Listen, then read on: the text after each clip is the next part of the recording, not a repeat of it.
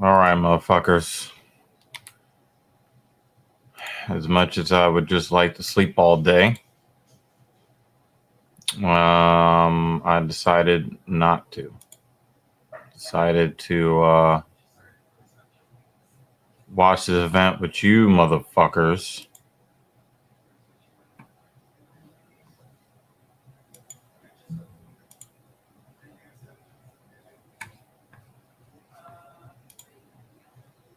Yep, that's what I decided to do.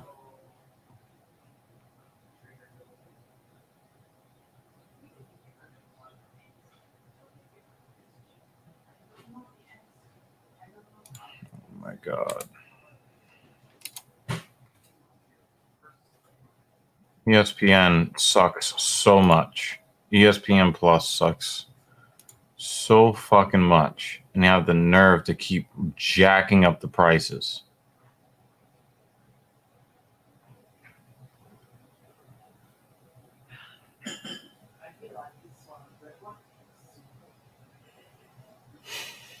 Yeah, but we here. Right here, y'all.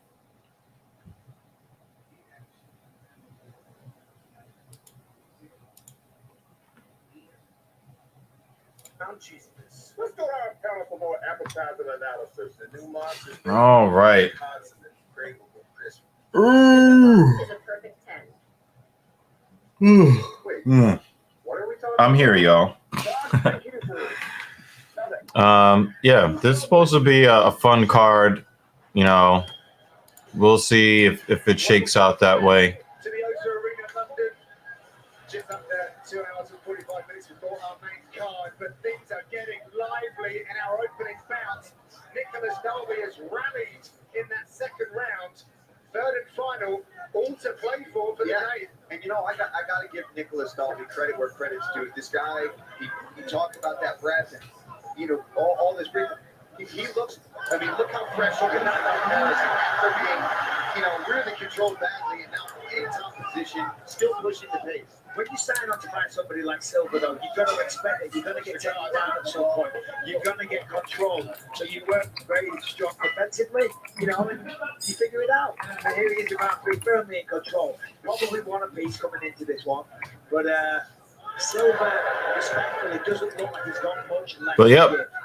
Hope you guys are doing all right today. As you can see there, he's definitely got that jiu-jitsu for it.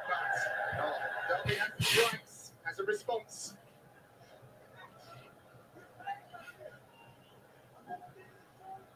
Nice control here, keeping his arms off the mat. Wow, Silva's knees are skinned. See on the left side, always trying to work to break. Sometimes, like you see, like bruising on the knee, you can see where the rug burn took the skin off this guy's knee. That shit is weird. Performance Institute collection, as well as replica belts, official fight gloves, and more to complete your look. Our direct sales are ribbons. And train like the pros. Shop all this aboard now at UFCstore.com. I'm gonna try something a little different today. A little excited. Guys, let me know if you So the reality is here. if you guys like this approach. Silva's just so tired.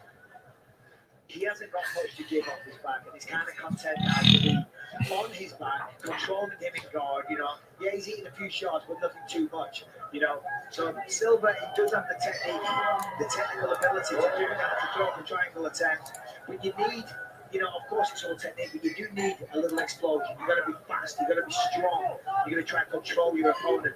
And it looks like that ability is left in now due to being so tired. Yeah, and we got to talk about round 2. You could probably argue easily that could be a 10-8 round for Nicholas Dalby.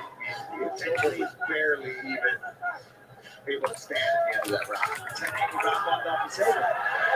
True, the control was there, right? But it wasn't any damage. Just the duration, damage. Oh, what a head kick from Dalby here in round 3.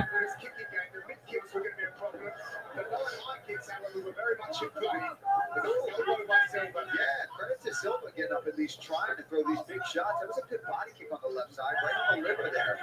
And there's big elbow attack, but he's struggling. There's that karate style that we know Dolby for. Yeah, I love High energy as well. Yeah. But just great shape for Dolby. He looks fantastic. Dolby's got a crazy tattoo on his back. That shit is fucking sick. That was a big left. Silver's wearing it around the eyes as well a little bit now. Yeah, but he looks a little more refreshed now. You know, I mean, look at that. That was a beautiful level. Oh, nice, nice takedown from Silva. You said, John, 80 seconds.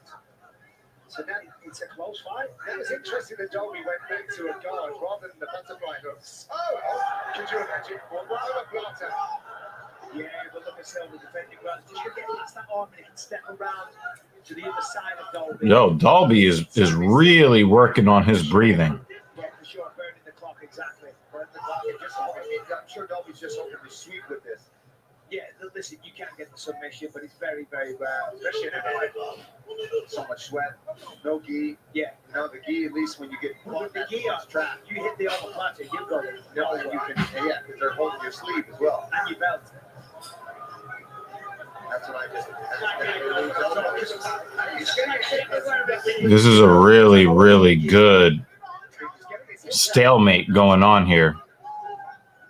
As you said, though, John, this is just Dolby's got this weird good humor, has a weird good humor pattern in his braids.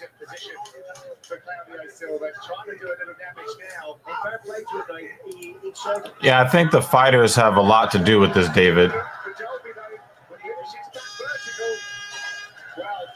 The fighters have a lot. I mean, again, you know, you weren't here for the first time they did UFC London a few months ago, but that card is considered to probably be the best card of one of the best UFC cards of all time. So, you know, yes, the crowd is a great crowd, but I think that the action that these fighters put on definitely helped the definitely helped and see how this fight is scored. It's good to see you again, David. Interesting round 2 and how it's going to play out. For sure.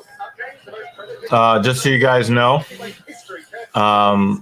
you know, we have this going on. We confirmed that this link works, so you can let your friends know, hey, come join us for this little fight companion fight party using this link. youtube.com/c/talking shit. Oh, Dolby gets it.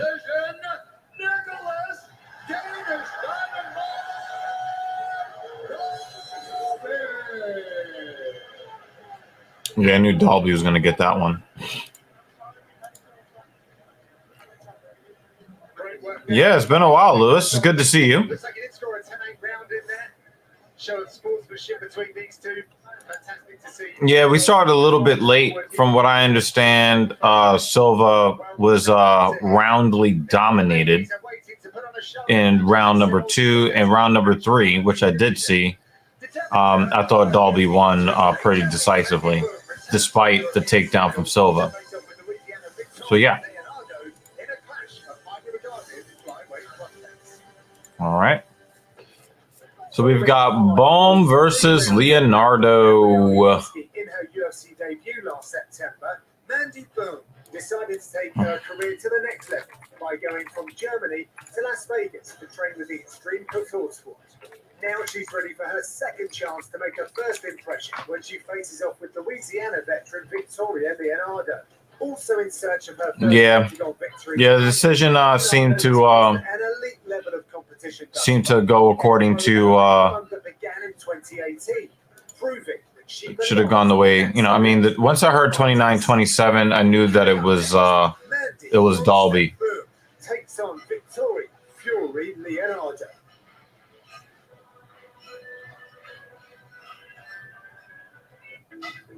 So tell me, Oh, Lewis has got Bone winning this one.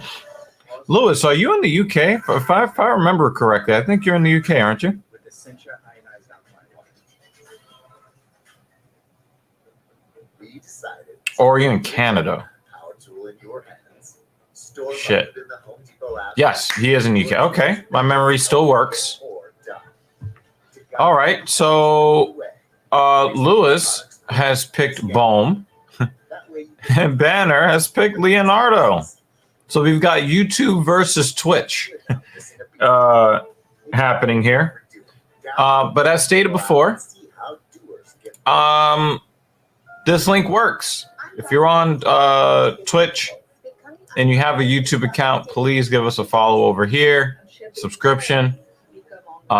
Using this link, it would be greatly, greatly appreciated. We're trying to get to 1,000 subscribers so that we can monetize this channel. Help us with inflation, okay? Our regular jobs need to be supplemented with some of that YouTube money, okay? So please hit that subscription button if you care. I'm going to go look at some titties right quick. Please excuse me. 20% versus the other guy. And we won't raise the price of your rate plan with our price lock guarantee. Get more with T-Mobile. More 5G coverage, more savings, and even more cool stuff.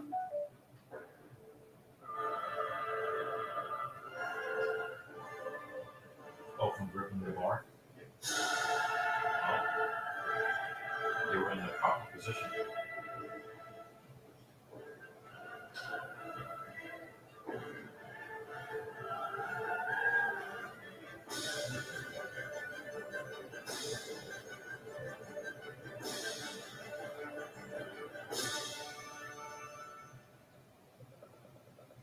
Yeah, you do the same thing.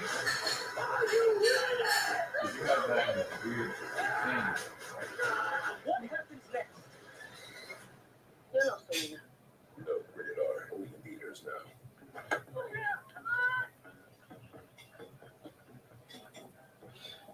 You go to look for some titties, come back with fucking pancakes.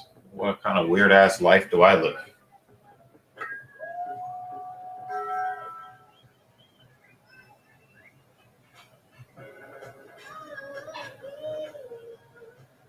Try Taco Bell's new $2 cheesy double beef burritos. Oh yeah, I got it. That's just a Klarna payment split into four. They work together to cut the cost of your purchase into smaller interest-free payments when you shop online. Hope that was the right house. Philips presents one. Okay. All right. So we are already talking about Paddy Pimblett. Let's talk about him a little bit when we're talking about the so-called best shape of his life. I disagree. I think what we're witnessing is self-destruction on a level we normally don't see from a fighter, somebody who intentionally, and this is coming from an Englishman. Look at that fucking jacket. What the fuck? Whoa, Bruce. I just, how do I say this, man?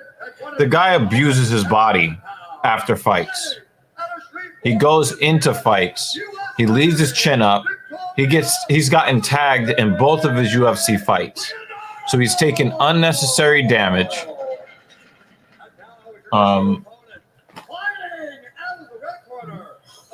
He's taken unnecessary damage. But then he does unnecessary damage to his body. With the binge eating. And then he does more damage to his body with the crazy weight cutting. I just don't think that he is. I just don't think that is the recipe for a successful career. I mean, could he very well, be like one of these shooting stars, goes out in the blaze of glory, entertains a bunch of people? Quite possibly. But I really do believe that he has the ability to be an elite fighter. I think that he is one of these fighters that needs to lose a fight, and he needs to lose in embarrassing fashion in order for him to take this shit more seriously. He's a solid ground game, but his striking is terrible. For some reason, he's coming to the UFC trying to strike, and it hasn't worked really, which is why we see him switch to the ground game. Although, I mean, he did look very, very slick with the hands in his UFC debut, but like Banner said, these are unranked fighters that he's having trouble with, right? So it bees what it bees, man.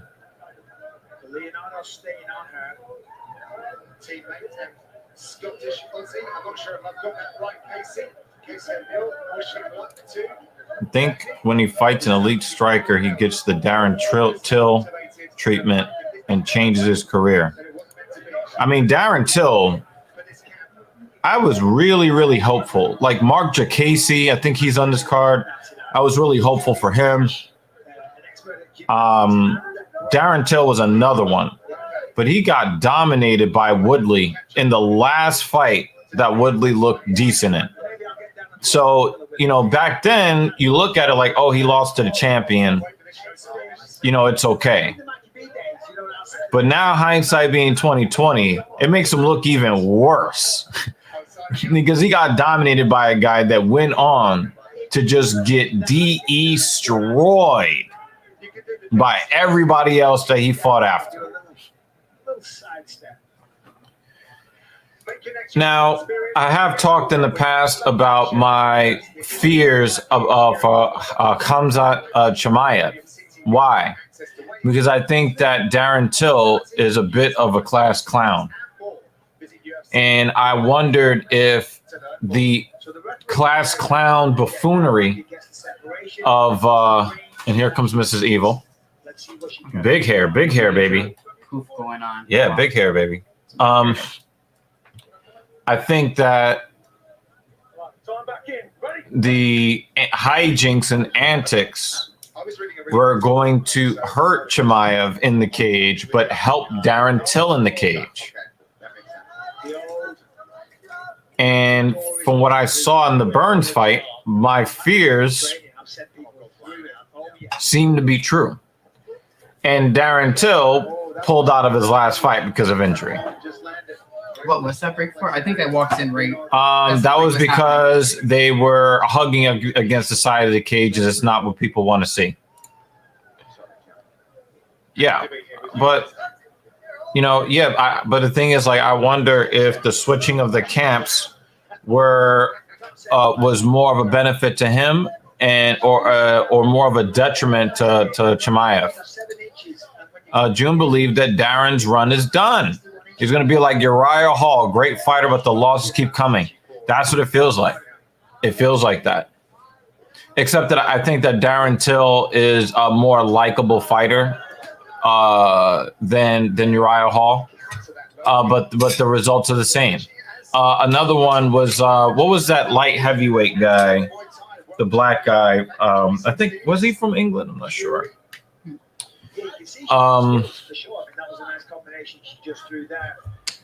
I think didn't he knock out Luke Rockhold? What's it? It was just a click. Fuck. Just hit live. Yeah.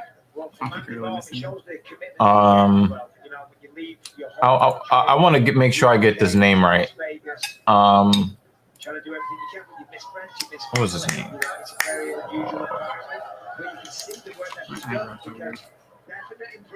What else is new? No. Okay. Pancakes are good. That's not really new. Yeah, I guess that's not new either. I went for to sleep. Yo, I came on here and said that shit.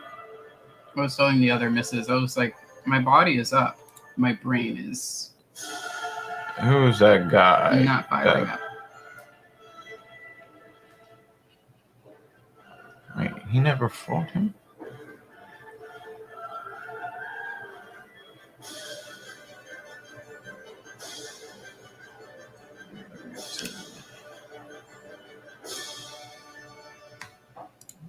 When it comes to doing I need to find out this guy's name.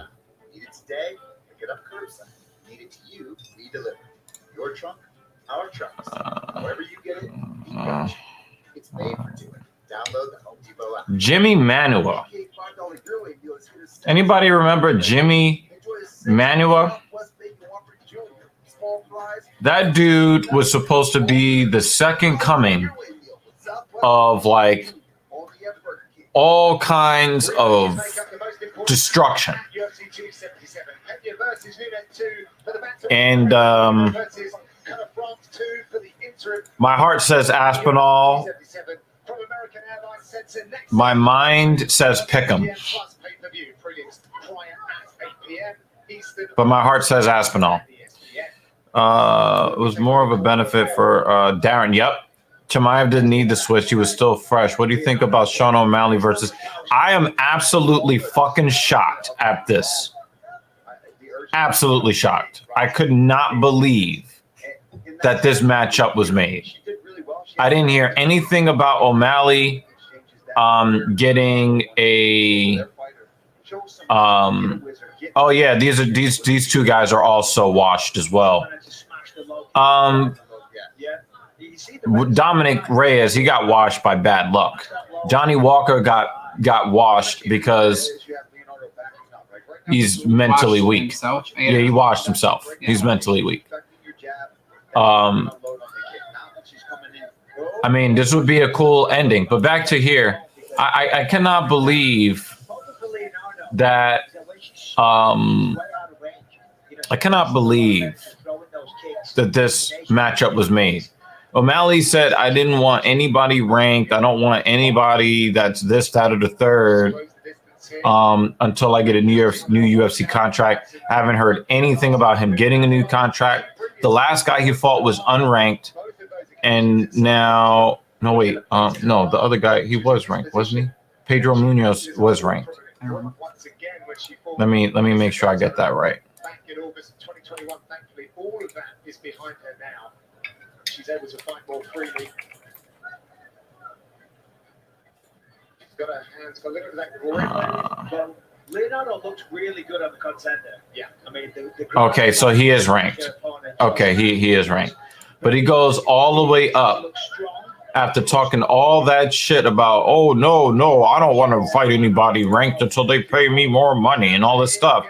And then he goes to probably the best bantamweight in the world because I don't buy Sterling. I don't buy him. I just don't buy Sterling as a top fighter. Or as the top fighter. He is a top fighter. I don't buy him as the top fighter. Some people do believe this, but I think that O'Malley has run his mouth so much that if he gets embarrassed, it will hurt his brand. Now, will it hurt his stock in the UFC? Maybe, probably still, probably more than somebody else that has not been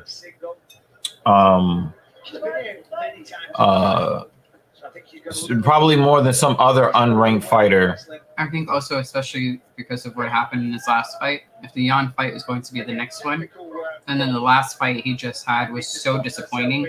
Not his fault that it was disappointing, but the fans go, "Oh, I really want to get another match where I could see Where the his show skills that I are. paid to see," and then it ends up being fucking trash. That would hurt him, I think, even more. Yeah. Yeah. Definitely. It's a smart matchup. O'Malley's 27, Pidion is 28. Both kind of in their primes at the moment. I disagree. I do not think that O'Malley is in his prime yet. Peter Yan, definitely. He's in his prime. O'Malley hasn't reached that yet.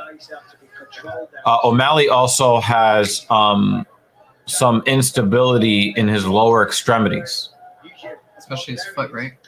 Ankle, foot, leg, all the way up. That's why I said lower extremities. Because, I mean, ankle's an issue. The calf is an issue. You know, all of that stuff. So, Thank you, Clinks. yeah. I want to talk about this stuff too. I mean, we should be watching the fight that's happening. So let's save a lot of this this extraneous discussion for in between the fights. But I definitely want to talk about this with you, June. Absolutely. She's got a good one. Oh, nice one return over the side kick. Okay, but play oh, wait for it. Oh, that hurt the body. But she's got her hands locked here. She's going to go for a ride, I think. Tries to pick her up. Really just push into this fence and elevate. It's those long legs. It's tough, man, when you're facing tall opponents like that. You probably want to check out this exchange between Clinks and I on Discord. Oh boy.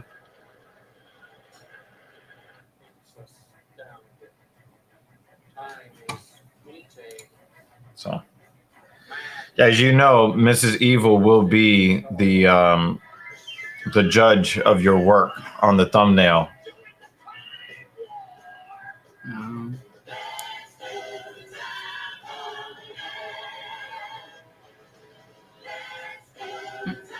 Give a minute. Okay, I guess it hasn't gone up yet. You use a map in your car. Why not I use think I'm a fair your judge. cart? Store mode and people out. I think I'm a fair judge, Where to find what you right? Let's call it try. It's made for you. Download the Home Depot app. The big $5 Euro meal is going to satisfy your cravings. Enjoy a savory Southwest Bacon Whopper Jr. Small fries, 4 crispy nuggets, and a small drink. The $5 Euro meal with Southwest Bacon Whopper Jr. Only at Burger King. Hello, everybody. On Tuesday, another episode of UFC Roundup is coming at you. Join me and Michael Chiesa as we look back at tonight's London event, as well as previewing UFC 277 Championship doubleheader. It's yours on Tuesday, 9 p.m. Eastern, exclusively on YouTube. We might talk about some She sanctions. keeps trying that You see that? double kick, and she does it so slowly. From all over the place. It looks like she learned it and is now trying to put it. Wow, look at that rash on her leg from that leg kick. Oh, she's getting. I mean, I hope she continues to practice it because that would be nasty if she could snap that kick, you know? If she Not- can snap it. 20 times. Not really, Oh, that's a good I mean, but she can't throw that kick as slowly as I eat pancakes. yeah.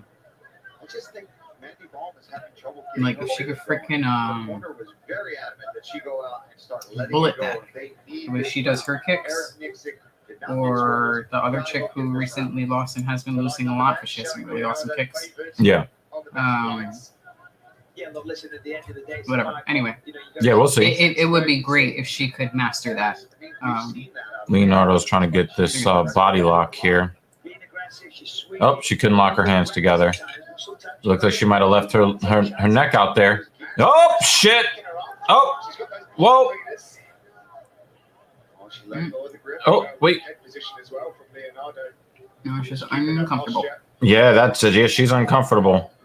All right. She's out. I mean, that was dangerous. And she was just like, "Hey, I'm giving my neck." Actually asked for the leg to be iced between rounds, so She's like, "Okay, I'll take your neck."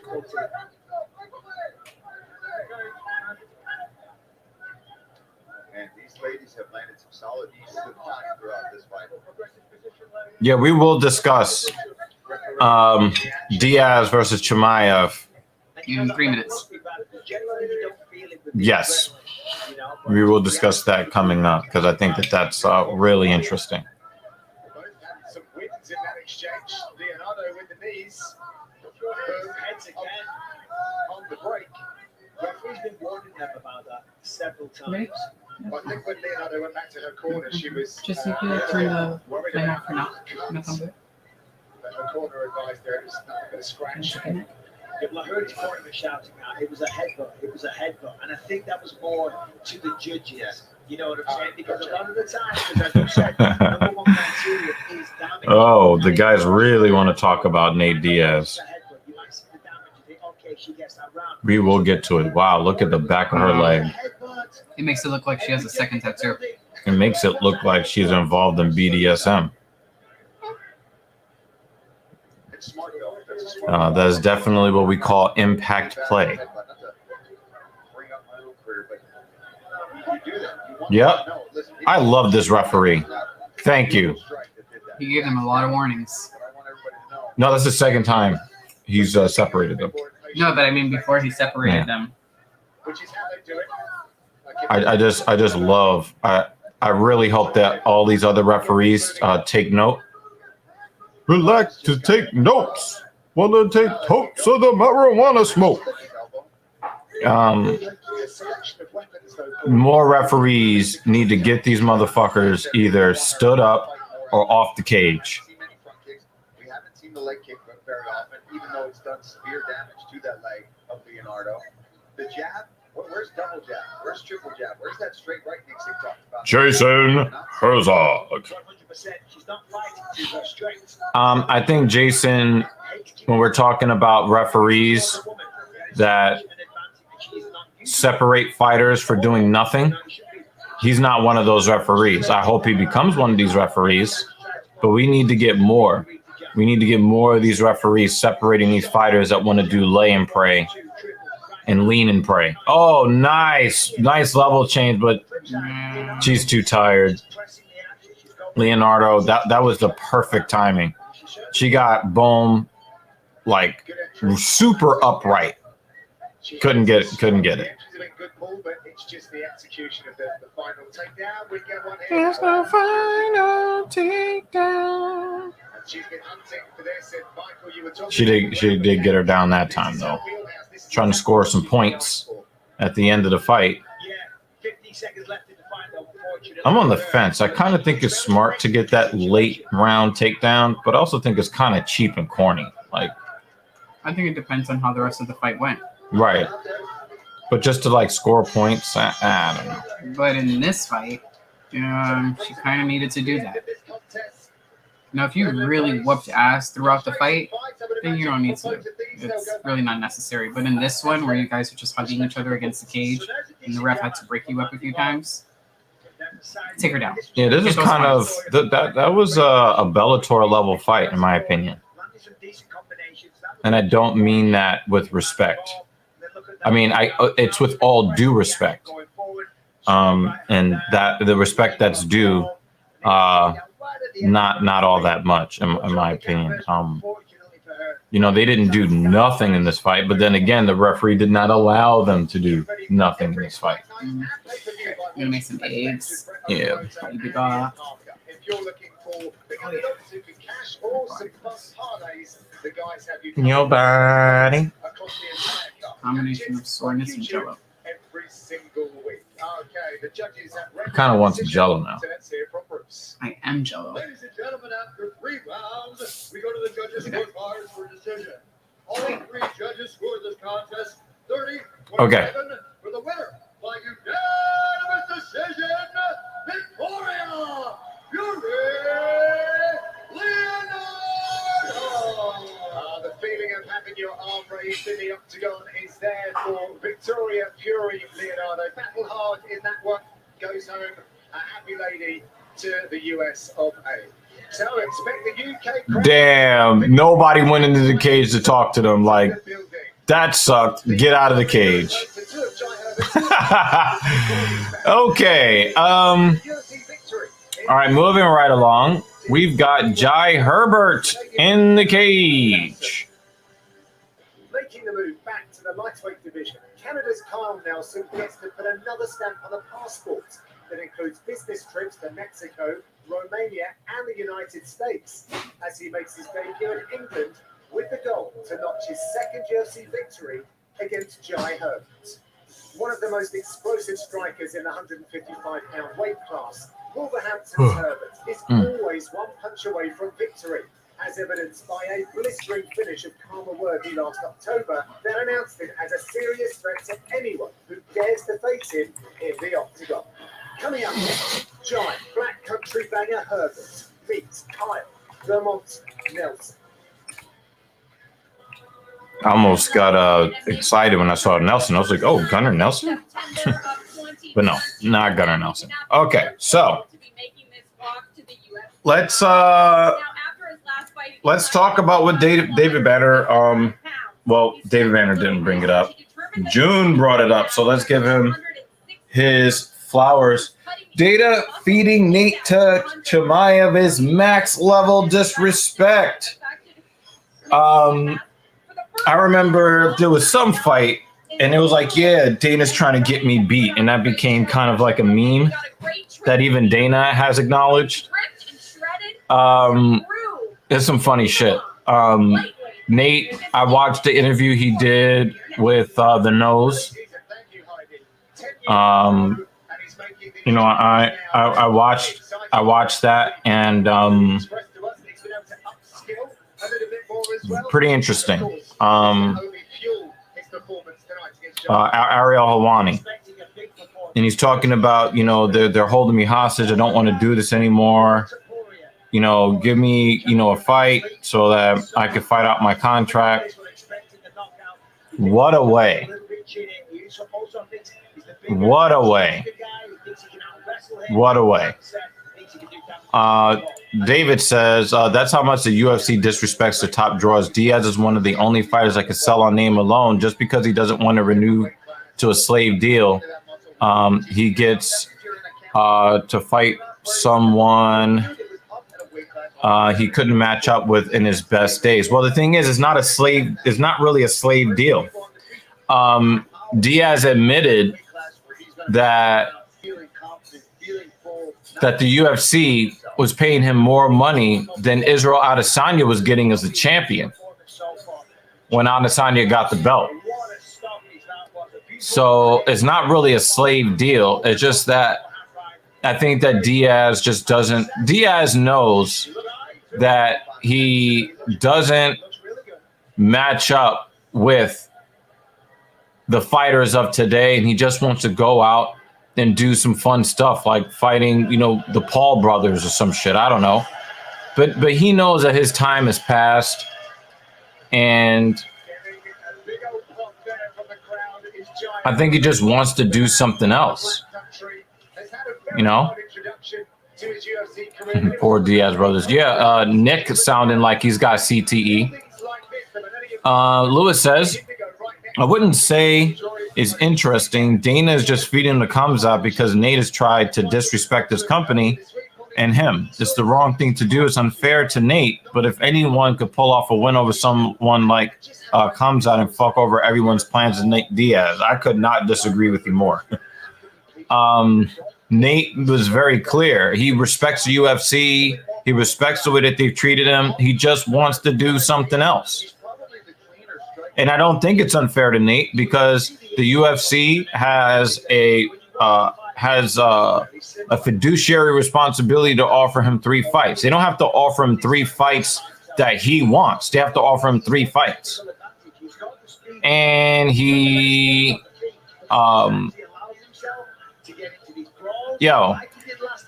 Nate Diaz said fuck Dr. Evil like 7 times before he woke up this morning. It doesn't mean anything when he says it.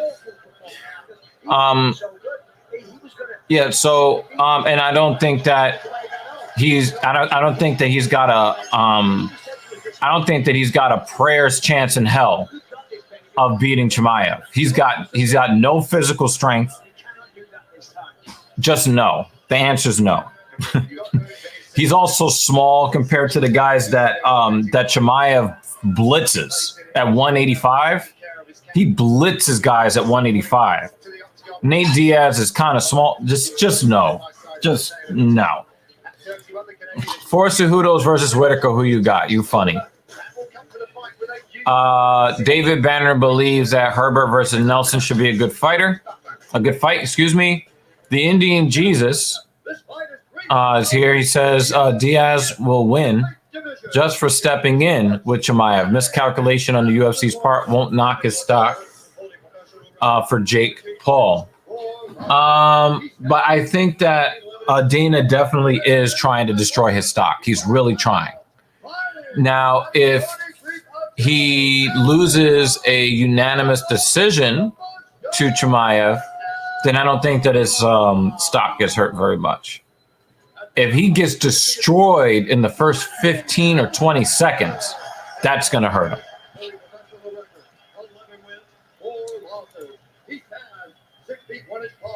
Weighing in at 155 pounds, fighting out of Wolverhampton, England.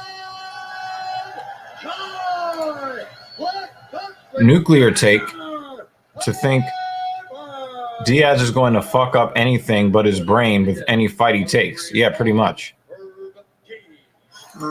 And Herbert has Herb Dean as his referee.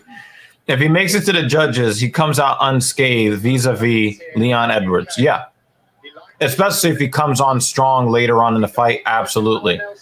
I just think that if he makes it after, I'd be surprised if he makes it to the 2.5 minute mark of the first round.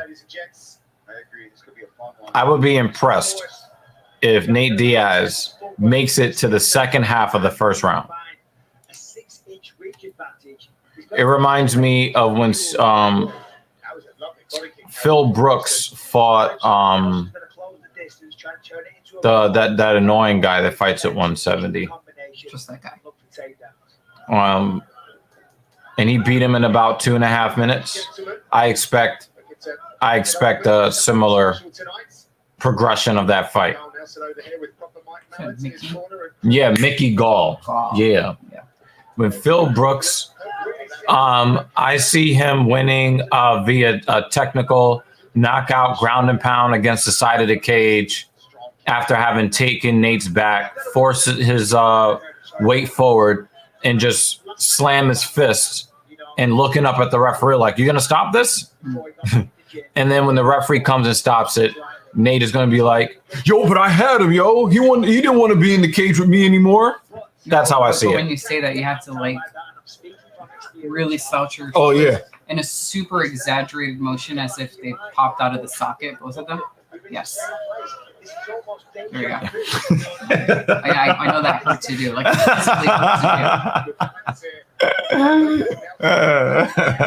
to do. My posture. Well, in that gym, they certainly know how to defend takedowns. That's a fact. I mean, Leon Edwards shows that. He's been a part of the camp. All right. We'll see the Indian Jesus later. Banner believes Nelson will win this fight. It looks like he's trying to do the Gunnar Nelson thing. I don't know. We'll see. Well, I eat these purple ass pancakes. Oh wait, uno más. Let's see if we can utilize those skills. Get Johnny to the ground here. He's landed some really good kicks, though. No. I think that might even surprise Jai Herbert a bit. That one liver shot got no, I did not see that. Because I don't know who the fuck that is. Robbie Lawler versus Ferguson at 170. I got Lawler. When you join us later, give us the story. I don't know what happened. We'll switch. I'm assuming that the podcaster is black. I think him after you and Nathan Daly. Well, maybe you'll get some followers off this.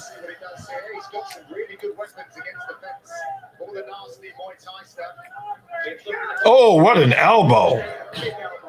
Just a little bit quicker on the catch. It's Nelson. Yeah. Why not? Yeah. As long as I don't look weird. I'll probably look weird. Well, Let's do it. Do it. shake some of those cobwebs out. I'm still okay. I think Nelson's going to be surprised by that because I think he thought he was going to come in completely overpower him, taking down with relative ease. And right now, they're showing, listen, I know what I'm doing. I'm technically capable. I have the strength to stand here and defend these takedowns as well. Tonight's main Okay. event, don't miss a recap of all the action on the UFC Fight Night post show on ESPN Plus. Mike will join us, Alan Joban and Karen for all the highlights and analysis. I like that one. Heidi Andrew has interviews with all the big winners from tonight's The one that you have of Yeah, that's Dr. good. Evil, that's great. This is great. A lot of 50-50 work. That's really good. Awesome. That's good. This gap here, Paul. I can see you on the edge of your seat. There you go again. Creativity from Kyle Nelson. He looks fantastic in all these exchanges, even with the reach disadvantage at space. He's landing beautiful body kicks, trying to utilize his wrestling. Good defense so far shown from Herbert. But man, those elbows in the clinch, that The way he stumbled backwards, Nelson looked like he got kicked in the head. It was like, why are you doing the fucking stun dance? What's the height difference between these two guys? Because Probably 2 inches. Nelson seems so much more Nelson's had a good opening round, landed some really good kicks. massive, just overall. Not in Yeah. a dramatic fashion, like Yeah, it looks like there's a height completely difference of out like the 2 head- inches. You know, out of the Mhm. weight class. Herbert's got longer arms too. Maybe that's it. Like sometimes you'll see one guy has much thicker legs than the other dudes. So you see like, oh well, that's where his weight is. It's all in his legs. But He looks like his weight is distributed it's everywhere. really distributed. Yes, evenly He distributed. might just be cutting a lot of weight to make 155. It looks so good. It makes me hangry. She said, hangry. Pepperoni, too. Pepperoni? I'm hangry. The new Subway series. It's not. That looked like two old men who didn't know what the fuck they were talking about. Because they are two old men that don't know what the fuck they're talking about. That's why. That was bad. I hope you guys didn't have to sit through that Subway's commercial. I really hope you didn't. We need to hire. It's just bad. This is a very interesting fight. Hey, everyone, peanut butter. But Your partner for smart business mind. I would say if without the Burns performance, I would say that Kamzat would blitz him. After the Burns performance, I think Covington outpoints him. I thought that what happened at the last UFC event was really stupid. And it's an entertaining fight that I'm not interested in. It is mine. Wait, but you were entertained but not entertained? No, it's an entertaining fight, a possible fight that I'm not interested When in. Russell Crowe threw the sword and you were like, kinda, you know, when he asked you the question, but he yelled it at you, and you were like, sort of, and then you threw the sword back. Took his shots and defended his takedown. And you did the Are You Not Entertained? Time to go to work. And he's looking like he's got a little more bounce in his step here. Do you think I'm pretty sure that what you said made sense on some level. I'm just not getting it. But I'm going to go ahead and agree with You you. guys have seen Gladiator and Russell Crowe. He No, throws I know the sword. what you're talking about. Good, walk with me here. And he throws the sword into the crowd and he yells, "Are you not entertained?" And if we're not entertained, we're like, "No, we were not, Russell Crowe." Since you were like kind of sort of entertained, and you're like, kinda, and then you No, took no. the sword and then you threw it back. No, they're talking about a possible fight between the two of them. Like, what do I think? Like, they had beef backstage, which June thinks was staged. I think that it was You were kind of talking about staged too. something else about possibly being. I don't know. No. So you were saying Chandler versus Dustin Poirier, right? That's a possible fight. I'm saying that is an entertaining fight that I don't care about. Mm. I don't care about that matchup. But the fight would be good. I just don't care. And I was saying like it was really stupid, the whole thing. And June seems to agree with me there. Well, it is what it is. And you know what? Dustin, anytime that he does anything that a normal UFC fighter does, he's going to look like a mega asshole for being a hypocrite because he tries to make himself look like the good guy of the lightweight division. So every time he tries to push himself as the family man who only, cares about community service, and then he goes and does regular fighter shit, it makes him look like a hypocrite. And that's why.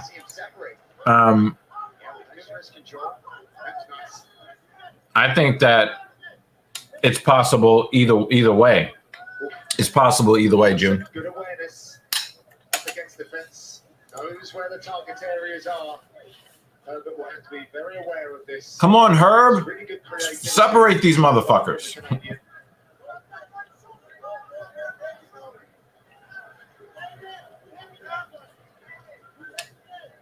Herbert's often keen to tell us that don't be surprised if you see me wrestling. If I take it down, it's something I've been Almost. working on.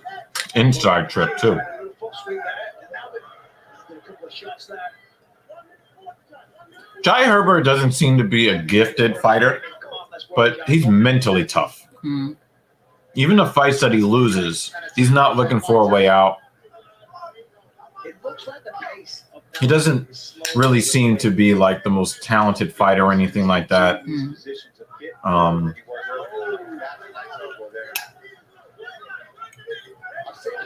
The fight that I'm looking most forward to is Levitt versus Pimblett. Sorry, Nice try. A hit throw there. We have to wait a while for that. because Great head position. to be honest with you, I want both fighters to lose. Easier said than done. So- Here we go.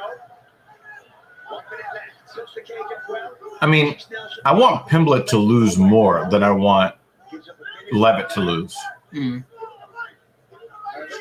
That was very late with that left hook from Nelson. Yeah, I agree. Yeah, electricity seems to be coursing through the veins of Herbert now, sparking with that movement. If you're hurt, it's like right now you're defending everything he's got. You see that when he's throwing punches, he's laid it slow.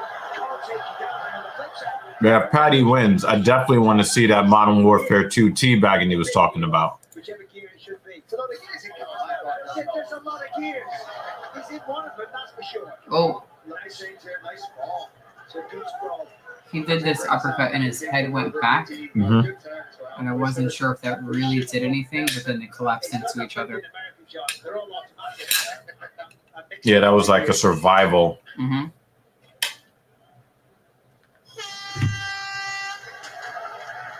Well, Herb only separates them, you know, when the horn says to. That works Ooh. sometimes. Thankfully, Metaportal helps reduce background noise. Adjust to low light, and pans and zooms to keep you in frame. So the whole team stays on track. Metaportal, the smart video calling device that makes work from home work for you. Not only is this true, not only is this true, but this is also something that a lot of sensible black men hate seeing black women do. So to see another black man doing this fucking That was a perfect way to describe it. doing this this weirdo homoerotic thing, Welcome back to the O2, counting down. I just don't want to see that. I don't even like seeing Wait, careful, women do you're that shit. dropping your fork. Giant Yeah. Herbert senses something, so does his corner, and they Yeah. say it is all on the quality. Well, Well, we'll see what happens here in this Yeah, that's in this third round. corner one. Mike Malott was telling you. I think if Nelson goes for another uppercut, is that was That might be the Rock'em Sock'em Robot it shot. was very Rock'em Sock'em Robot. Putting all that weight on there, Michael.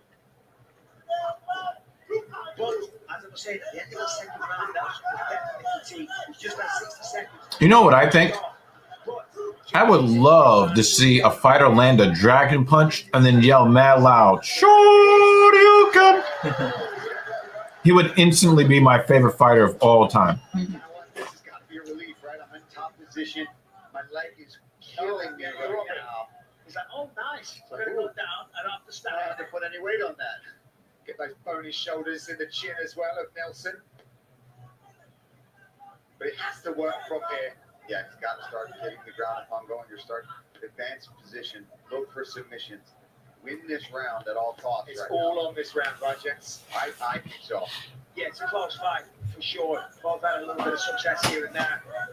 Obviously, Herbert firmly in the driving seat, but you've got Imagine you see a fighter catch him like kind of like wobbly against the cage, and he just jump uppercuts him. That would be. I think what would be better is if the guy that's setting up to do it and he starts like really. Yeah, that's what I'm saying. That's what I'm saying. However, as he's making his way up, he gets Spartan kicked. Let that happen to the second guy that tries it. Fine, but I need somebody to get Spartan kicked in midair. This is Sparta! I think we've gotten that a couple of times where someone goes for one of those like running knees, and then they just get kicked in the chest. Yeah. Or they get punched in midair. Those are wonderful. Yeah, yeah. That would be like Killer Instinct. Combo breaker. Yes. Yep. That's probably why he decided to stay there instead of getting them getting bumped off or Elbow breaker. I could tell that I was really, really stiff holding, so joints are not happy. It's good practice, though. No, I'm gonna have a nice comfy pillow. Nah, because you gotta get that good ambidextrous grip thing going. Actually, I do, because as soon as we were done, this muscle started to twitch, and I was like, there it goes. Yep. You sure you want me to? Nah,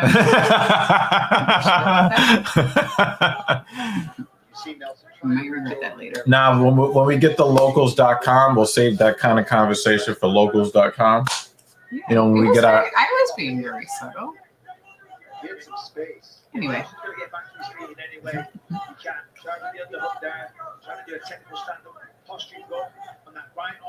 So nothing has really happened for the past minute. Yeah. Herbert is in control in the wrestling aspect. And not particularly an entertaining fight, really. I mean, maybe I am being unfair with the way that I look at these fights. Because the last time when we had, Meatball Molly doing their thing and dancing around with Patty and all of that, and Tom Aspinall did his thing, maybe I'm being a little unfair with how I'm looking at this, but I think we've just been spoiled by other fights. Yeah, that's what I mean. Yeah, we're just I might, spoiled. but I'm not really like, wow, these are some great fights. Because we've also been The first fight was spoiled good. by some really, really great wrestling, where they spent almost the entire time on the mat. But that shit was wonderful because it was like just two, freaking snakes rolling around, which is great. Yeah. Yeah. This is the third fight on the prelim. Yeah, I know we're being a The little. first fight was a really good I'm fight. a little Though. spoiled by some other fights that we've already witnessed in the past.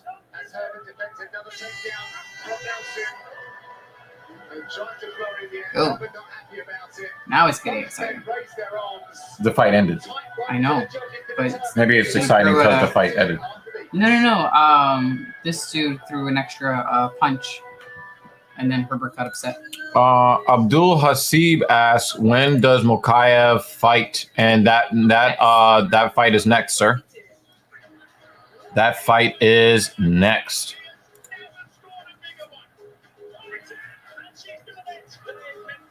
So we're just waiting on the decision from the judges.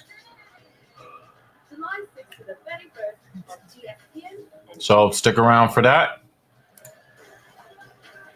Season 6 of Dana White's Contender Series is back and better than ever this summer. The series has launched so many UFC careers return this Tuesday, July 26th, live exclusively on ESPN+. We are still awaiting the scorecards for this bout. I believe they are with Bruce. We're going to send it inside. Look at that fucking jacket. See how the judges Yeah, I need to act. see a close-up of that jacket. Ladies and gentlemen, after 3 rounds, we go to the judges' scorecards for decision. All 3 judges score this contest 29, 28. for the winner by by unanimous decision, John. They gave him rounds 2 and 3. So we get an eruption from the crowd here in London for the winner, Jai Herbert. He needed that one. Goes back to celebrate with his team, including Leon Edwards. Leon Edwards is in his corner. For the biggest fight of his life. Another boring ass fighter. Is next for Jai Herbert. Now, Paul, the weigh-ins. Yeah, his leg hurts. He got fucking He's like, calf can we kicked. just go sit down? It got a little bit aggy here, didn't it? Oh yeah, Makayev getting Here we go, y'all. Here we go. words exchanged. These guys were chirping on social media as well, just hyping the fight up. It's what we want to see, man. Is that a significant strike from Makayev there? I think 1-0. Is that 1-0? It's 1 already? All right. Our next fight is highly charged. There's been verbal warfare. There's been verbal warfare. Continuing to up his game with the trips of Florida to train, Muhammad the Punisher Makayev is cracking in the document country for a showdown with top-rated Oxford newcomer Charles Johnson. Embracing all the hype that came with his entrance into the UFC, 21-year-old phenom Muhammad Makayev delivered the goods in his Octagon debut in March, submitting Cody Durden in less than a minute. Tonight, the Punisher attempts to keep his unbeaten record intact once more against Charles Johnson, a stellar athlete who has... I kind of want Charles Johnson to lose because of his stupid ass haircut. Lewis's Johnson found his home in mixed martial arts, and 11 pro wins later, he's in the UFC and looking to put a 1 in Makayev's lost column. Coming up next, Muhammad the Punisher Makayev faces Charles Inner G Johnson. Oh, and then he made it worse with the haircut. Oh my god. Please, please lose.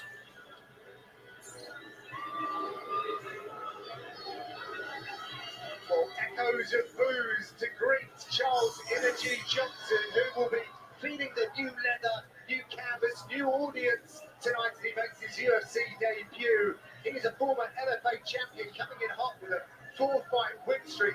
I've really enjoyed listening to this guy, Heidi. He's a very intelligent guy and knows Makayev, was respectful at first, but then they got into it. And I don't think there's any double up now. Definitely not after yesterday's weigh-in. That's for sure. Gotta love you showing off the business in the. You know what? Johnson already lost because of that haircut. Debut, the former LFA You woke up this morning and lost. when a buddy invited him to his mom's basement to I mean, first of all, look at that hairline. Look at the hairline. and he stepped in Look at the fucking balding. He went on to have 25. I mean, what the fuck, man? What the fuck? Someone without an athletic background. Horrible tat. Yo, dude, you're just a walking L, son. Banner says Mokaev wins easily. I guess we'll look to see what Vegas says about this matchup. I think Mokaev already wins just by the fact that he doesn't look so fucking dumb. I mean, when you watch him fight, he's explosive, he's fast, he's got knockout power, and he's training with a guy called Nick Simmons, who apparently was the guy to retire Henry Cejudo at the 2012 Olympic trials. And if the king of drink is listening, his words, not mine. And Paul, just to add to that, Jordan Burroughs, he was staying in his house, staying with a champion. Oh, this is his UFC debut. Okay. Yeah, that look to be training with that level of wrestler, with those coaches, with those kind of credentials, and you mix in like Bonnie talked about, to have that kind of athletic background, that kind of base. The man's an athlete, the man can fight as well. I'm excited for this fight. Yeah, I missed the part. I was kind of half listening. So he was in the Olympics? Nah, he's trained by somebody who was in the Olympics. Oh, okay. You could be sporting the tattoo. I kind of assume that means Or maybe he was. I competed don't in the know. Olympics. Who the fuck knows at this point? What is going on with the stream? Just something about Ah, Buckley UFC. Makayev that you gotta love. He's got a glint in his eye. He was always smiling and he's look at loving that. amping up this crowd and getting it. Maybe he was. Who Charles gives? Yeah. Johnson. They I'm just know curious. one another, Mike. Charles They Bronson. were at times avoid time, but for this camp, interestingly, Muhammad Makayev decided to go and set American soccer team and has leveled up. Yeah, that's right. He's been out there for 8 weeks, as you say, leveling up. And this man, Do you ever have a week? since He doesn't even have a his week. entire life, has been training I do not have performance a like wiki. this. As we know, back in March, he got the night started. with Or the check, back- or search his name and then say 58 Olympics. seconds. The crowd went absolutely crazy. And to your point, he's got an extensive amateur background. He's got an undefeated professional record, and he's got the cheekiest. Just doing a quick search on one of the fighters. He does. He just lights up the room. He's very mischievous. He's very funny. He's got a lot of charisma and a lot of skill, Paul. Yeah, when we talked to him about the wrestling credentials that Johnson has been working with, he talked about, the Dagestanis have beaten all of those guys. They've lost Yeah. to Dagestan. And in fact, he is not without confidence with his own wrestling coming into this matchup. And if you take a look at the kid, he's an athlete as well. These guys are going to be fast. They're going to be powerful. They're going to be fun to watch. And if this 15 minutes going to be insane. And God bless him, they're getting a big applause. You know, he said apparently Jake Allen is going to give him $100,000 bonus if he gets the finish here tonight. The submission Oh, finish. oh, well, there you go. Specifically, the submission. Put me in my place, Jack. These guys look like they're going to get into it before it starts. Now, normally you don't really see the Dagestani fighters really get that emotional in the cage. 10 years separates Makayev. Mine is 500 favorite. He's a 5-1 favorite. Well, I mean, his hair doesn't look as stupid as his opponent, so. Ladies and gentlemen, this fight is 3 rounds in the UFC. Yeah, that is a great coat. flyweight division. And he's got the black bow tie and the black shirt. Mhm. A Thai-Jitsu fighter holding professional record 11 wins, 2 losses. He stands 5 feet 9 inches tall, weighing in at 125 and 1/2 pounds. Fighting out of St. Louis, Missouri, USA, the pride of St. Louis, Charles Energy Johnson. And now introducing his opponent, fighting out of the red corner, an undefeated Big Buckaroo, holding a perfect You don't see Dagestani fighters like laughing and cheesing and emotional like that. It's a little weird. weighing in at 126 pounds. Well, maybe he spends most of his time in the UK. I mean, he builds out of UK. But the thing is, like, Dagestani fighters in general Right. are but I just think more it- subdued. But I think it also depends on where you were. I think where you were raised also plays a part. The culture in Dagestan is probably very different to the UK, to England. Yeah, but a lot of these guys, you know, I don't know, maybe he doesn't live. Yeah, I mean, yeah, just a little, but it's still a little weird. Mhm. Just a little weird. Look, they went right after it. And what does Wasn't Johnson it- do? Back up to the cage. Was Johnson the one who was being super aggressive during weigh-ins? No, it was Makayev. Oh. Fights with ego because he always leans forward, always pushes the pace, always applies a lot of pressure. And that is exactly what he's doing right here.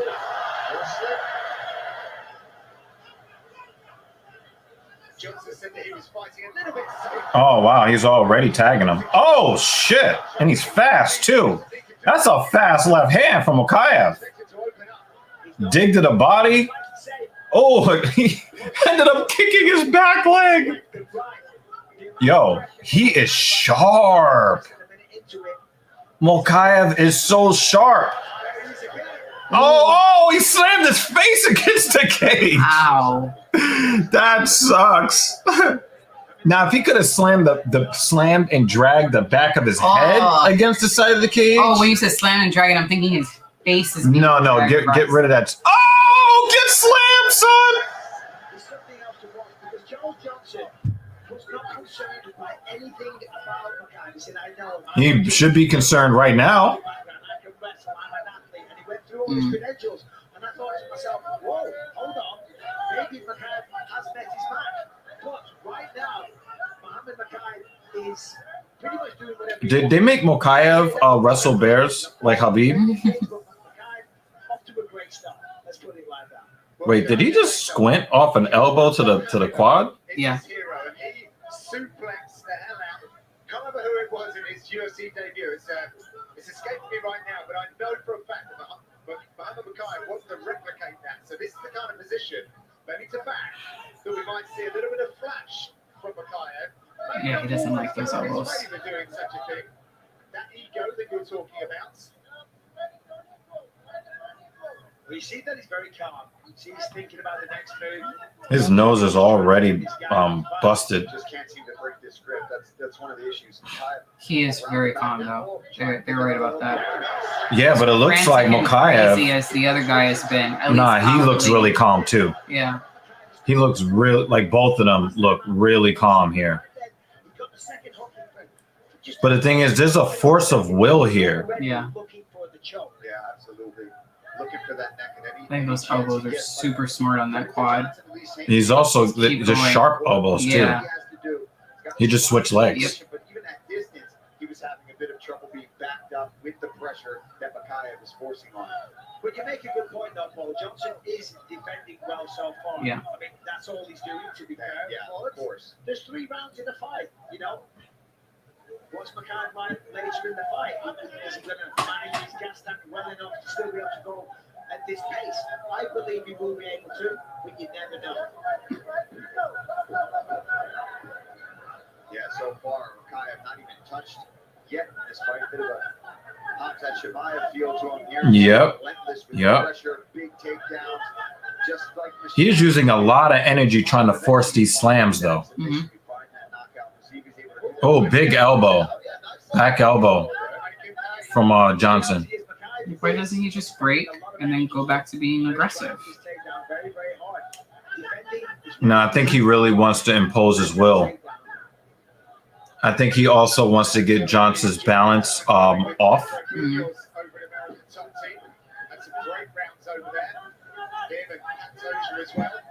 Nice job there from Johnson. And I think he also wants to. I think he also wants to prove a point too, especially with all the shit talking. Mhm. Good job defending that one and pushing the hands up around his waist, and then he just changes it. But Johnson, in one of the times he defended the LFA title, I noticed every time. I want to see how he walks out. Yeah. You saw how he just shook the Yeah. leg out just now.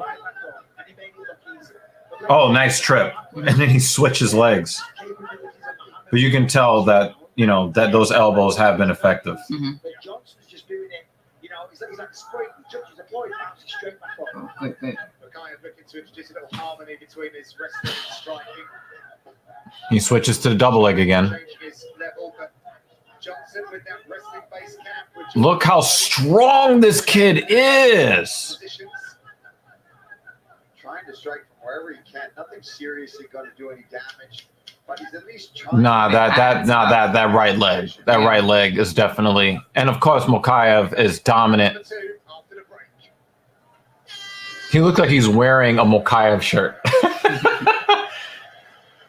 When it comes to doing, getting what you need starts with our Did you see the exaggerated long stride from Mokaev going towards his corner? Did you catch that? Yeah. However you get And he sort of like pushed him in the back after. Yeah, I'm talking about after the push. Oh, yeah. Just like, yeah, my leg is okay. Mhm. They're running 12 new subs for their all-new Subway Series menu. This is exciting, Tony. Oh, you've never seen stats like this before, Chuck. New monster is juicy steak and crispy bacon. Dang, but what about the I can't. The first- one time is enough. One time is too much. It just. I mean, I know these guys have mortgages, but come on. No, they don't have mortgages. Fuck. They don't. Yeah, I hate to be Bad.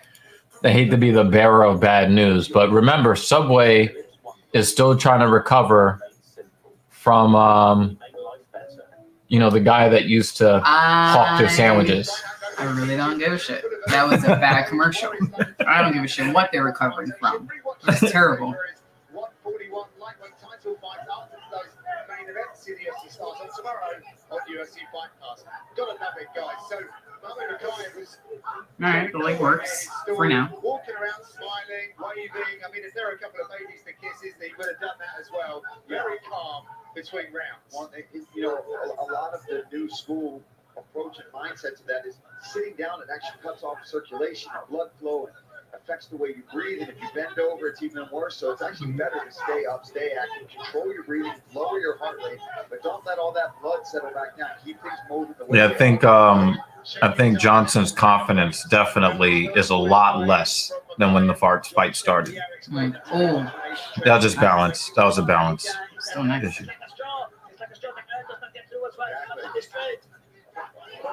Very alarming corner work in the corner of Johnson, ignoring him to hold the Yo, he is yelling. said, "You are not going to get back up." Oh, level change and a sprawl. Seems like Mikhaev isn't as aggressive as he was first round. Yeah, that was a Still little aggressive, weird. but not Yeah, to the same level. but I don't know why he shot from so far away. I mean, I wonder, is that like a tactical thing to get him to drop the guard or something? Mm. All right, he's in on a single leg here. Did he just give up his neck? No. Oh, but he's wrapping up. Oh, he's doing that Habib shit. Oh, no, he's only got one. Ouchies with those elbows. Because the reason why you don't like that is because that's where you're sore right now. That is right. Ow.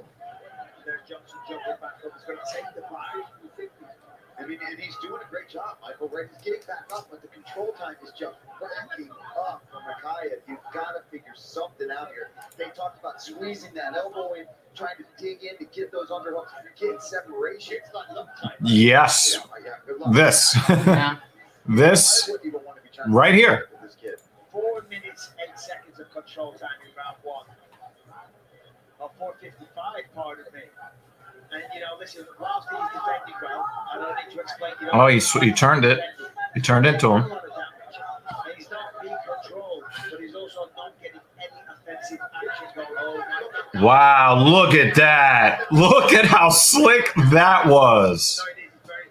That Mikhaev is slick. It could be one of those situations, though, where both these guys just keep going through this. Both so talented in these scrambles.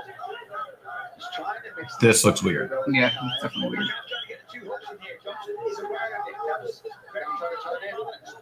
Uh-oh. Does he get the other hook? No, he doesn't. He's going to tie those legs together. Nope. He's in the full guard now. Feet on the hips for Johnson. I mean, I really wish more fighters would do this more often. As soon as they get into your full guard, feet on the hips.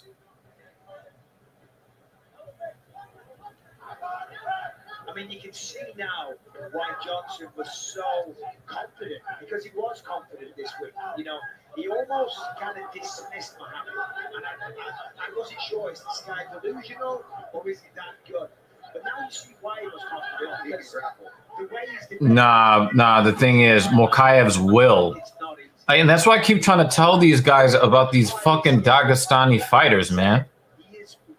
It's not so much that they're more skilled than anybody else. I mean, their grappling is next level, no doubt. My thing is that the force of will, Good job. look at how quick he is. He gets out of the leg lock. He gets out of the leg lock Sorry. attempt and immediately takes side control. He wastes no time. The cameo there for Michael Bisping. Yeah, but what does Bush think? I'm friends with George now. Do you know what I mean? He knows how to get control at any angle, in any situation. Oh, it's an offense there from Johnson as Mikhaev was entering the guard. Few seconds left in round number 2.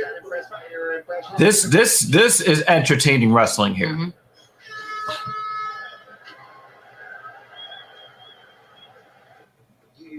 A little respect from the two fighters toward each other at the end. But I think Johnson knows now. You could talk all of that. I wrestled with this Olympian and that Olympian, and I've got 5 rings on my back. But at least Weird Haircut isn't just laying there to die. I really wish he would, though. That's the part that just gets. He could lay there for a pair of clippers. Oh, God. I'll be rooting for you.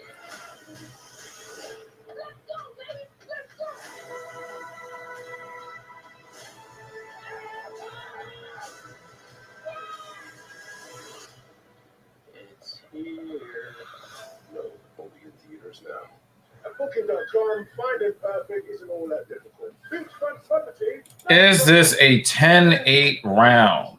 If Lutch was here, he would say that was a 10-6 round. I don't think so. I think even though one guy dominated, the other one, yeah, he was still in. He was still there. He was defending and he was putting up a fight. Yeah, He wasn't winning, but the thing is, he had zero offense, so that's why you got to consider the 10-8. Possibly. But there are some where it was just like, it's so obvious that you have been dominated. We should just call the fight right now. Oh yeah, but that's an obvious ass 10-8s. whooping, Yeah. right? But I think in this case, if you are doing all the offense and there's no offense coming towards you, you have to consider the 10-8. Just basically because it wasn't like your offense versus his offense; it was his offense versus your defense. And I think that if you get too much of the latter, that you have to consider the 10-8. I'm not saying it was a 10-8. But there was so much good defense that Yeah. it's difficult for me to side with a 10-8. Yeah, Like from your explanation, absolutely makes sense. yeah, But just the defense, I think, was so good yeah. that I wouldn't want to give him an 8. Yeah, look at that look on his face, though. Yeah.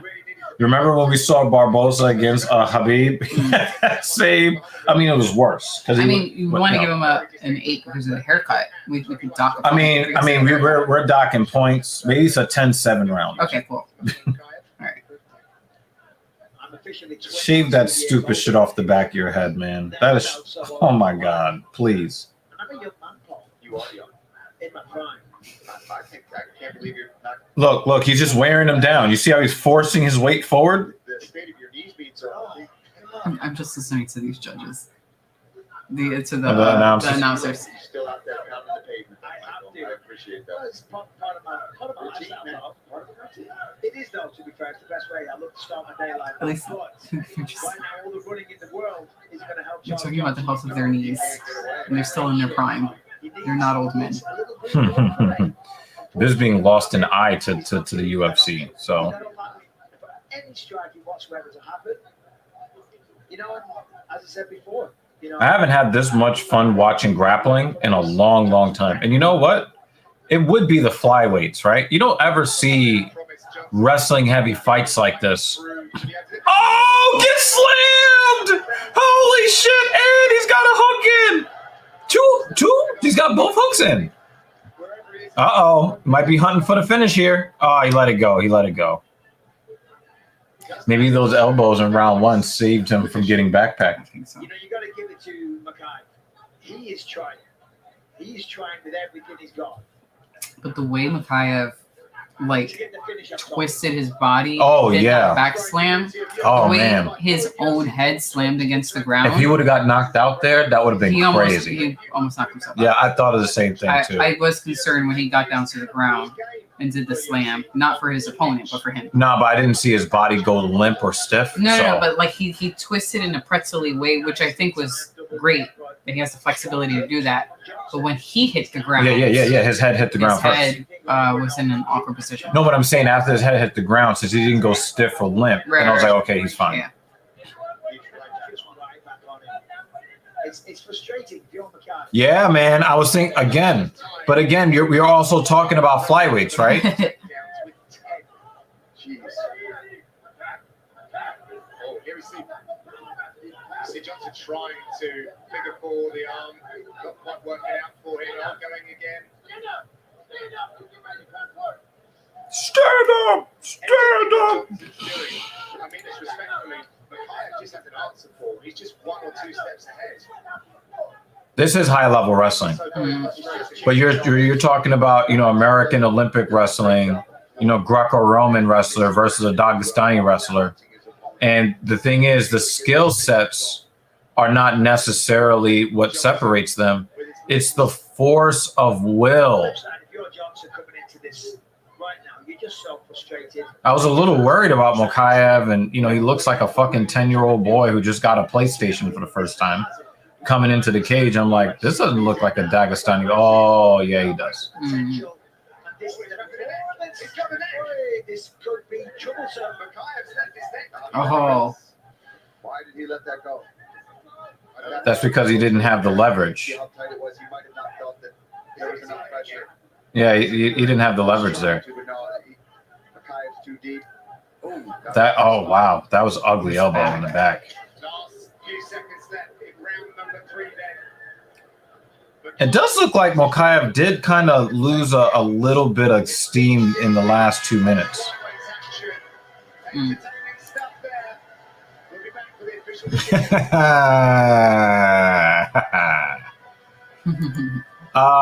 These are the scores that I will accept. I will accept 30-27.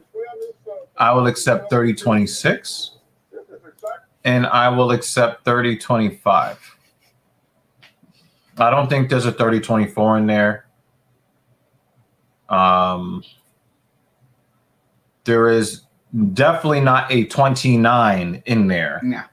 Okay, definitely 30. If there's a 29 in there, we're shutting down the stream. Yeah. Yeah, we're going to go outside and enjoy the 900-degree weather because fuck this. But yeah, I will accept 30-27. I wouldn't be happy with it, but I'll accept it. I think more like 30-26, possible 30-25.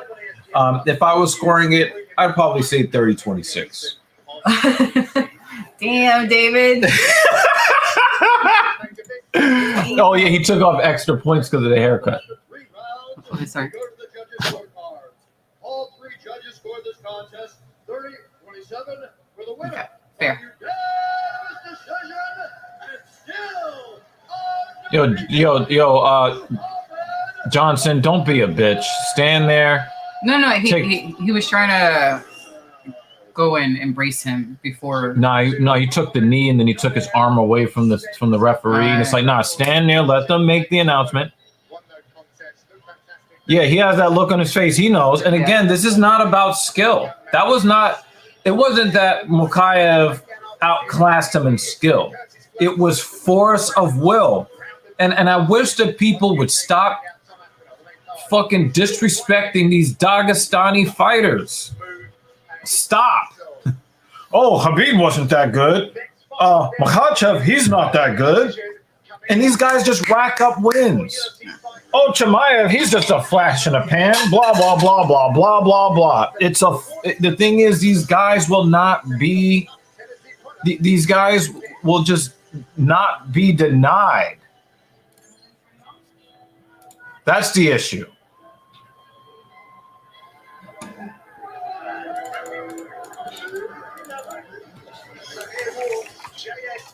Jonathan Pierce, all the way from Phoenix, Arizona.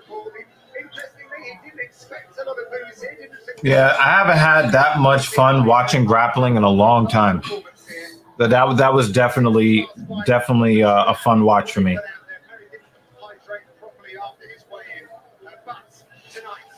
Really looking to put things together and put a real stamp on his career. Yeah, in the last outing against Christian Rodriguez, he wasn't able to really get the stand-up quite going the way I think he wanted. He got caught a couple times, but listen, he worked in the moment, found a way to get on top, use his wrestling, use his pressure, and win that fight.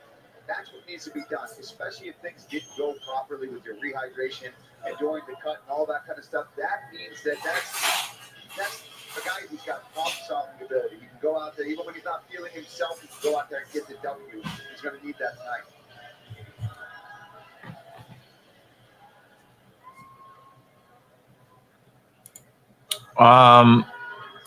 I'm a big fan of Amir Khan. He's had a little bit of a rough stretch, but I like him.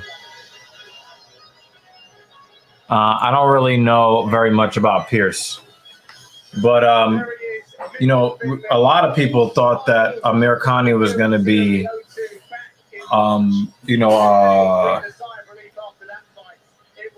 they thought he was going to be a contender for the belt coming into the UFC. So. Young and green, explosive, but now really showing signs that he's a maturing UFC fighter. Yeah, absolutely. And in fact, I sat down with him a few nights ago. I was sitting in a restaurant and he wanted to sit down and join me and just have a chat about his mindset coming into this one, because he did go on a losing streak. And of course, last time tremendous stoppage. 57 seconds into the first round, he hit his signature anaconda. But he said, if I lost my UFC contract, my life wouldn't be worth living. And he didn't use those words, you know. But he said, listen, for this fight, I've been so dedicated. He's got his own gym now, and he said he was very apologetic to the people that train there. He said, because if you're not going to come into my gym and train... Let me get hydrated, Joe. ...then you're not welcome. And some people don't like it, but he said, this is not a game to me, Michael. I am here to be the champion. I've been here for a long time. I know that. I've had hopes, I've had downs, but I'm turning a corner in my life, and now I'm finally starting to understand it all. And I said, listen, Michael, that is why it's called experience. You have to earn it, and I'm very, very excited to see what he can do here tonight. All right, let's look these guys side by side with our tail of the table.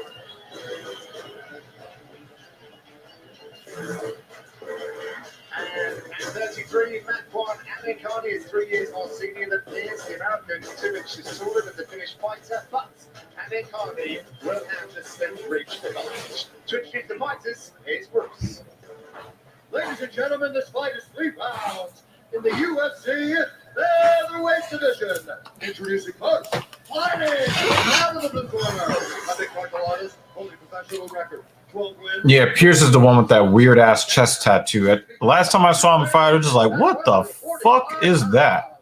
Fighting out of Phoenix, Arizona, by way of Johnson City, Tennessee, USA, Jonathan TSP Pierce.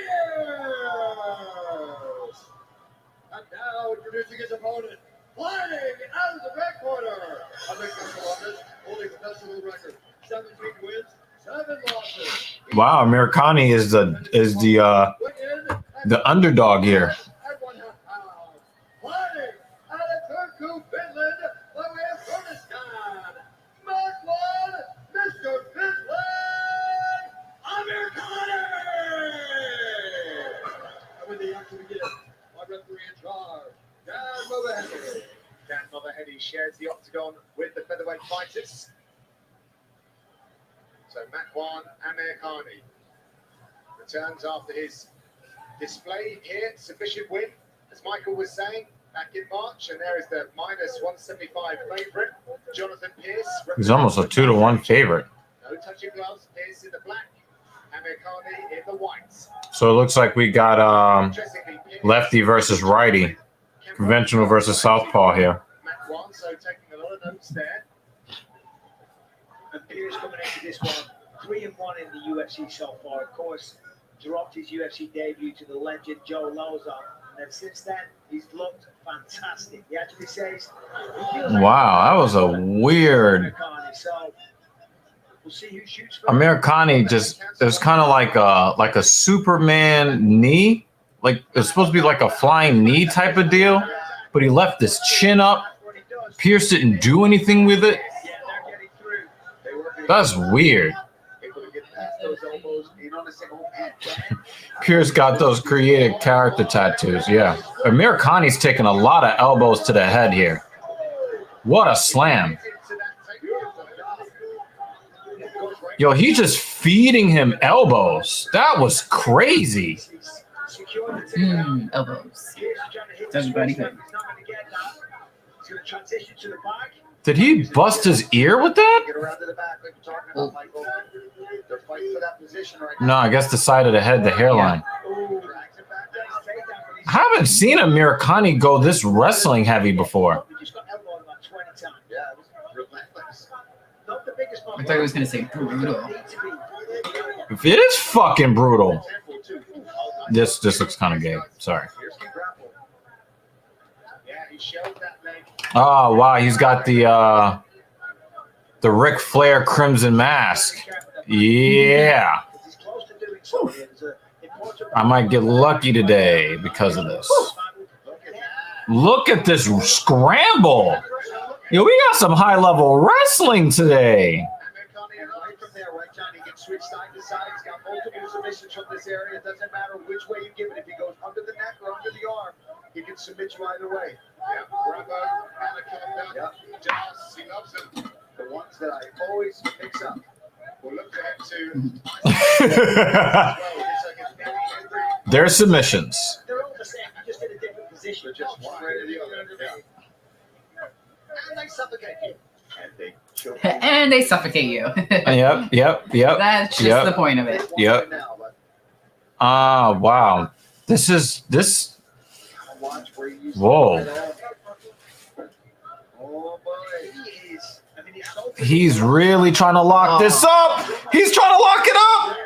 Americani's trying to lock it up. Oh, he couldn't get the leg. He couldn't lock up the leg. No. I was just He was hunting for it too. that blood splat. Oh, nice. Yeah, that was a nice uppercut attempt. Look at Macron now. I mean, he just expected a lot of energy. And the moment Yeah. there's separation, he's firing back through an uppercut, left hand connected there. Doesn't seem to have slowed too much, is my point. That was a little late. Wow, that was a slow ass high kick. God damn, that was slow. I gotta give round one to Americani, even though he took 20 elbows in the fucking head. But yo, good on Pierce though. You know, once Americani got in with the takedown attempt, it was elbow, and I'm just gonna keep hitting you with this shit until either you take me down or I knock you out. Is that a takedown? Do you count that as a takedown? A judge is going to count that as a takedown. Straight on lock there, loses it. Nice scramble from both these men. Yo, nice showing of physical strength. If you continue to with JSP, I'm gonna have to break down the Wow, that was a nice Kimura trap that he used to get out of that situation. Look, he's just going hard with these elbows. And I'm ready for the Pierce doesn't give a fuck. I don't know where JSP is. Could you imagine if he wins off these elbows like this? Ouch. I know his name. I have notes right in front of me, John. This guy's going to town. He is going crazy with these fucking elbows. Identify the training camp because obviously if you're fighting back on Americani, you're going to spend time defending anacondas and the choke sequences that you identified before. In doing so, you know, the head has to be in one position, and he clearly saw that there's opportunities to land elbows, and he's had a lot of success. Perfect. That was perfectly timed. Yeah.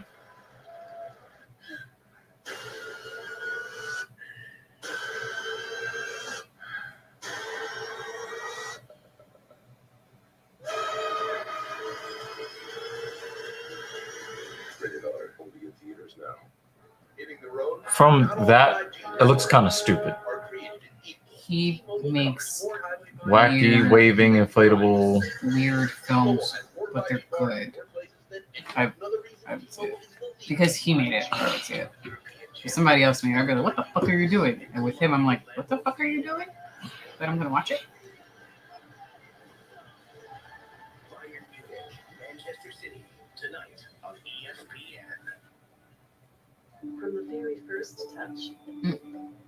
Pampers, the number They didn't show you our sets. We got in almost full 6.5. So every touch will protect like the Dun, first. dun, dun. Pampers. Made it up nearly to So 3 going, 3 back yeah, and they're on the bike path, right? on the bike path. Yeah. And they're prepping for the triathlon here, so we have to like maneuver around people. Mm-hmm. So when we got to this point, my brain was like, I've done too much processing information. Go home. Mm. Golf look at one another up as they go back to their feet after round number 1.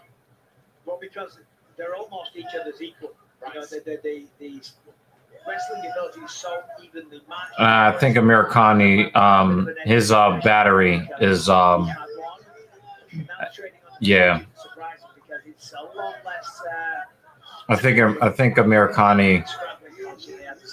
I think his I think his battery is running low. Yeah, excuse me, Jonathan Pierce. He looks like fighters normally do going into the 3rd round. Body kicks too. I like that. Oh, that's a good combination. Crazy to think that he had a career-threatening Big right hook. after being blindsided in a gym. Oh, he brought that knee. Yeah, might be fight ending sequence here. Yeah, he's not even going for a submission here. He's not going for a submission here. I think we're looking at the end Here's his turn. of this fight and possibly Americani's run in the UFC. Weave his legs through. Pops his head out. Let's see if he starts looking for those elbows again. He did a good job of getting jabs. Yeah, he's looking for it. He's hunting. Around because of that, both guys. We don't often see He was hitting them right underneath the scapula. This time, straight. Oh, Head nice grab. grab. Nice grab there. That may have altered the position there. That's interesting. Okay, well, we'll have to take a look at that maybe again if this round concludes. We'll have to look at that. See how much that affected the ability for Pierce. I'm going to take a look at this on the monitor here. Pierce, really heavy hits, looking for opportunities to. Yeah, this is not a good. Yeah, this is bad for America. Oh wow! Ow. Holy shit! Oh man! My ribs. Yeah, this. I think this is the end of the fight here. Wow. I'm not happy about that clinch grab at the moment. Nah, forget about it. Focus on getting kneed and elbowed in the face. TSP having a great round so far. Jonathan Pierce in the driver's seat here. Doing some real damage. The way that Jonathan Pierce stood over him at the end of the first round, I knew that Makwan was in trouble. Start elbowing from this position if he wants. But that underhook that Americani has is vital to get him back to his feet. There he is. Gotta watch his neck with Mirkani. Yeah, the corner is screaming, get your head out of there. Looking to strip away the base. Pull that ankle up. Yeah, that was nice. Oh, nice you shot. heard that. I do too. That's great to see. It just does. This that guy is damage. throwing We're some talking about aggressive really ass nice. shots. Yeah, yep. Damn. What Yep. does more damage than knees and elbows? But you know, Mirkani, he's not packing it in, but he's slowing down simply Yeah. because he's out of gas from really forcing a lot of those grappling exchanges in round one. He's taking over, and the end could be nigh. He's taking a lot of damage. He's not looking good. Pierce is growing in confidence, throwing a lot of volume. Mirkani moved his head there, Having a good posture in the moment. but he's not looking for a way out. Stronger and stronger. Yeah, it's gonna But the stop referee's it. stepping in. He's gonna stop it. That's it. That's it. That head is wobbling back and forth. He's getting go. The ref is warning him. Come on, Mirkani. Come on. That's it. Nah, that's it. Stop it. That's it. Just stop it. Ref. Ref. He said it looks more like evidence footage than the UFC. Jonathan Pierce comes all the way over to the UK and grabs a big win in the O2. The ref gave him a chance.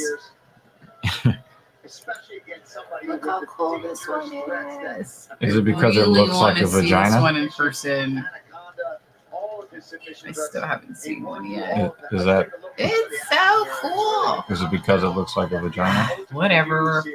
Just nice knees to the body. I know you like vagina. I mean, I do, but still, whatever. When he was defending takedowns, but right here landing some huge hammer fists, big elbows. It's so fluffy. Look at this work here, just pounding and staying busy, never allowing Amir Khan to settle in down there and get comfortable. He's always working with a barrage of punches that Amir Khan's got to be covering up with. Beautiful performance. Yeah, I would not be surprised if Mirkani is done in the UFC. He said, whatever happens with the crowd, when I leave here, they'll be cheering for me, and they absolutely will. After that one, Eddie Char leading the team. If you didn't know who Pierce was before, you know who the fuck he is now. Long way to come, but he picks up a great win. Let's give him this moment. Here's Bruce. Ladies and gentlemen, referee Dan Mohammadi has called a stop to this contest at 4 minutes, 10 seconds of round number 2. Declaring the winner by TKO, Damn. Jonathan JSP Pierce. Ladies and gentlemen, I'm here with the winner, Jonathan Pierce. Jonathan, a tough opening round, but then after that, you systematically broke him down. Is that how you saw this fight going? Man, I didn't know how this fight was going to go. Every time you come in here, it's just a flip of the coin. But I came out here to say one thing and one thing only. JSP, baby! Woo! JSP indeed. Right now, that puts you on a 4-5 win streak. You had a tough debut, but now you're looking absolutely sensational. What has been the critical? He's got a killer instinct that I like. Mhm. All these guys right here in my corner, every day they push me. Bobby, Santino, Eddie. If it wasn't for my coaches, my family out in the stands, I wouldn't be here today. Thank God. Congratulations on a dominant performance. He has the face shape of somebody who's supposed to be a fighter. He's got a Dagestani shaped face.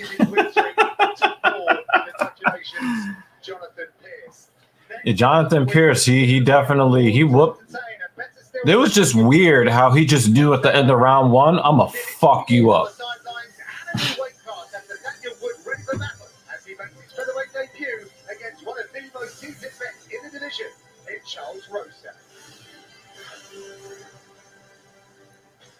Fighting on home soil for the first time since a 2019 submission of Jose Quinones, Nathaniel Wood has already scored 9 wins in his London backyard, and he expects more of the same when he looks to follow up his fight of the night against Casey Kenny with an equally compelling battle when he meets Charles Rosa in the middle of the octagon.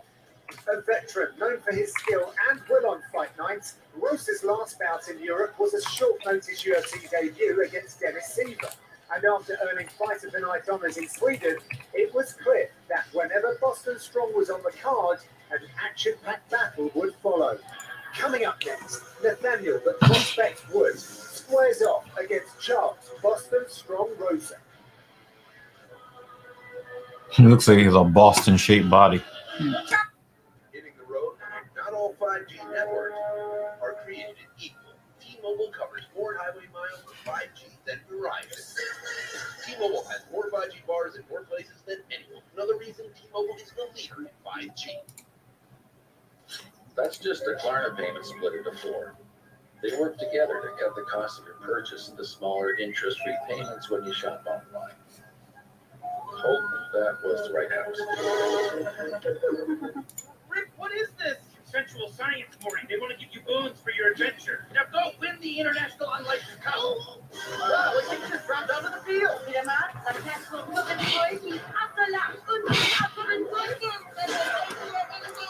Right, I love being a football star. And I feel so fulfilled. Mornings with too much self-actualization. Not familiar with either of them. I'm not. Yeah, we got Jimmy Dean. What Jamie! Why do you keep calling Jamie? Because sausages. Jamie! Miller Lite has more taste and only 96 calories. It's Miller time. Sausages. We are not afraid of growth. We are built to do hard things. I want you to feel alive today. You are a queen of fajitas and a packed restaurant turning heads. Sizzle, baby! Sizzle! Keep sizzling. Great things take time. You are tougher. Peloton. Motivation that moves you. No, that does not work. I get kind of annoyed when I think of, like, you know, Jay-Z used to talk a lot about how, you know, like, hood music is meant to kind of, you know, for the people that relate to, like, the struggle and stuff, you know? Okay. You know, DMX was a rapper that only, like, really in the streets. We're talking about, he was probably the only rapper that I think that both drug addicts and drugs and drug dealers could relate to. Like, I'm talking about in the streets niggas, you know what I'm saying? Like, niggas that never held a job in their life. Okay.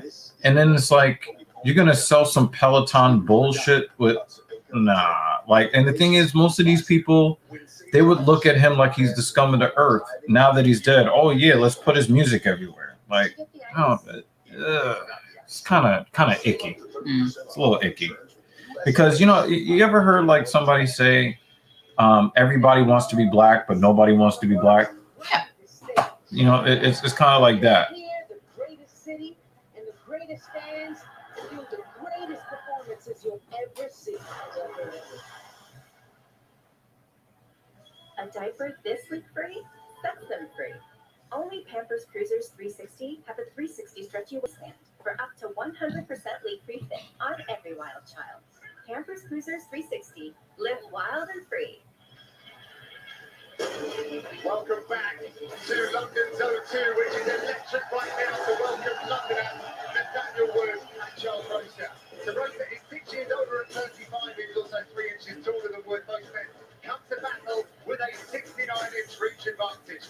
To introduce these fighters, He said a 69-inch reach advantage. That guy just wanted to say 69.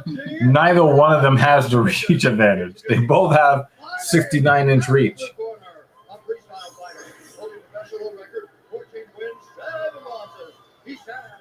So we had the Boston Tea Party. Fuck you guys. Fuck you, England sons of bitches.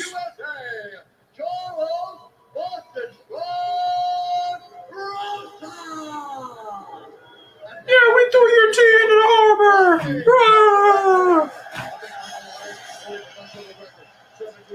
Oh, he's from London, England, too.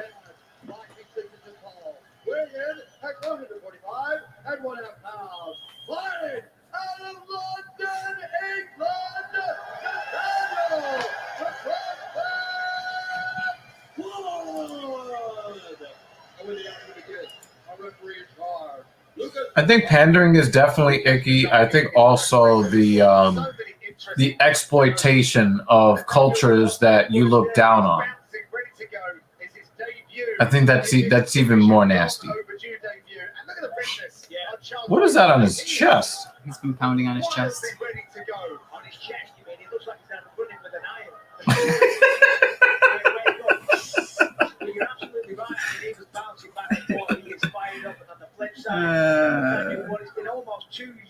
Why? He even made the sound effect. He went, Rosa, check that kick. You know, he's got so much potential, but this is a tough fight for both men.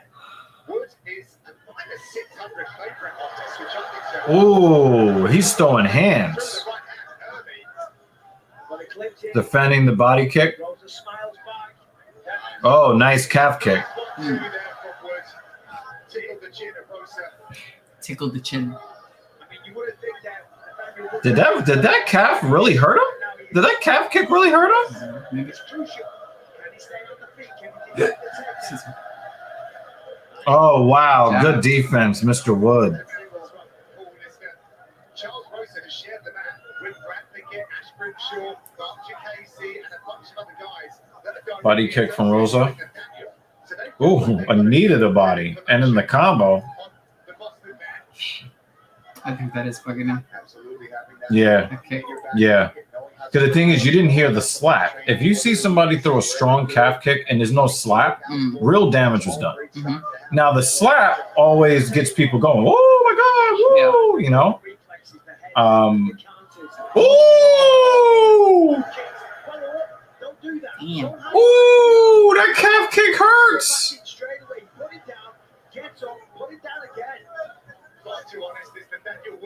Ow. Yep. David Banner, yep. You nailed it. You nailed it. You absolutely nailed it. And that's what I don't like. Oh, nice knee, and then he came with the left hook. Yo, Wood is sharp right now.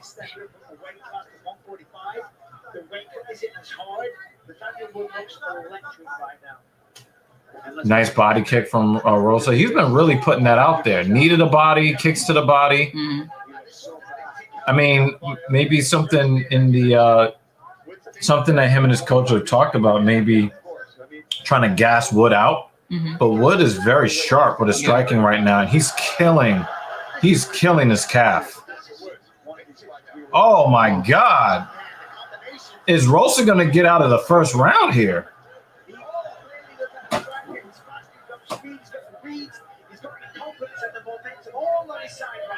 Oh yeah, that leg is giving up on him. That leg is giving up. And the thing is, I don't think that Rosa feels the pain. Yeah. I just think that his leg has gone dead. Yeah. If he does feel the pain, he's got the world's best poker face. I think he's gonna feel it as soon as the fight is over. Like all the adrenaline starts to drain. Or he gets hit with another left hook. And now he's flinching at some of these shots from Nathaniel Wood. Oh! He's like, stop kicking my leg. Fuck. Start kicking my balls. Yeah, this benefits Charles Rosa for sure. Yeah, he's limping. Yep, definitely clipped the cup there. That'll do it. Oh, Goldie. Woo! We put a shit on his dick. What? Wait. Woo! Good on Rosa to disengage there. Mm-hmm. I know he felt that cup on his shin. Because he wasn't on strike and he wasn't big down at the moment in time. That give him a minute to get to his thoughts, take a deep breath, you know, get his wherewithal back and reach. Yeah, that leg hurts. That leg hurts. Yeah. That leg is fucked. And the thing is, you don't even really see any swelling, but I think all of the energy from the leg kicks are going directly into the calf and just shutting his shit down. See you, Jimmy Jamie. Enjoy your Saturday. Yeah, man. With Thanks. Buns. Yep. Tell Buns we said hi. I got mines over here, so you know what I'm saying? See you, dude. Or do that. Oh.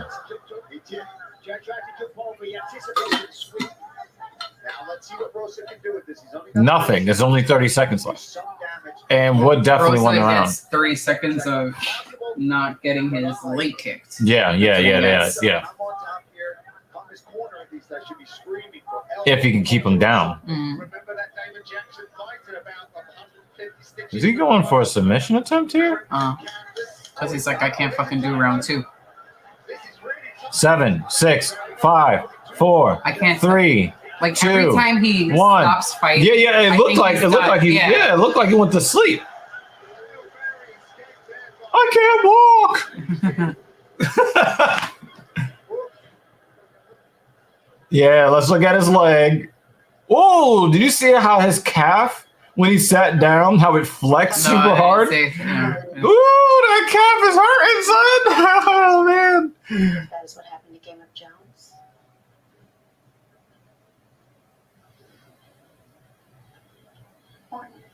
What's wrong, dear? You haven't touched your Sunday. Is it because Gramps trounced your sad excuse for fantasy team this week?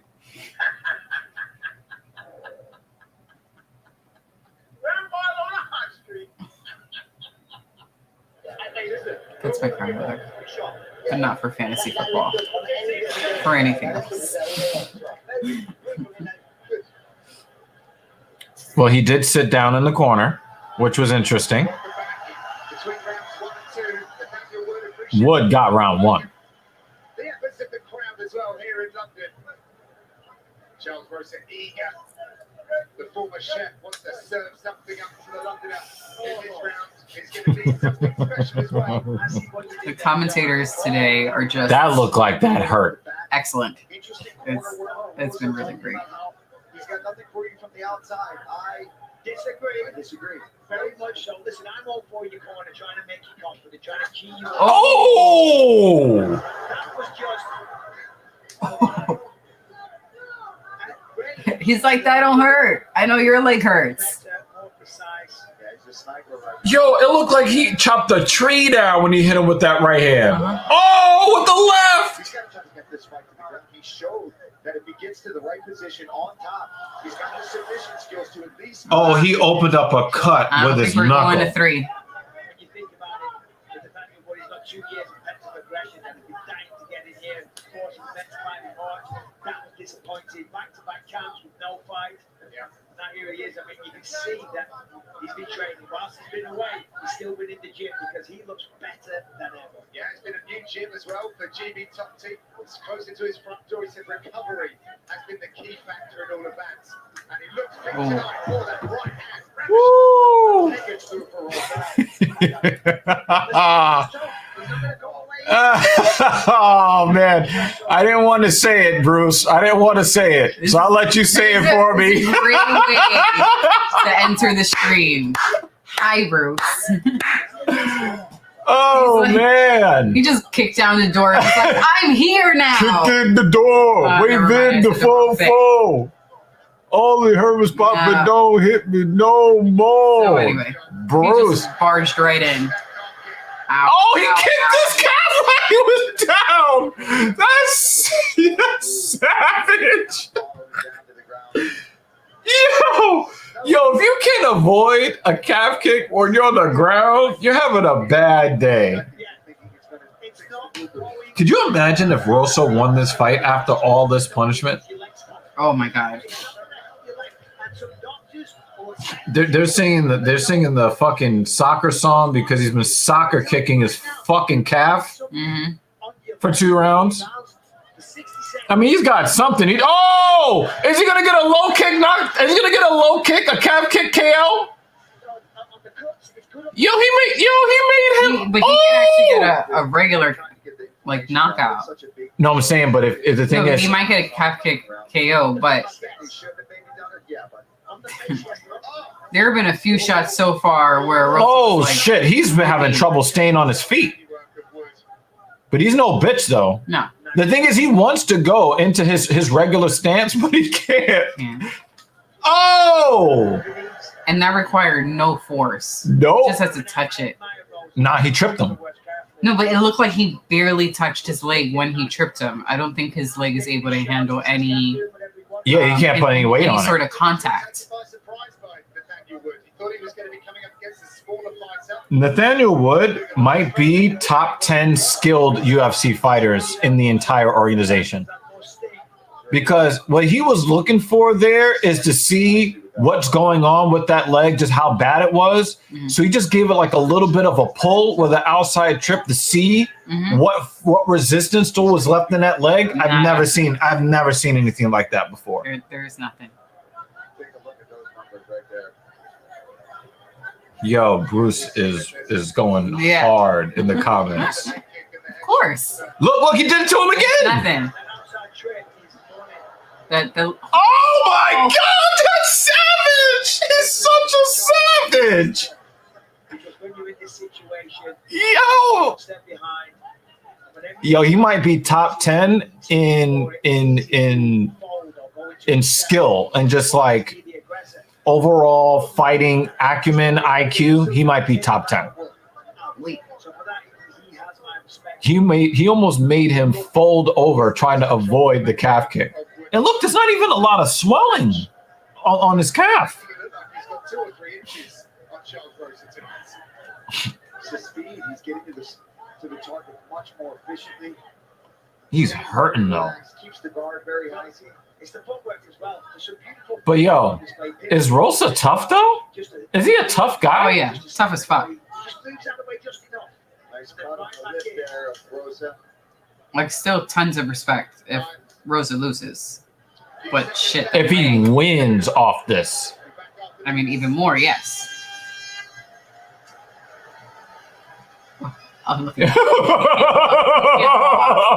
Oh man. Yo. Bring the stretcher. Just grab the stretcher now.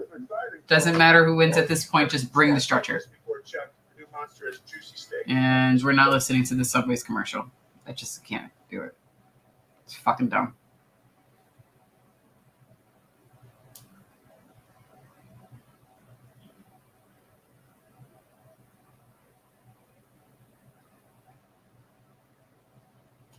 Thank God. Amazon is mad that I don't give them money anymore. Okay. They sent me an email. Amazon has package pickup locations near you. Oh yeah, we walked past it. I'm assuming that's that place. See how a package pickup point Makes delivery flexible and secure.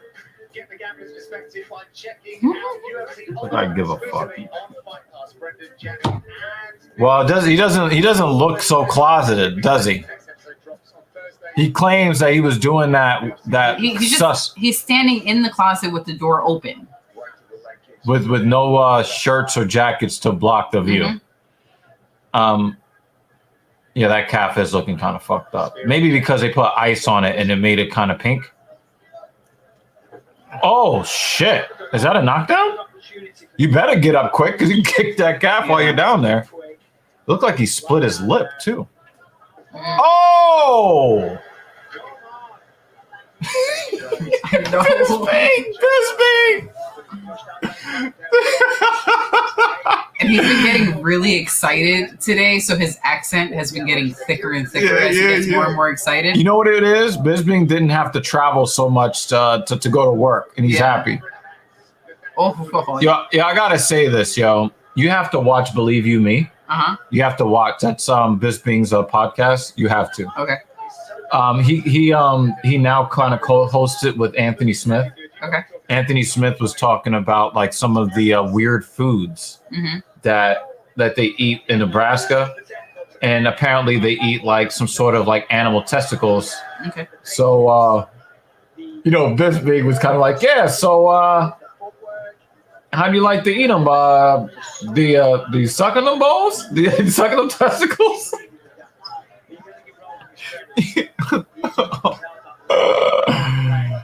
Woo!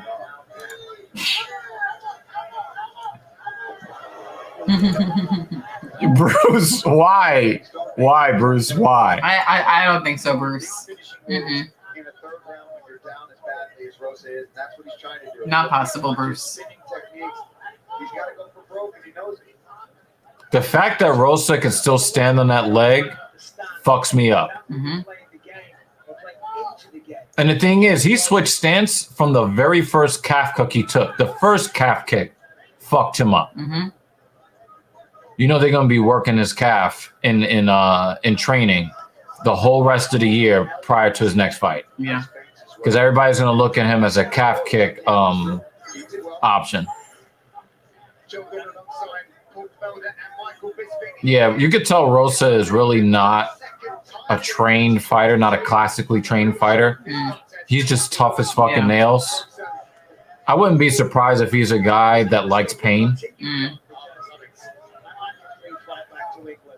Like some guys, like you see in the UFC, and you're like, if there was no UFC, you'd be in and out of prison.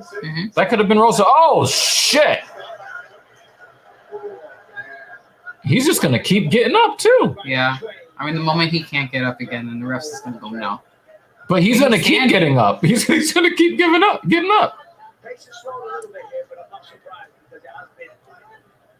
Now we're just watching torture.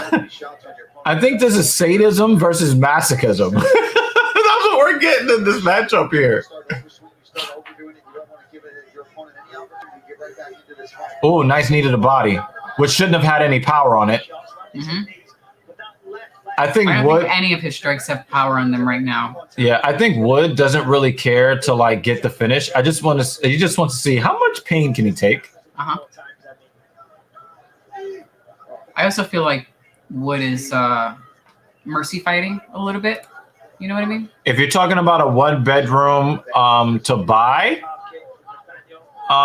no, it would. They're probably going to be all over $1 million. If you're talking about like downtown Manhattan, you're probably looking at $3 to 15 million to the most run-down neighborhood in New York. No, but we're talking about the one he said.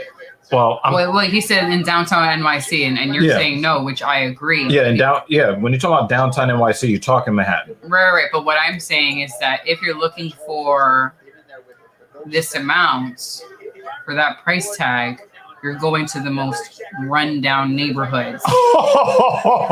Every time he goes into his regular stance, every time he goes down. Oh, he's like, yeah. He's like, come on. Hold that. Multiply this number by a lot. Oh, yeah, multiply. Talking about Times Square? Fuck out of here. Dude, a fucking 10, 12, 13, 1 million 15 million is still in a relatively bad neighborhood. Yeah, yeah. Housing is expensive as fuck, dude. As a matter of fact, what we could do is in the middle of when we have a little bit of a gap between fights, we could pull up Zillow. So yeah, you yeah. can see when we have like a 10-minute break or something. Times Square is not downtown. I'll pull up Zillow for you. Times Square is Times Square.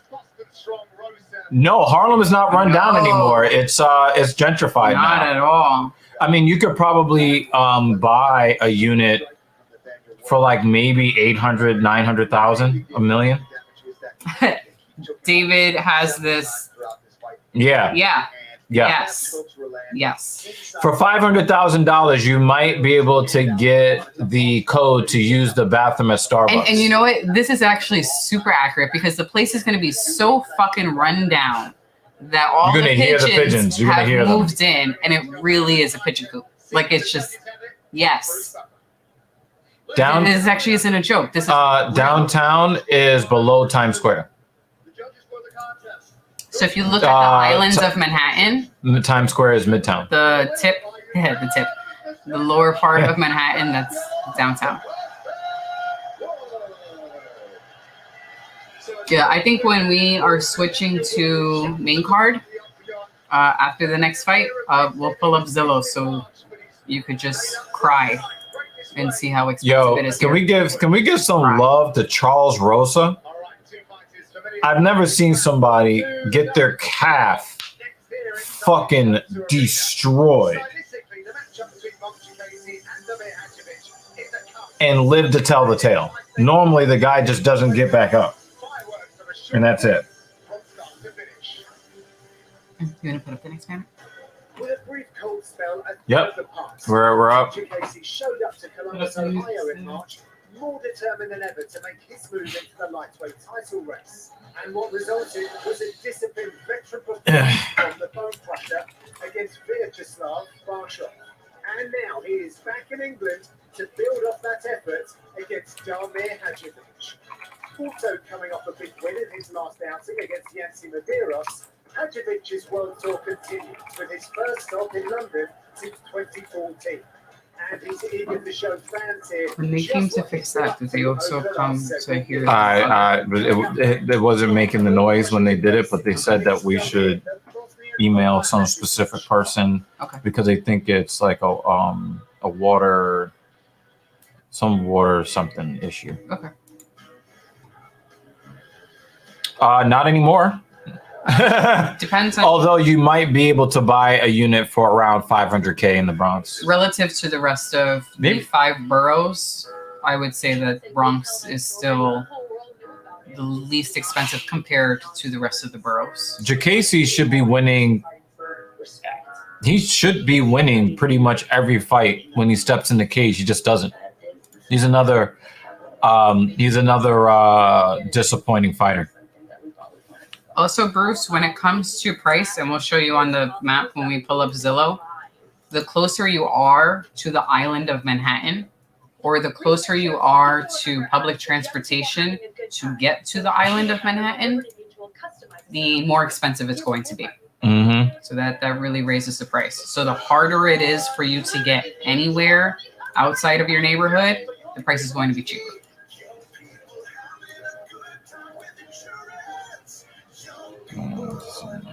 Are you able to just highlight them there? No, every time I highlight it, it does that. What if you just click on them and just search him on his own? Yeah, it's just kind of annoying. I know.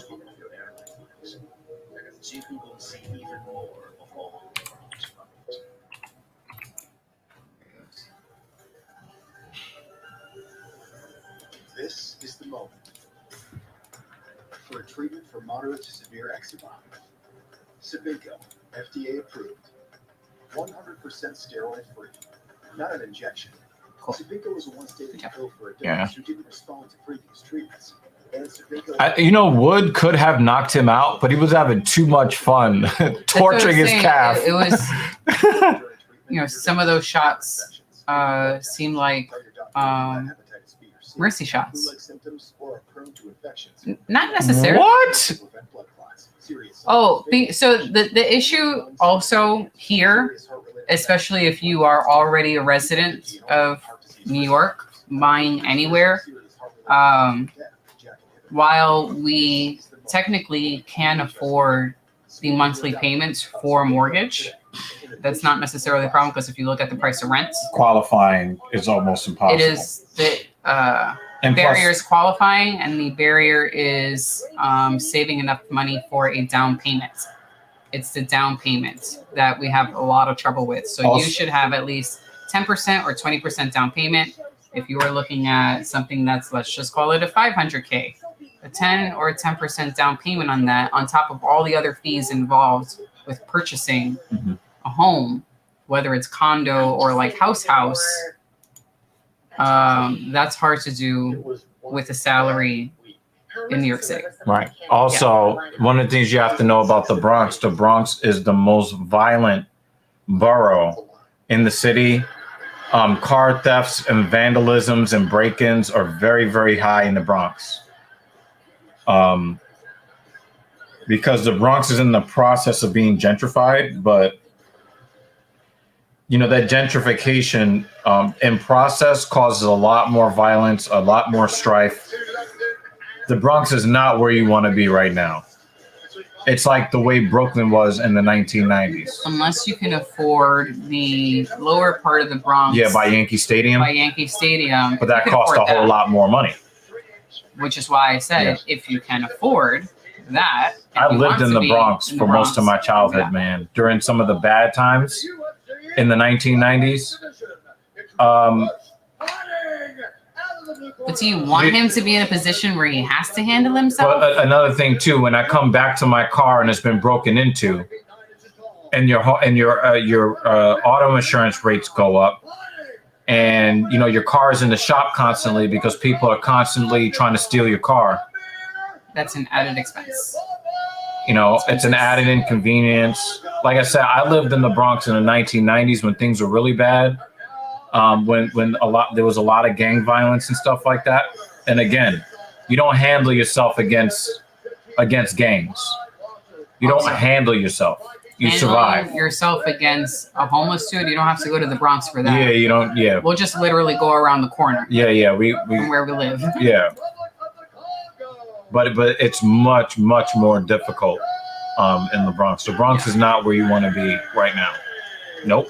We did live in Harlem at one point, though. Yeah. And Herb Dean. So we did live in Harlem at one point, and but in a part of Harlem where we were really close to the Bronx, so we would go in and out of the Bronx often. Yeah. But it was a part of the Bronx. The South Bronx. Yeah, South Bronx.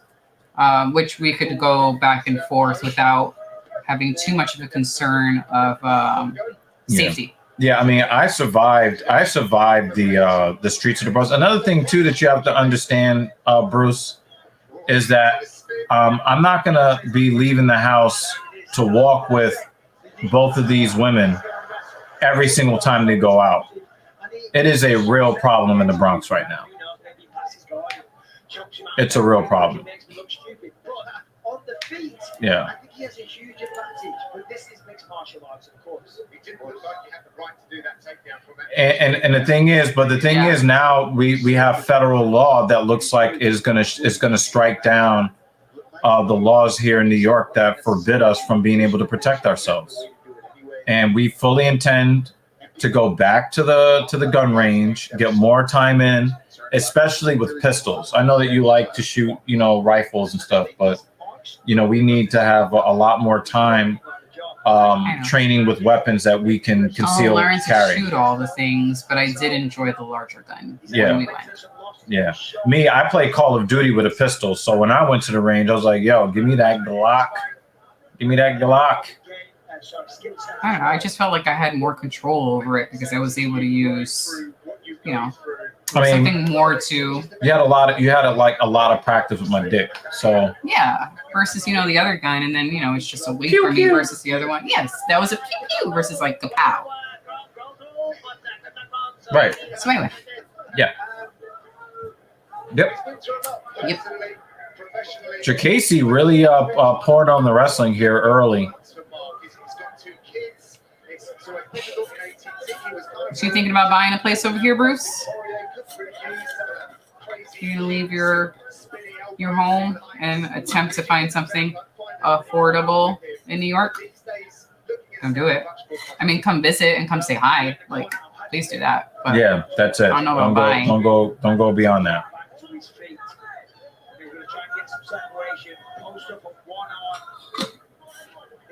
What are the prices like in Toronto? I hear the prices are kind of high.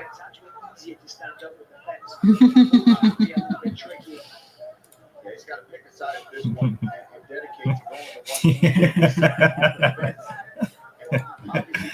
said a bad word. You said penis. Oh man, we're having too much fun.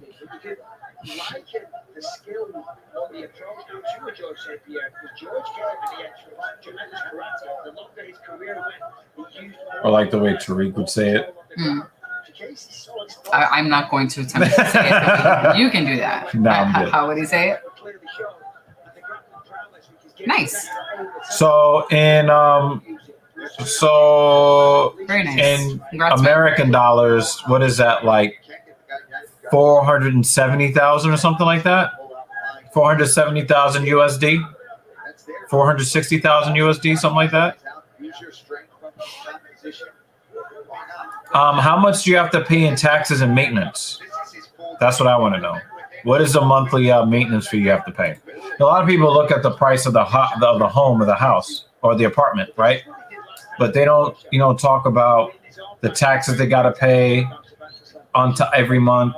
If you have to pay every month, they don't talk about the maintenance fees and things like that. So.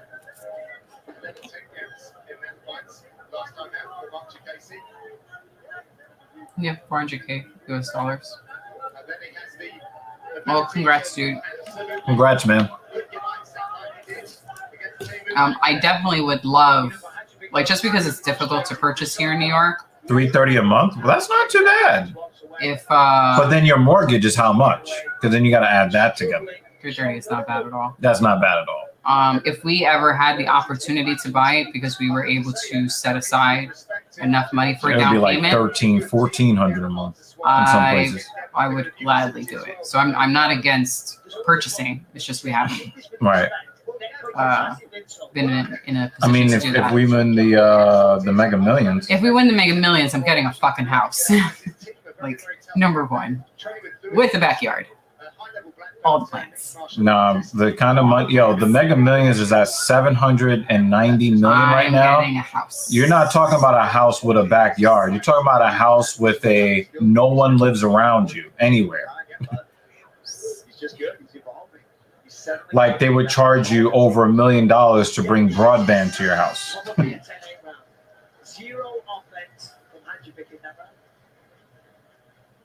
So Jacasey doesn't seem like he wants to be a striker anymore.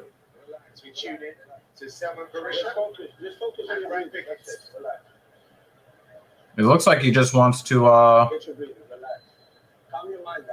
Wow, they put the wrong. Graphic up there. Oh, hold on. They took it down real quick. You can save a lot of money by going to food pantries. So we actually did this. Wait, why don't you two buy a studio apartment and partition it using room dividers? What? That's not how it works in New York City. No, but there are people who do that in New York City. No. A studio apartment, you don't have enough room to create anything. Not in New York City. Studio apartments are so ridiculously tiny. Like when you walk in the front door, you're looking at your bed.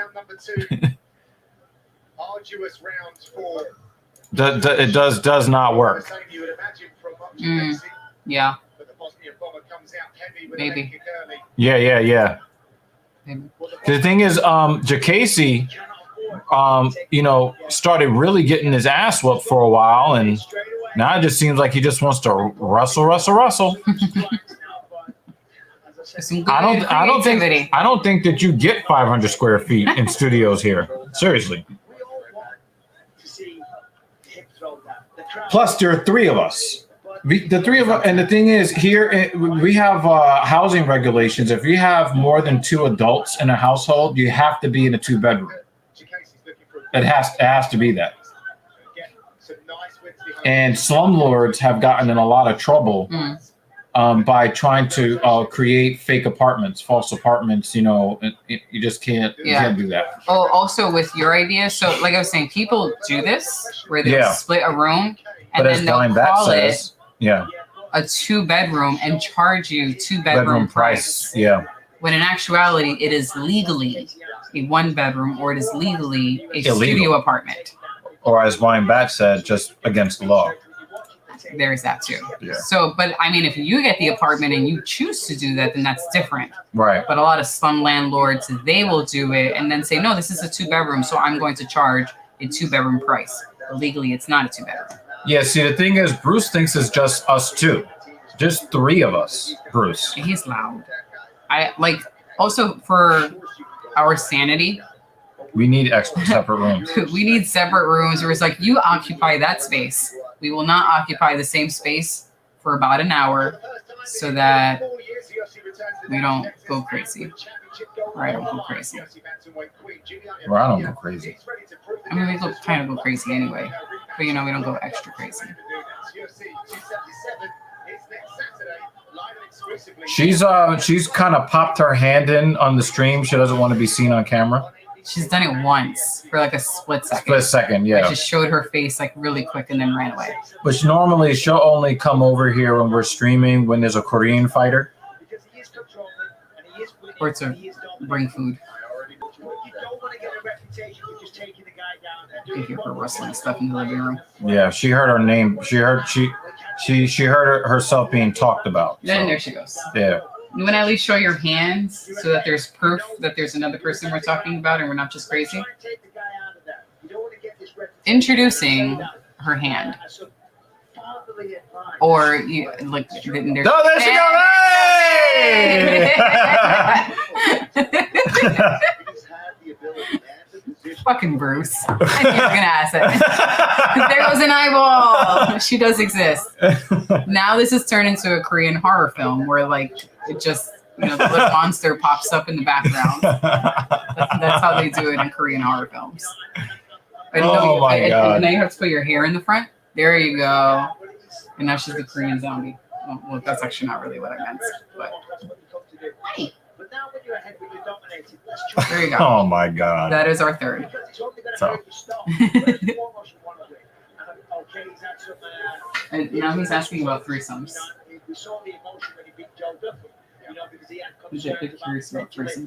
No, not they. Just Bruce. Just Bruce. Well, Bruce is the only one. Hey, so Bruce, I'm seriously considering, you know, because we're going to be launching our locals.com platform for those that want to kind of support the platform. Can I bring a chair? They already saw your face. So, you know, you know, for those that want to support our platform, we're going to be launching local soon. I want one of the segments to be called, in honor of Bruce, Finish on Her Face. So last night she was like, you can't call it that because I'm going to be the only woman there. So they're going to be like, they're going to be finishing on my face. Like, what? Yeah, I can't be the only her in a segment called Finish on Her Face. Fuck out of here. And now you heard she's from Brooklyn. I don't want to be here anymore. I was comfortable hearing freedom, but not further. Well, we have a viewer who I think Jacasey knows that if he loses again, I mean, he's gonna be out. You know, Asians are not So about more than 2. We don't like number 3 or 7. Except when they're doing porn. Then multiple, you know, they're like, hey, you know, cool. Oh, do we get an eye poke? Nah, I think Clash of Heads. He didn't do that when Lou Rockhold headbutted me and opened me up in Australia. I just want to find that out. porn is extremely taboo in Asian culture. Nah, but a lot of those women are performing a lot in it. So we're actually thinking about doing like the paid version of stream. If you wanna, if you'd be comfortable joining, you could talk about that. Yeah. Like from the Asian perspective. Maybe I. Is this the comments of the stream? Maybe I am not comfortable, or maybe I am not familiar. Maybe there might be other people who can talk about it, and then who has more experience. I just don't have it. No. But you could talk about your perspective being your opinion. An Asian born. Yeah, you could talk about how taboo it is. That's a great conversation. Just for information purposes. And then on the Now Casey wants to throw hands after the class of heads. It's less people because the only people who are joining the stream are the ones who paid. That's something we're thinking about doing. Yeah. So you guys let us know. One day. I want to call this segment "Finish on Her Face" in honor of Bruce Bogtrotter. You guys. She wants to call it. She wants to call it "Talking Shit After Dark." Or we could call it something else. How many fucking after darks have you heard of? I just don't want on her face shit, and I'm the only fucking woman on the screen. Well, we need to get more women on the screen. You want to be victim in me? You want to make victim me? And now she's defensive. Y'all were just a regular couple until you watched that 7 Days tape. What is that? What is that? I don't know. What is that? I kind of don't know if I want to know. Yeah, I mean, if you would have said 2 girls, 1 cup or something like that, I'm like, all right, get the fuck out. Oh, so Blind Bat thought it was a cat in the background. Should I be the horror film again? It's Blind Bat.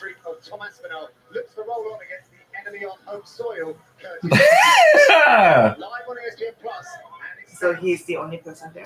No. There's other people. It's just like what he said.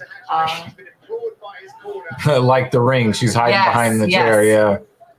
That's what I was saying. It's like a Korean horror film because I think the original Ring was Korean horror film, right? Or Japanese. Wow, you just threw him. Japanese. You just threw him on the floor. But yeah, it was very Ring-like. Because the girl in the Ring, she has her. I was mimicking it. It was the intention. Okay.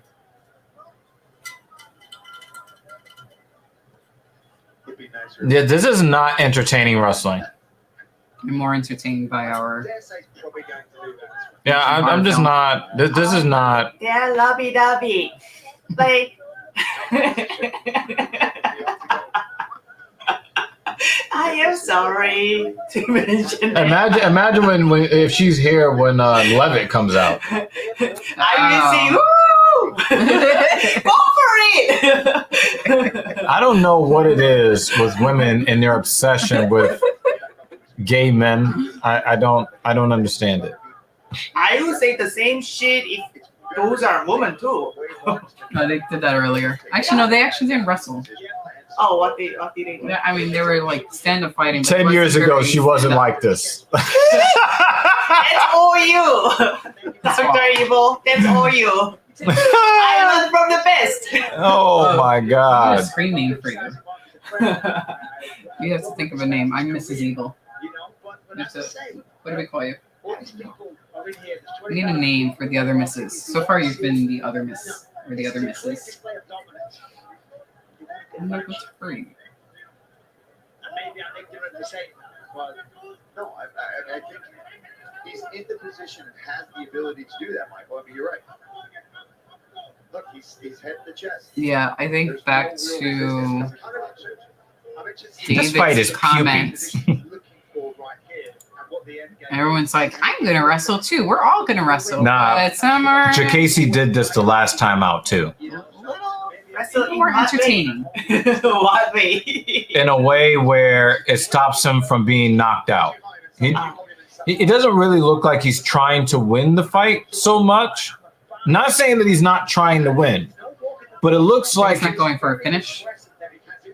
Not saying that he's not trying to go for a finish. I'm just saying that he's not gunning for it the way Mokaev was earlier. Even though Mokaev didn't get it, he was hunting. This guy, He's like, forget it. You mean he's trying to not to lose or something? Like, all right, I understand you don't want to lose that hard work you put in to get your opponent to this spot.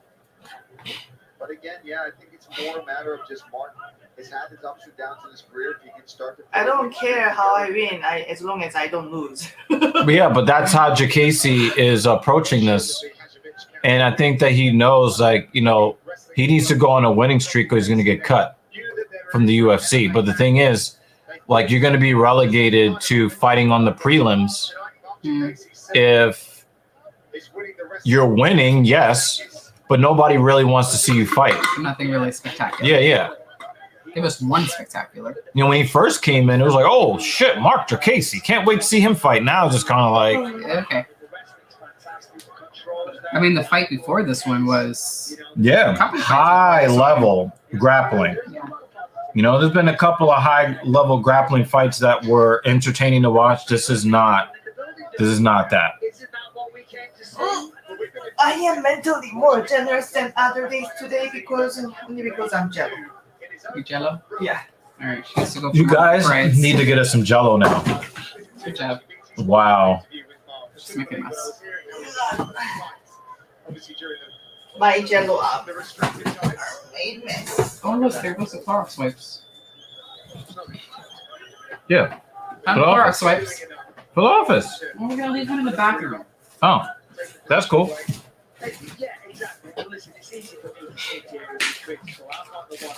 Somebody save us before I go to sleep. Too late. Yeah, for real. At least it's round 3, and then we could go search on Zillow. Yeah, I'm gonna let you do the Zillow search thing. I gotta contact the client. Now you want to do crazy shit with 2 seconds left in the fight. Whoa. All right, so do your Zillow thing. Right. I need to take a piss and I need to contact the client. I'm Zillowing. That actually sounds like a real thing. Zillowing? I'm Zillowing. All right, I get the higher chair now. Oh my god, this thing doesn't really...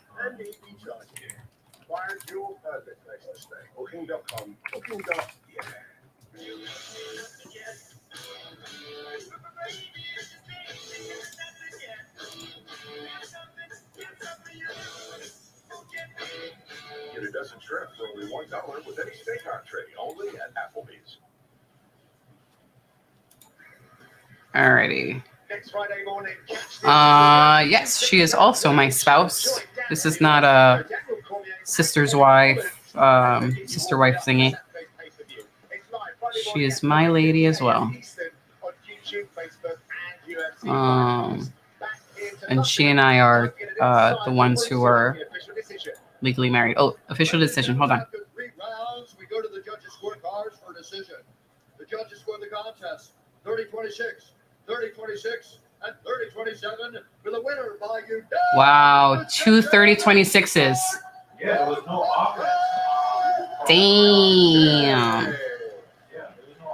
So Jacasey gets the nod here. Damn. Definitely showed us some new looks and strength in wrestling. Combined every now and then with some glimpse of highlight striking as well. Let's see what he has next. He comes back to the octagon. Electric David Banner says that I'm a 2-division champion.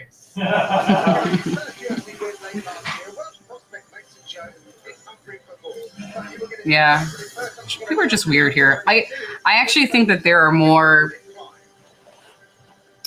are probably more units similar to us, but there aren't too many of them that are like walking down the street like, hey, we're a polyamorous couple or unit. There isn't much of that. It's more of, oh wait, there's one more fight before the, oh shit, there's one more fight before the main card. Okay, well, before that begins,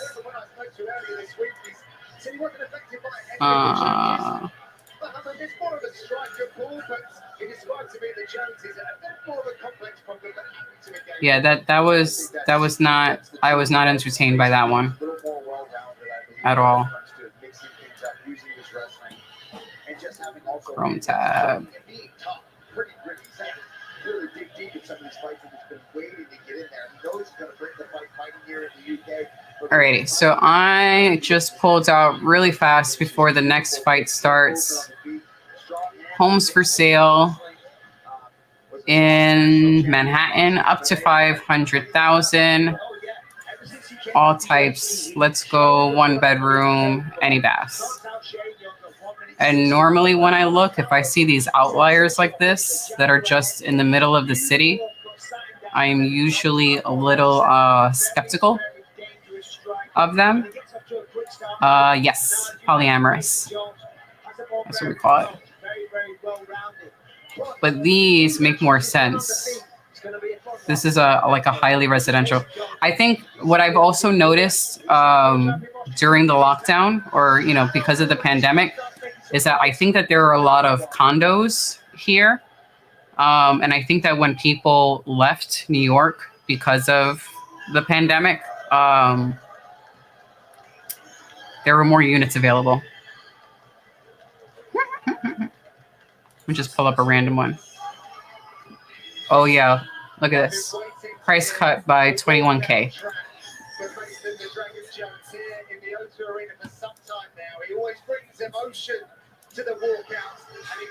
What's the unit like for... Yeah. I mean, it's okay. 0 counter space. Lovely. Small sink.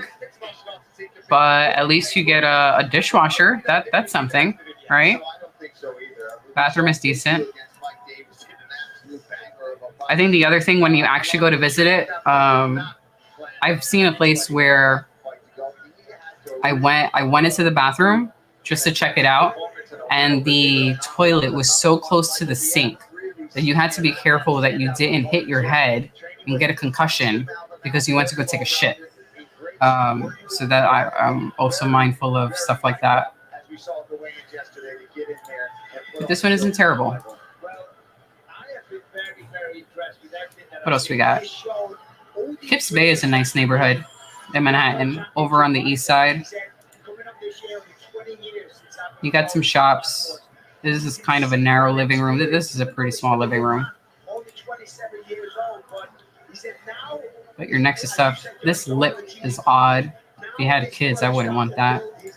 It would just trip. I love it when they do this this photo of the corner to make the room look larger than it actually is. I don't know what the fuck this is. Is that supposed to be the fridge? Or you get a second fridge? I don't understand what's going on here. That makes me suspicious.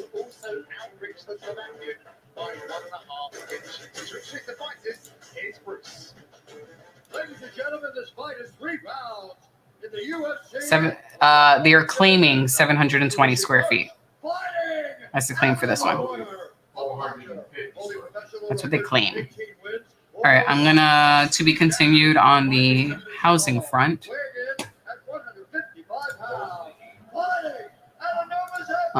Because the fight's about to start.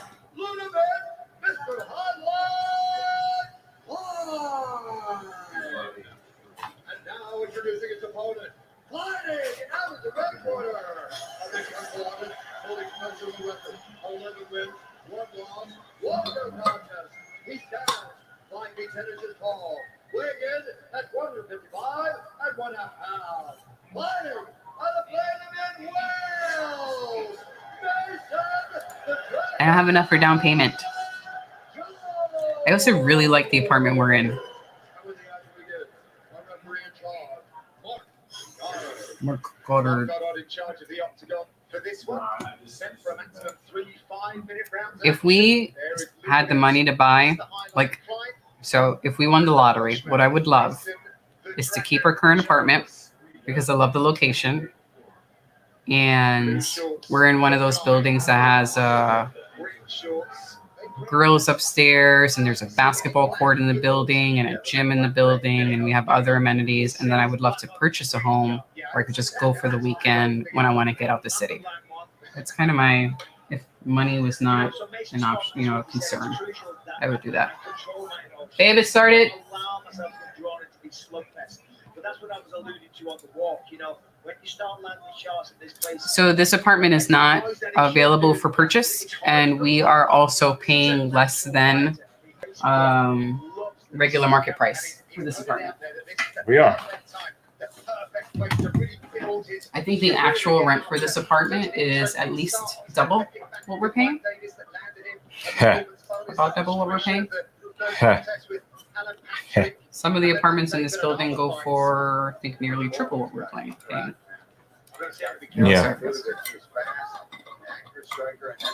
Out of nowhere, that left kick will come up right upside your head. Heh. That's dangerous for sure. He's leading with a screw uppercut, Mason John, the left lead uppercut. Left side leading with that, coming over with the right hand. But as you say, Paul has got to be careful of what comes back. By the way, how did Klein make 145 pounds, please? Sweating a lot. Because, yeah, he's shredded, John. He stepped up on late notice to face Devontae Smith, and as they say, fortune favours the brave. He came away with a big victory back in March at UFC 272. Some weird tattoos. Jones does. It's a cool one. I think that one's done very well. Down a little bit. He's got very powerful, fast strikes. Wear on him a little bit. Clinch him up. Either body. I'm not familiar with either of these dudes, so Circle up the cage. Keep it Yeah, the owner's a fucking corporation. There's no, hey, can I buy this apartment? No. the outside of his hockey now. Elbows and punches. I think even if this apartment were available for sale, how many millions would this apartment go for? Forget it. 5, 6. Because we're not far from Central Park. We're within Yeah. walking distance of Central Park, within walking distance of Times Square. Yep. It would be a lot. Yeah. And again, that's not for everybody, right? But Dave Mason loves it. Feels like he's getting the right work over there. Oh, yeah. Living in Cali, not terrible. What I mean is you don't have to go to America. That's not what I'm saying. But you've got to be willing to make the sacrifices. You've got to be willing to go to wherever you need to get the journey. For those of you just joining us, we have bonus coverage from the O2 Ooh. Arena in London, England, jumping alongside Paul Felder, Michael Bisney, Heidi Andro in the building, Androl, beg your pardon, in the building. He's just an as asshole. well. What would that unit look like? Would it be a literal closet? It would be every tourist in the world walking through your living room. That's right, with as much heat as they looking to be. Nah. Wait, but I'm really curious about this. If there were a unit available in the Empire State Building, what would that look like? A lot of tourists walking through your living room. I would charge them rent for visitor's fee.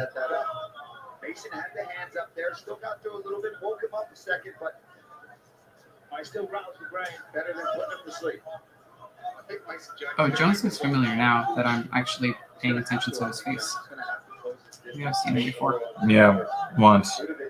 I do remember Ludovic Klein. What did he kneel and sit him down? Two-weight champion at Cage Warriors with Mason Jones. Certainly Conor McGregor, the only one in recent memory to have done that. Oh! That was nice.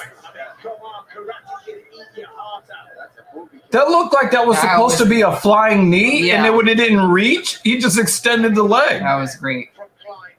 You know, I defended the Warriors belt 3 times. Never gets mentioned. Why is he whispering? Yeah, because that kick was crazy. Got to find a way now. It's looked at some light heavyweight one as well, wasn't it? It was fat this week, yes. But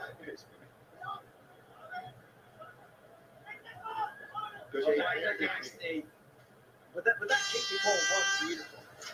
That was a beautiful crazy. kick. That was crazy. That was a crazy kick. The opening stands up here in London.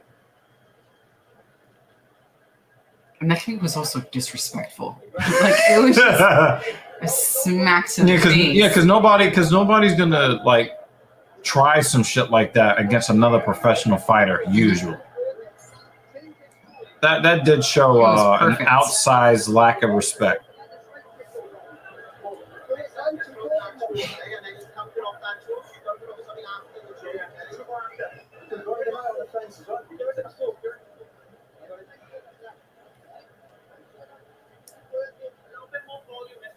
What's your new place like, Bruce? Or your soon-to-be new place?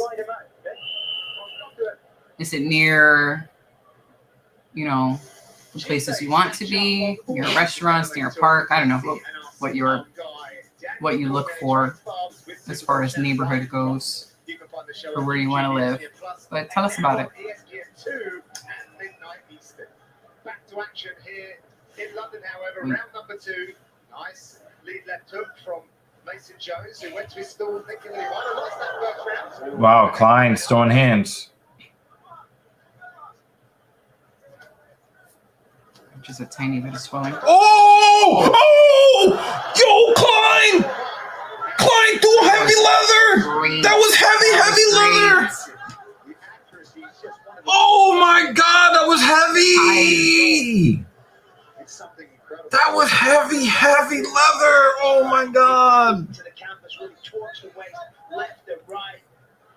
Fair play to Mason Jones, and he hit the canvas hard. Very cool. Oh yeah, that's what's up. Very cool. And the thing is, if it's in a chic area, you'll probably get a lot of chicks that want to come back to the apartment. You know what I'm saying?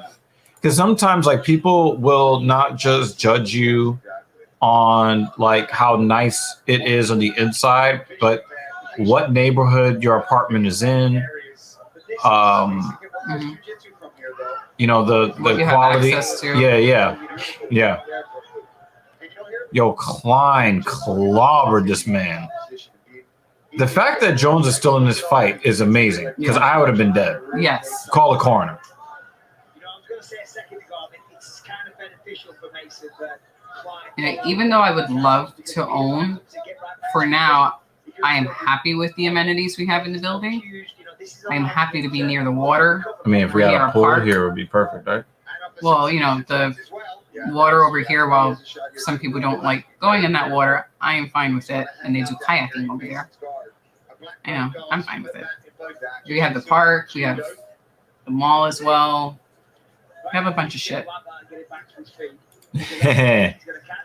Time to time. This is something you could tell us about when we have this our is the first time after hours chat. Yeah, this is the first time we've seen Bruce get modest on us. What's going on? That means he's finishing on their faces. I'm trying to tell you. I'm not doing a show. I'm not saying you can't do it. That's not what I'm saying at all. I'm just not saying I will not be on that show. Well, I got to give you credit. You're not saying that I can't finish on any woman's face. And when's that channel gonna open up? Woo! We're gonna have some fun shows. Mm-hmm. I think it's a flat membership of like $9.99 a month. I don't think that is too prohibitive. I think that people that really love what we do. Oh, we got some really fire fucking content. Me and Captain Paul, we are starting a sub show called the Low T Show. Yeah,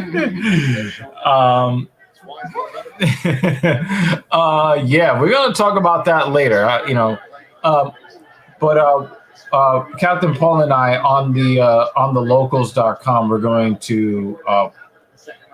gonna have a show called the Low T Show. You guys are gonna have a lot of fun listening to that. You're gonna hear a lot from Papa Thunder. Papa Thunder's got a lot that he wants to say about the things that are happening, that a lot of the shit that's happening in society. So yeah. Yo, Klein hit him with a nasty 4-shot combo. Mm-hmm. That shit was nasty. Yeah. You guys have sort of an ETA or goal in mind Of when No, you're I mean we're still trying. I mean, like a couple of I months just sent from him a text now, message 3 asking, you months know, from can you now. show up for Filthy Casual MMA watch party? Yeah. So you know, I'll get to him when I get to him. But we're Coming already soon in the fall. yeah. What is Or this? something like that. What is this like NBC now? No, I just want to give a somewhat loose time frame. It'll be soon. But we want the to next few create months. enough content to make it worth people subscribing to that service. Yes. So yeah. So they're just building up a library of stuff to watch. I think she called him. Finally. I think she called him. Oh, you got it? She definitely got that from me. Are you still spraying it? Yep. You don't need to. The No, it is still moving. the ammonia will reach the nervous system and then shut it all down. You just gotta wait. No, it was moving. I know. It's not just moving. It was like going away. I know. But it takes a little while and then it'll keel over She said, and then it'll twitch. die, motherfucker. Die, motherfucker, die. I think You know actually a that's song. Biggie Smalls, by the way. That's Biggie Smalls. There you go. think I've I mean, also you heard it keep in- getting mad at me. But I've also heard it in a metal song. The size I don't of remember it, which song. The size of it is like thumb. Giant. How? High five. How? Do you want something? Yep, these are the conversations we have in the house, y'all.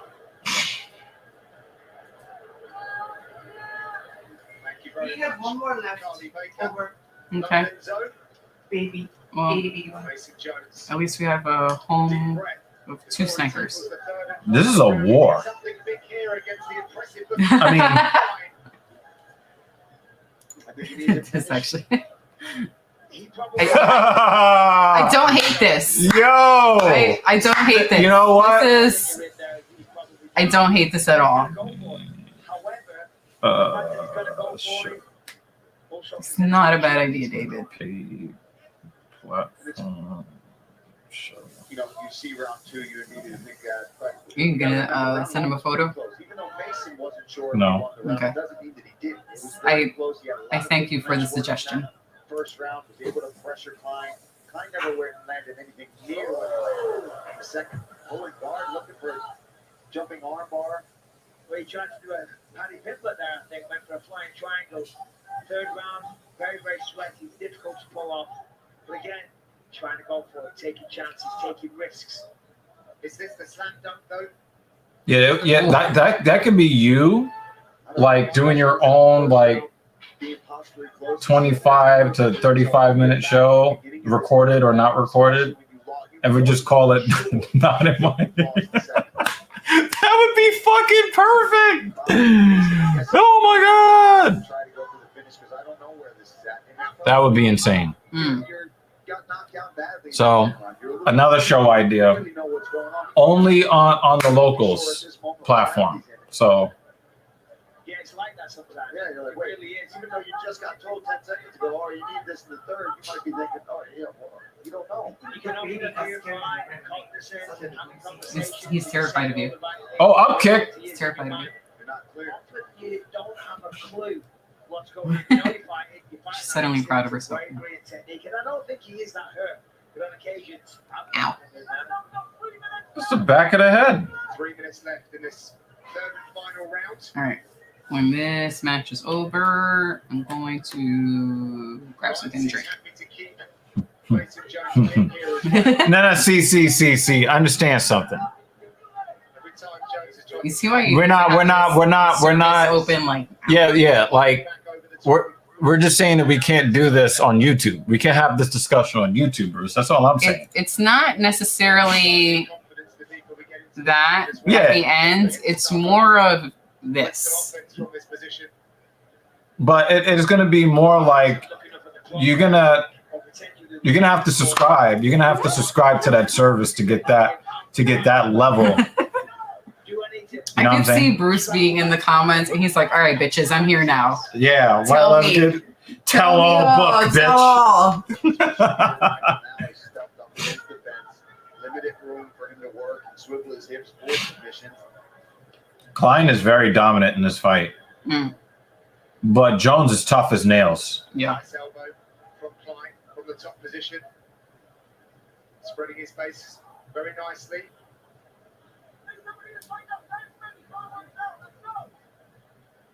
The Welsh corner barking instructions at their man. All right, guys. Finish so I can go grab a snack. Yeah, for real. Snack. Klein doing enough here. Yeah, Mason's trying. He's trying for the pressure, the control. Oh, he gave up his back. Oh, he gets his hook. Oh, yep. Hooks in real fast. Well, he's got one hook in. Oh, He's gonna slam him back. yo, he's got both. He's got both. I wouldn't be surprised if he did that. He's got a minute. Oh, he just got down. All right. He's probably too tired for that. Yeah. Too tired to do a spinning elbow. No, I don't think they're too tired for that.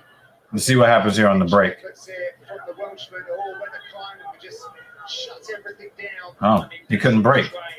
Maybe Klein has kind of run out of gas a little bit. I don't eat pizza at all anymore. I don't eat pizza anymore. I love pizza. I enjoy pizza. I don't eat a lot of it though. Not so much anymore. Not because I dislike pizza. I'm trying to eat less outside food and less junk food. But I love pizza. But just trying to eat less junk food and spend less money on outside food. That's all. But we have a pretty decent pizzeria near us. Justino's, I think it's called. Yeah, I think Klein ran out of gas there at the end. I'll be right back. All conversations to be continued. BRB. I need a snack. Yep. Snack time. What are you thinking for a snack? I'm thinking that when I stood up, my hips You did just drop it like it's hot, though. That was pretty impressive. And that's the big. It wasn't even like Rice Krispies when I stood up. It was more like, out of there. Mason Jones showing his toughness and durability, got through that round, and we go to a decision. And I believe that is going to go to Klein. Pizza isn't all junk food if you put some good veggies on it. Yeah, there's other ways I can get my veggies. I get my veggies straight up, and that's good enough for me. Drop this mouthpiece. We go to the judges' scorecards for decision. All three judges score this contest 30. 27, Luzovic, Klein. By unanimous decision, Ludovic, Mr.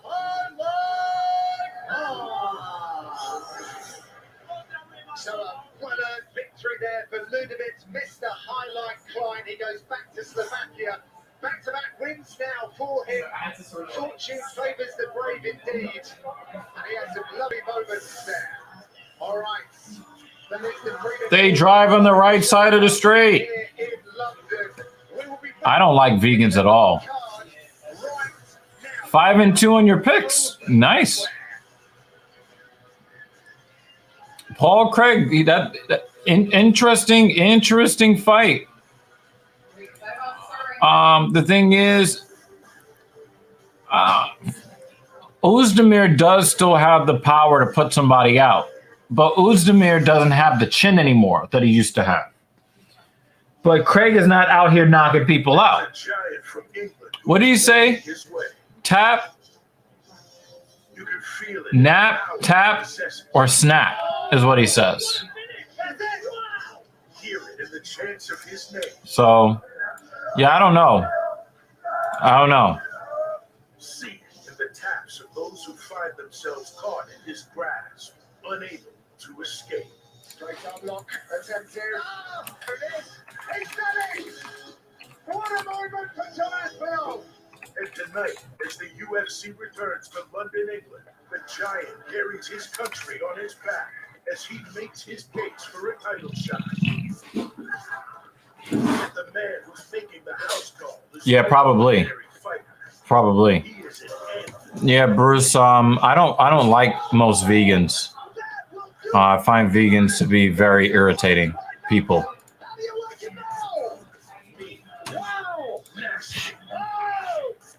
Also, I think isn't pizza vegan? Right? I think pizza is vegan. I don't wait. It's not vegan because of cheese or whatever. I don't like vegans for the most part.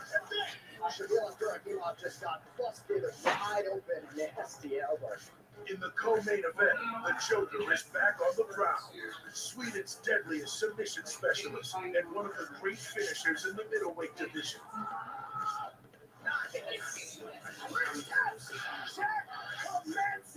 With another first round finish, welcomes the action man into his danger zone. Oh! He's in real trouble. Chris Curtis has shocked the world. A surging new force who is on a serious roll and looking to stay undefeated in the UFC. Yeah, Curtis, that is a crazy man.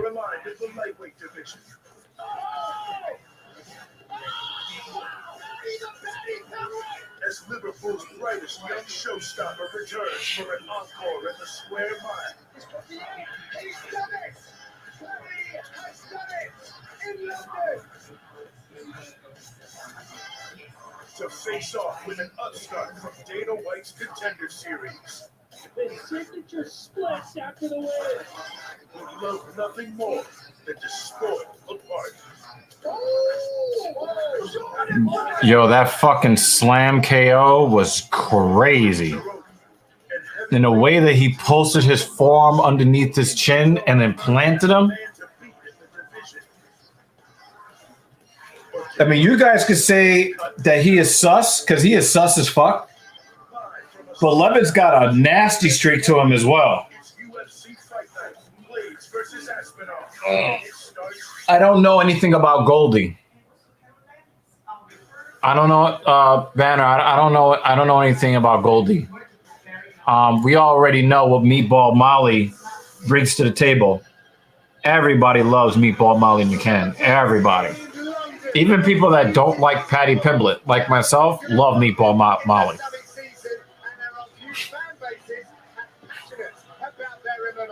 Back in March, the fighters and fans shared one of the greatest nights in European MMA history, and they'll do it all again 10 nights.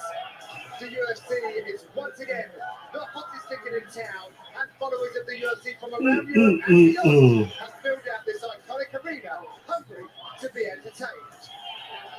Welcome to the world-famous O2 Arena, London, England, for UFC Fight Night Blaydes versus Aspinall on ESPN+.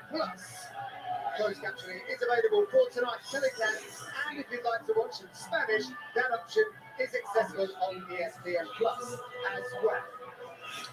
Good evening, fight fans, and welcome to the Ultimate Fighting Championship. My name's John Gooden, and I am delighted to be joined by the enviably talented former UFC lightweight Paul Felder and the Hall of Famer Michael Bisping.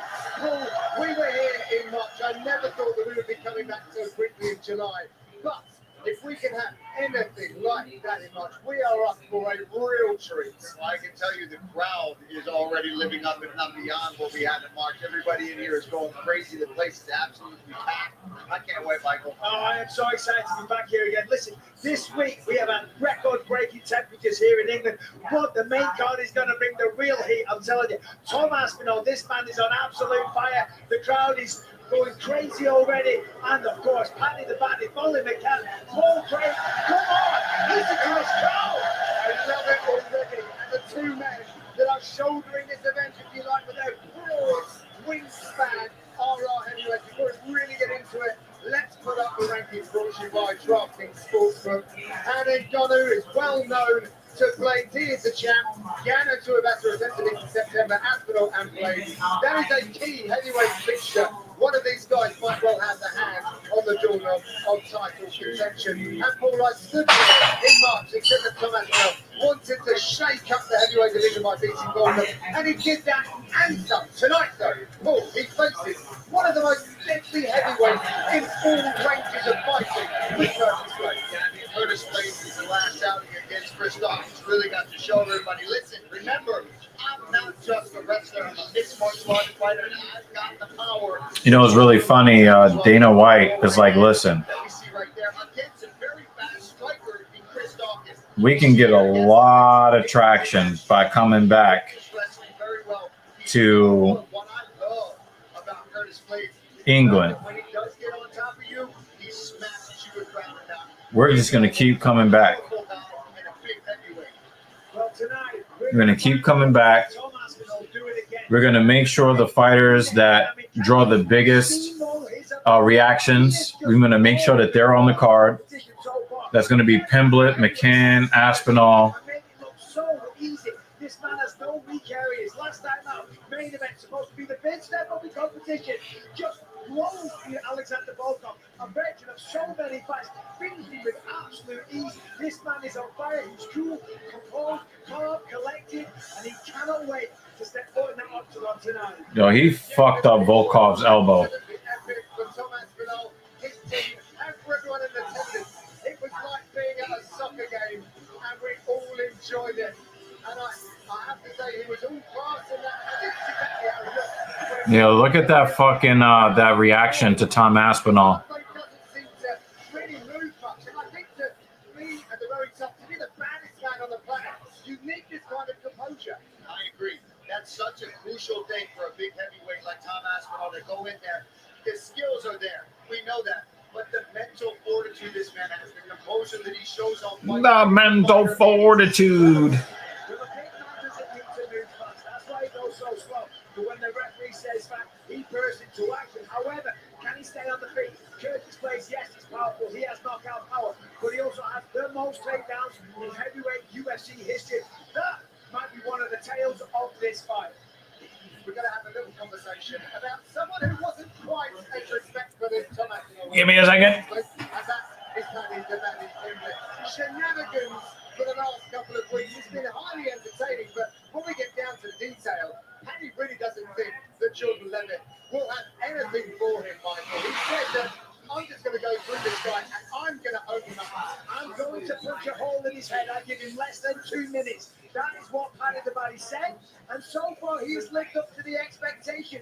Never have I seen a rise so big and so fast as him outside of Conor McGregor. I mean, the people love this guy. It is unbelievable to see the younger demographic that he brings. And the performances have been electric. First time out, a knockout. Second time out, a submission. He's delivering a knockout. He says, he promises this time against the grappler, Jordan Levitt. And Jordan Levitt, we know where this man succeeded is on the ground, Michael. Paddy Pimblett also succeeds often on the ground, but I don't think that's going to happen in this case. Jordan Levitt's going to have to show a little bit more aggression with that wrestling. Bring the fight to Paddy if he wants to get into the mat where he thinks he can submit him. He's also got to try to shut out this crowd that's around us right now. And I can tell you, that ain't easy to do because it's even hard for me to hear myself talk in this building, let alone when you're fighting somebody like Paddy Pimblett. And he also got dissed pretty hard at the weigh-ins, I gotta be honest. Right, Paddy lulling him into it. There you go, quick tip. Absolutely loved it. The mean king himself, Paddy Pimblett. Absolutely loving it there. You see the energy. And he's really got the crowd going. I think Aspinall is ready for Blaydes. He has looked really dominant in his wins. Well, we're about to find out because Blaydes, he really likes to sniff crotches. He really likes to sniff crotches. And,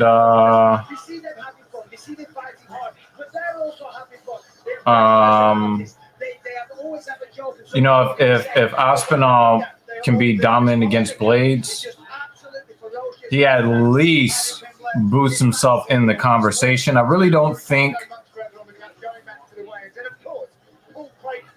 that he has anything for Ngannou, unfortunately. I just don't see it. I would love to see him fight Cyril Gane. That is definitely a fight I would love to see.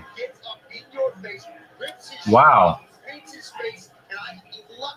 Craig is actually a larger human being than Uzdemir. Uzdemir is a former title challenger, and Paul Craig could not care less. Uzdemir has knockout power. Paul Craig a good knockout less. He's going to take him down. He's going to look for the Wow. and it's a great way to start. It's a little weird to see Craig, playing the mind games at the ceremonial weigh-ins. That's very weird.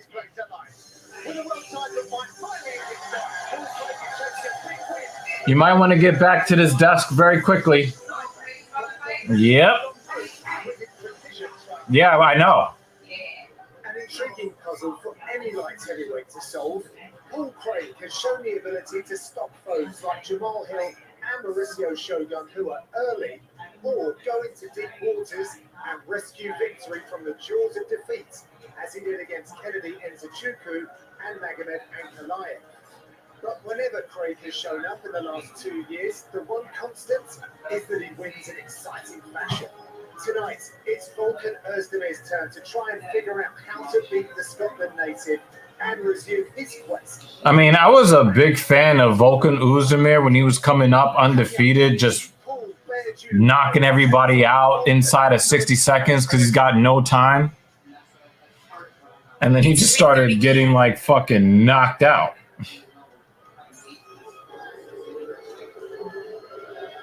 He just started getting knocked the fuck out over and over and over and over again. Volkan Özdemir in camp, all change. Took his camp to the All-Stars in Sweden. Interestingly, I was with the guys back in January. That was the first time he'd looked down there. He has been completely relocated his life. And when I was speaking to him, he was using the word smash a lot. So clearly been hanging out with Shemaya, getting those wrestling looks for me. But interestingly, sharing the match with Alexander Gustafsson, the torchbearer of that gym. Well, what I love about it, though, John, is that you're getting everything there, right? So we're about to see if Volkan Oezdemir has anything left. Skills of Gustafsson, and then you get to go and have those crazy grappling exchanges with all the insane grapplers, including Shemaya. And that's what Oezdemir needs. He needs to have that well-roundedness. We know he's got knockout power. We know that. He's got to be able to just be able to calm the game, to be able to wrestle these guys, to be able to choose where he wants to take the fight. So you keep guys guessing because people are getting a little bit hit to his game, Michael. He also needs to make sure that he doesn't hit the ground with Paul Craig. On the feet, I believe Özdemir has an advantage. Clearly has knockout power, 12 knockouts, 12 in the first round. Came to the UFC and took the sport by storm. Ended up fighting for the belt against Daniel Cormier. Did big things, but now, he finds himself at a crossroads. But he's got a good opponent here because Paul Craig is fearless. He will fight on the feet, he will fight on the ground. But on the feet, there could be a potential for Özdemir to land the knockout blow that he is definitely looking for. Looking and sounding as confident as ever. Great to have Volkan Özdemir in the Yeah, but then he started getting knocked out. That was the thing that fucked me up. He started getting knocked out. Here he is, without the blue face paint. I am here. I am here. Nap, I am here. tap, I am here. or snap. So, I really love Scottish and Irish accents. I always want him to win so I could just listen to him speak, even though I have no idea what the fuck he's saying. But I don't care, because I just want to listen to his accent. I love my husband very much, but I also want to listen to his accent. One of the reasons that he's so popular is when you speak to this guy, I love you. he's one of the nicest guys to ever be. He's going to I don't have an accent. But on that side, as I said before, in the outside, I know where my bread is buttered. See, I was cool with him because his nickname is the Bear Jew.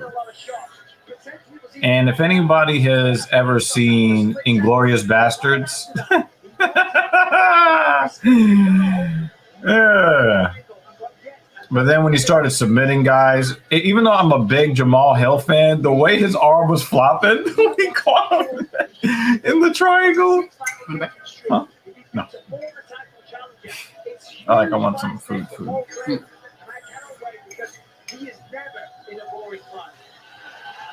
Now, I worry about Paul Craig because Paul Craig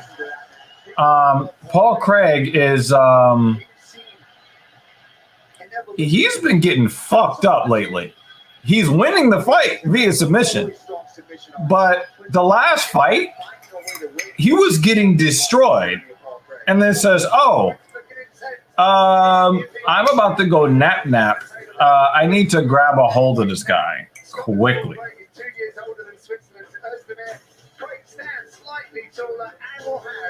After this fight, I'll make you a sandwich or something. All right, cool. Ladies and gentlemen, That jacket makes an appearance again with black bow tie on a black shirt. I cannot get over that. for UFC Fight Night, Blaydes versus Aspinall. And now, I really love dragon fruit. in the UFC It doesn't taste like much. No, but It's not nasty. the yellow one is sweeter than the pink one. Oh, that's a yellow one? Mm-hmm. Sounds good. Yeah, definitely sweeter. Not a super strong flavor, but it has I guess more natural sugars. Is that why white men are choosing more Asian women instead of white women? I ain't saying nothing.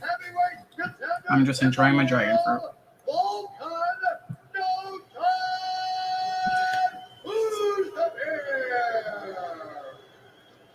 Yo, the way that announcement went, he looked like the bad guy in the movie. Mm-hmm. Buffer Styles' decisions are questionable at best. I like his I like that jackets. shit. His coats are nice. Trying way too hard. He's the only guy that tries too hard that I like. They look awesome.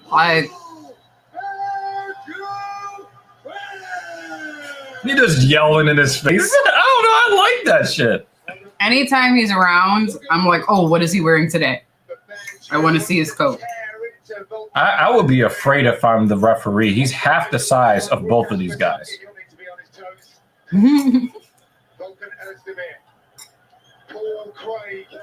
If Paul Craig comes out and gets knocked out in the first 10 seconds, I'm gonna laugh I'm gonna be pissed and cry at the same time. I'm gonna get off the stream.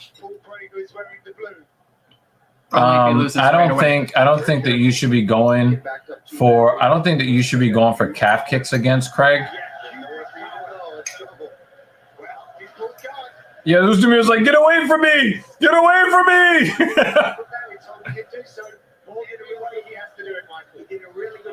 He pulled him down to shit!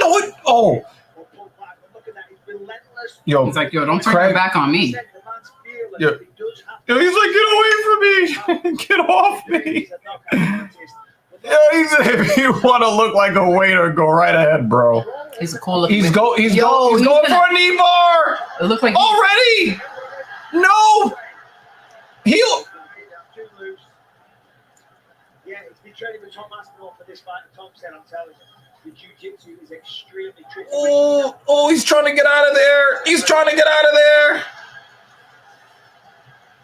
You don't want to have a straight leg on with Craig. Come on, bend that knee. Don't let him do you like this. Bogan, don't let him do you like this here in the first round.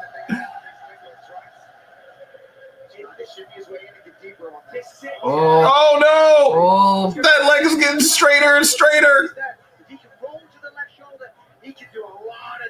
Oh no!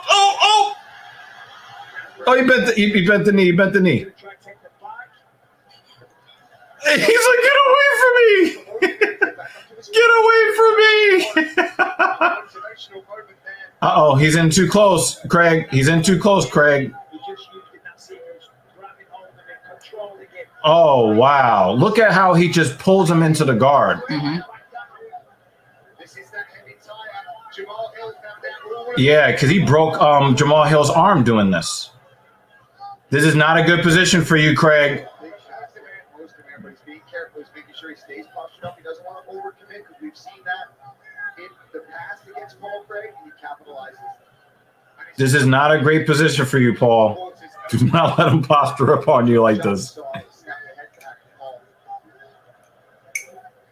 This is what Paul wants. He's got him tied up this now. He's a jiu-jitsu specialist. He absolutely wants to use his jiu-jitsu as his route to victory. Absolutely. Uzdemir has so much power. And it is kind of cool to see him throw that kind of style. You know what I'm saying? Well, you know what you're in for. Yeah. But good luck trying to stop it. That's interesting. But Ozdemir so far doing a fantastic job. Yeah, Uzdimir's playing good defense overall. But the thing is, he doesn't know how to not get into these positions. You know, like he's being dragged down to the ground like a fucking anaconda. Yeah. I think Ozdemir doesn't want to overcommit to his striking because he's afraid that every time that he commits, he's going to be in one of these kinds of situations here. And it looks like Paul Craig has really leaned into this, you know, Damian Maia submission specialist type guy. He's kind of leaned into it the last couple of fights. Oh, he's bleeding. From some elbows. Yeah.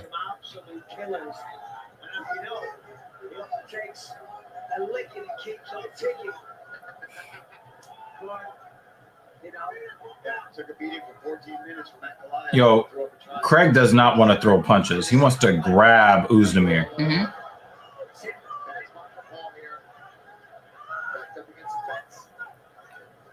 Paul has to be careful because the way he throws himself down like that makes it look like he's being dominated. Yeah. Like he just has sort of that body language where the ref would come in and say, "Oh, you're hurt. I'm gonna stop it." Yeah, you know? He's trying to bait Ozdemir into thinking that he's hurt. Right, but he's doing it a little too well, and I could see the ref being like, "Oh, you're hurt. Let me stop." Yeah. Because that's what happened with Herb Dean, right? When the guy was pretending to be. That was that Ankalaev and the guy was like purposefully going limp and making those sorts of movements. He was like, oh yeah. Who was that? So Herb Ion was like, Kutalaba. All right, you're hurt. I'm gonna stop the fight, and then he got pissed off. Kutalaba. He's like, yo, the dude's just doing his job. Craig is making his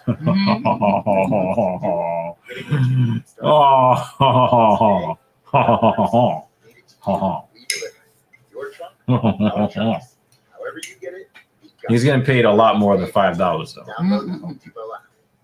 Booking.com, finding things and all that different stuff. Beachfront property, no problem. Kitchen, oh, you guys got it. I'm kind of happy for Idris Elba. This dude is raking in buco bucks. And the thing is, like, it's not like he's like an honorary white guy. Like he's just Idris Elba, and people just love him because he's Idris Elba. You know, I think that's really fucking cool.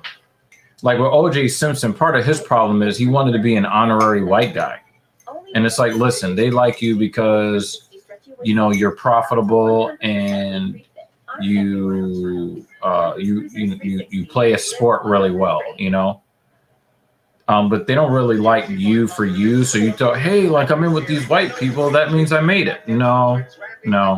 But Idris Elba is different. He's like, I'm just me. Yes, I'm marketable. Premieres on YouTube July 30th. So the referee, there's a head kick again.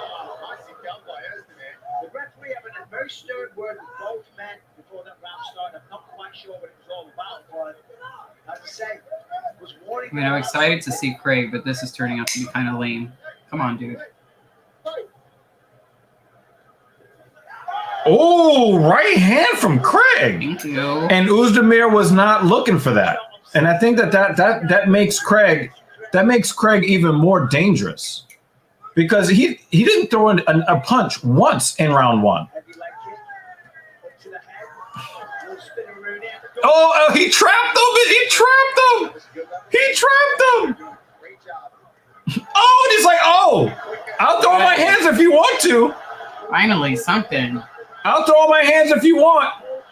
And the thing is, we know that Ozdemir kind of has a jaw that, you know.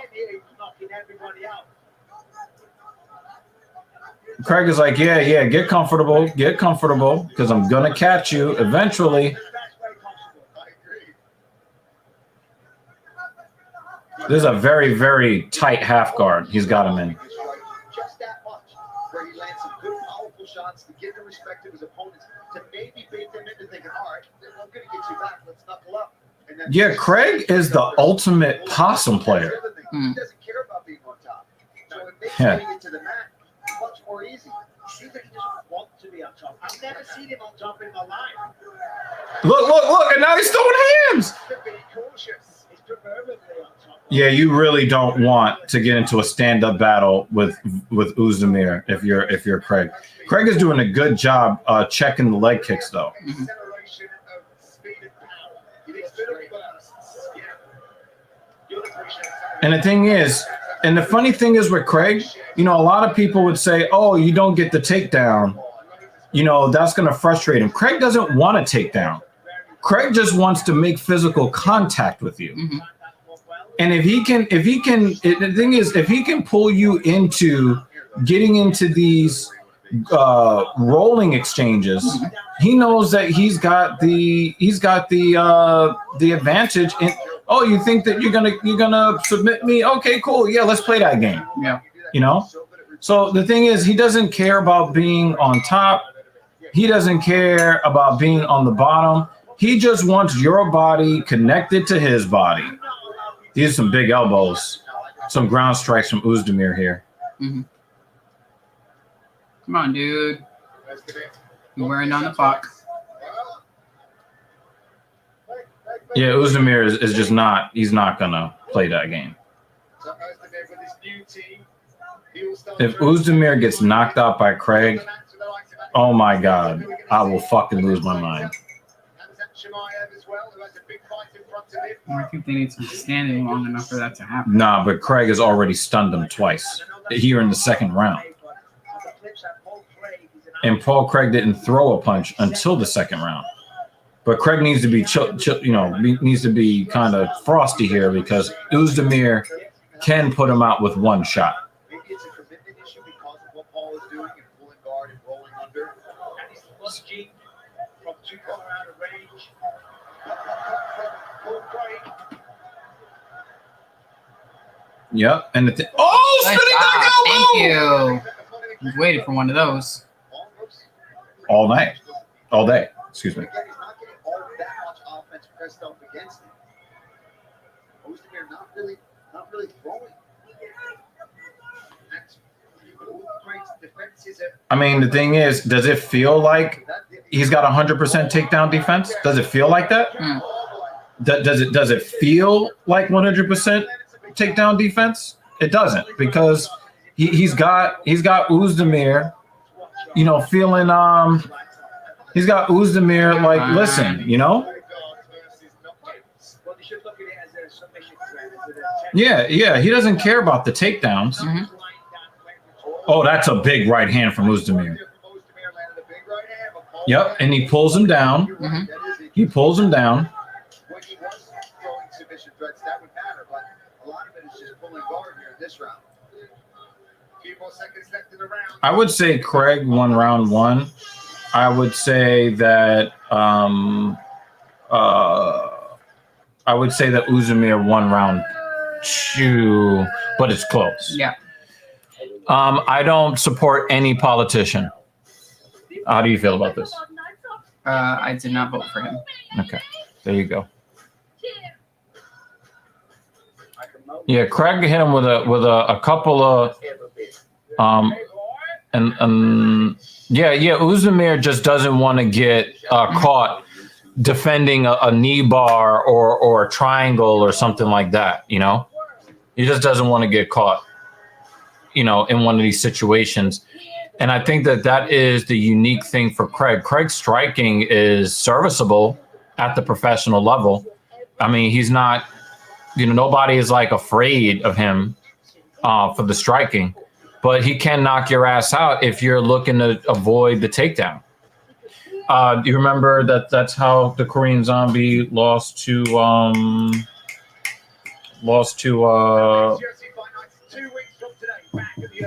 What's his face when he did the elbow? Ortega when he lost. No, I don't support any politician. Period. The answer is no. Round number 3 in the light heavyweight division. Ranked is on the line. Carrying that number 8.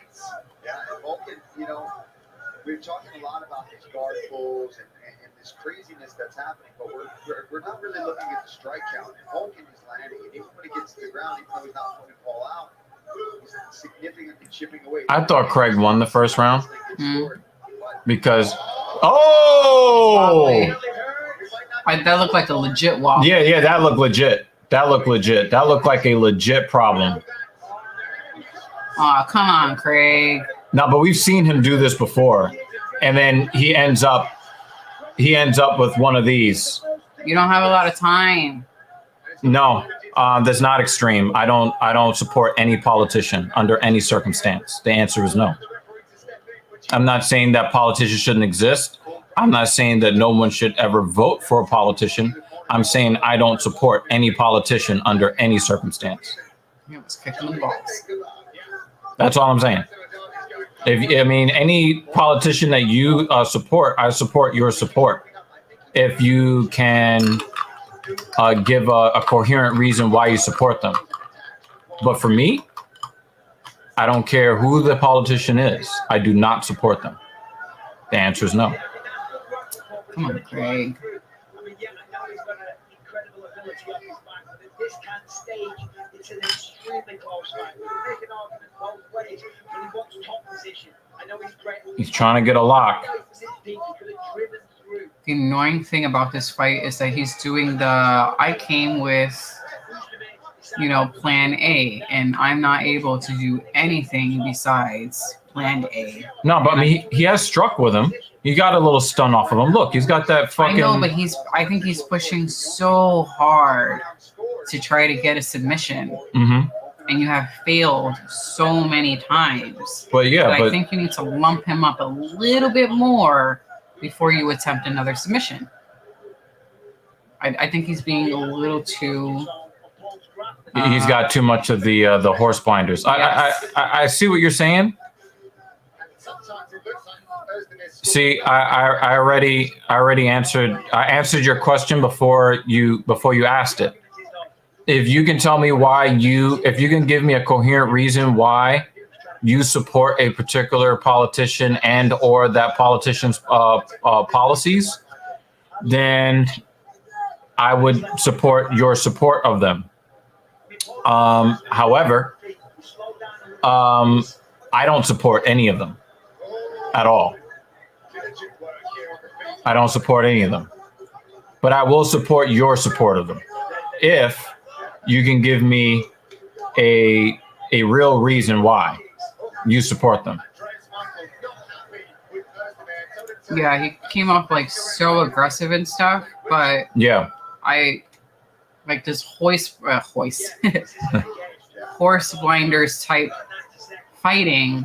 He can throw hands too. You can see he's got a little bit of combinations in him. A little bit of combinations, but it's not really doing shit because then you do sort of what now looks like a lazy, Yeah. So now you're just, come on. No, I know why he's doing that. Because the thing is, he doesn't want to get caught with an uppercut getting up off the floor. He wants to force the referee to stand him up. You may have lost this fight. Not may have. Come on, dude. I think he's definitely. And the thing is that if the judges are listening to the loss of support from the home crowd from Craig, mm-hmm. That was a dangerous move by Ozdemir there. He's kind of cruising to a victory here, and he's putting these 1-2 punches, which we find annoying when the ladies do it. It's not any less annoying at this stage in the fight. That's a nice body. That was a nice body shot there.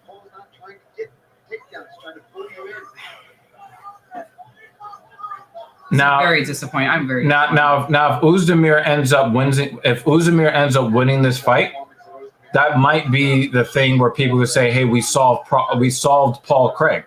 Because the only thing we need to do is keep you from grabbing on. And the thing is, now Ozdemir can try to knock him out because in 10 seconds he knows that Craig is not going to get a submission victory in the last 10 seconds or so.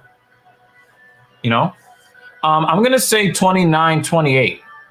I'm going to say 29-28 Uzumir. I thought Craig actually had him in a lot of trouble in the grappling exchanges in round 1. He got him in a lot of trouble with the knee bar attempt. And so I thought that Craig came the closest to ending the fight.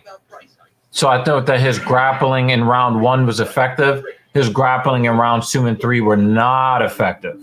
His attempt at even getting into a grappling exchange were not effective. Yeah. Yeah.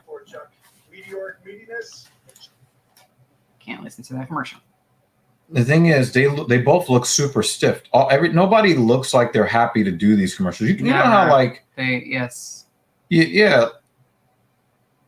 Like I don't know if Subway knows that these commercials are bad and they're making them this way on purpose, but it almost looks like they just say, "Hey, we'll just pay a lot of money for these people to show up, and we don't really care."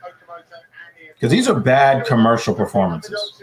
Like the Taco Bell commercials, they're written well and they're performed well. Like the actors are actually believable and imagine if they actually produced food well. If they actually did that, that'd be something. Ladies and gentlemen, after 3 rounds, we go to the judges' scorecards for decision. All 3 judges score this contest 30-27. Wow, David Banner. David. It's so disappointing. So fucking disappointing. Wow, that was something. Make a sandwich. You want a hot one or a cold one? And 1 or 2. Do we have like lettuce and tomatoes and all that shit? Maybe. If we have cold, if we don't hot. Yes. Thank you. 1 or 2. Start with 1. Yeah. Thank you. That's what I felt. It goes wrong. He went for the grab. He hauled up to my leg, but I was able to defend it. I don't have to get him. How much of the training camp when you preparing for this was dedicated to just defending submissions? You know, I didn't watch any of He put a big ass knot on his head though. That knot is for real. Then it's starting to turn colors. I think that when Paul watches this fight back, he's not going to be happy with what he sees. Patient performance. Ladies and gentlemen, your winner, Volkan Oezdemir. Yeah, I agree with this. Thank you for coming through the stream. Yeah, I totally agree. And this is why I always question whenever you see fighters playing mind games. And I think that the guy that really had me questioning is Conor McGregor, you know? I think that whenever you see guys trying way too hard to, you know, try to stare into the guy's eyes, you know, during ceremonial weigh-ins and all this stuff, you know? When people try to play like the extreme mind games, it really makes me question whether or not they believe they have the talent and the skill to win the fight straight up. And I remember when Conor fought Aldo, right? Conor ran his mouth and talked all of this about Brasilia and all of this, right? We never actually got to see who the better fighter was because it ended in the first 20 seconds. But we don't really know if Jose Aldo is actually a inferior fighter. We don't actually know if he's an inferior fighter to Conor, but we do know that he got blasted because he ran in chin first off of emotion. Conor was able to play the mind game successfully, so you see a whole lot of other fighters wanting to mean mug and talk shit and all this other stuff, right? But the thing is, if you get a guy who's able to stand within himself and not break masculine frame, then your lack of confidence in your skill is going to show in the cage. Let's see what It's Your Boy has to say. I'm fine with confidence and belief, but shit talking to try out somehow to get into their minds when it has not shown the work, then you're asking for. I mean, and now they just have an extra motivation to do extra damage to you when they catch you in a compromising position. You know, if you get in the cage with somebody who knows what the fuck they're doing and they know that they know what the fuck they're doing, you're gonna have a problem. And I think that Paul Craig really started to feel himself. But here's the funny thing, right? Paul Craig did all that mean mugging before the fight. But then he tried to play possum, which I thought hurt him on the scorecards. I thought that Paul Craig won the first round. I still believe he won the first round. But with all that flopping about and pretending to be hurt, the judges see that shit, they're going to score it just the way it looks. No, I am not attracted to her at all. I'm not attracted to her at all. But with the Conor and Jose fight, he allowed Conor to get deep into his mind and has openly said it. Yes.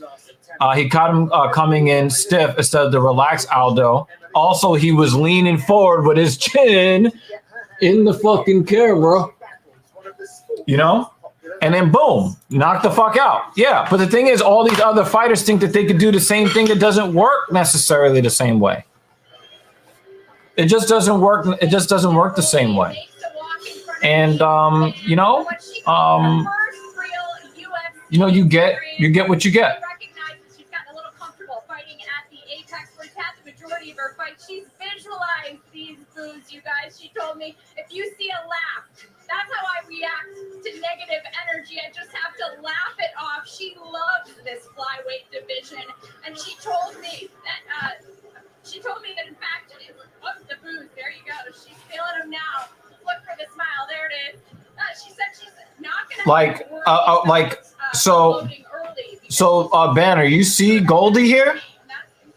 I find her attractive on the fitness scale. Like, if I was like in the gym and I saw her in the gym, I would be attracted to her. Now, she's a little bit too muscular for my tastes, but I could definitely make it work because she has a very nice smile. She has a very feminine appearance, despite she's heavily muscular. She's very muscular, like she has a very similar physique to Zhang Wei Li. But I find her to actually be attractive by comparison. But she's a little bit in the upper body, just a little bit too muscular. But she does not cross into yo, you're a savage for this. You're a savage. You're a fucking savage for that. But yeah.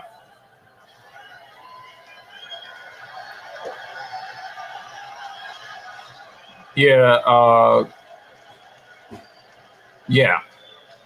You're a fucking savage for that. But yeah.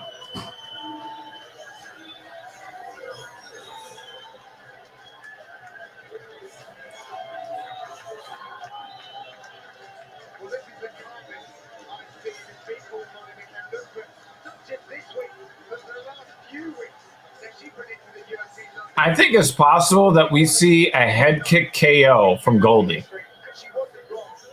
That will silence this arena.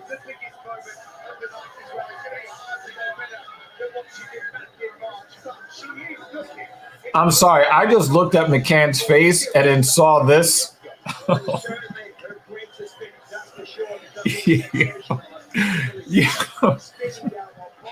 You've got no chill. You've got no chill, son.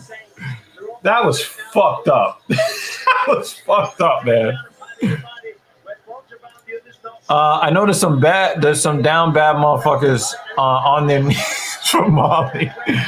They like their muscle mommies out in England. But I'm saying, but her opponent is a much more physically attractive, muscular woman. Now, Molly is not really that muscular though. But her head is she got a brolic ass head. But she's not really like a muscly chick. Goldschmidt, she's definitely a muscly chick.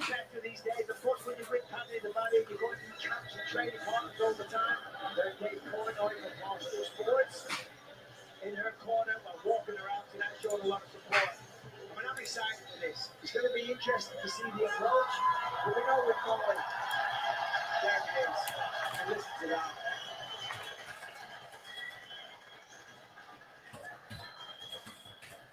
She certainly knows how to work the crowd ball. Be more comfortable with her position in UK mixed martial arts, international mixed martial arts now. They pulled like Barstool's deal for people volley as well. I don't think she expected it to all go as well as it has done. But looking fantastic there on the prep point. I usually don't like MMA female fighters, but Mackenzie Dern, oh, she can wine and dine me any night respectfully.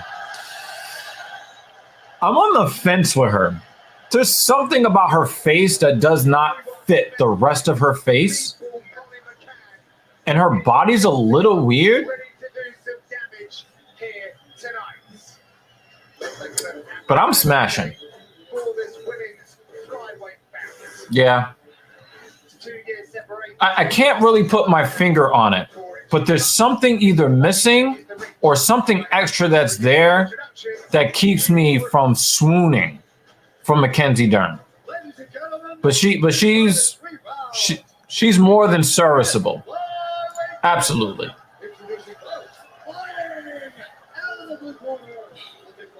Oh wow. She put apple slices in this? She's not playing, y'all. This woman's not playing. Okay? Look at this fucking sandwich she just made. Holy crap. I don't want the apples to go bad. They've just been sitting on the counter. I want to see Molly win and Patty get nuked. Yeah, kind of. I just don't want to see any grown men twerking. I don't even like to see women twerking. I definitely don't want to see a man twerking. So I kind of hope it's a double KO or something.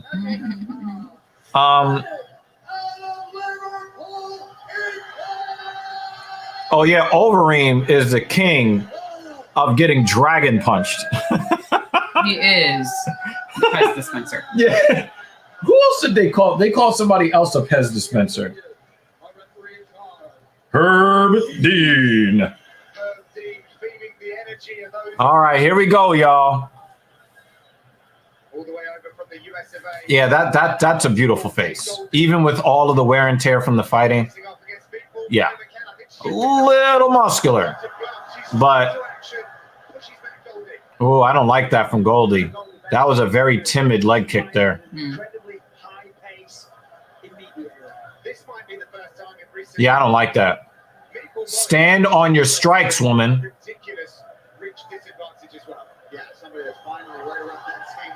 Overhand right for McCann.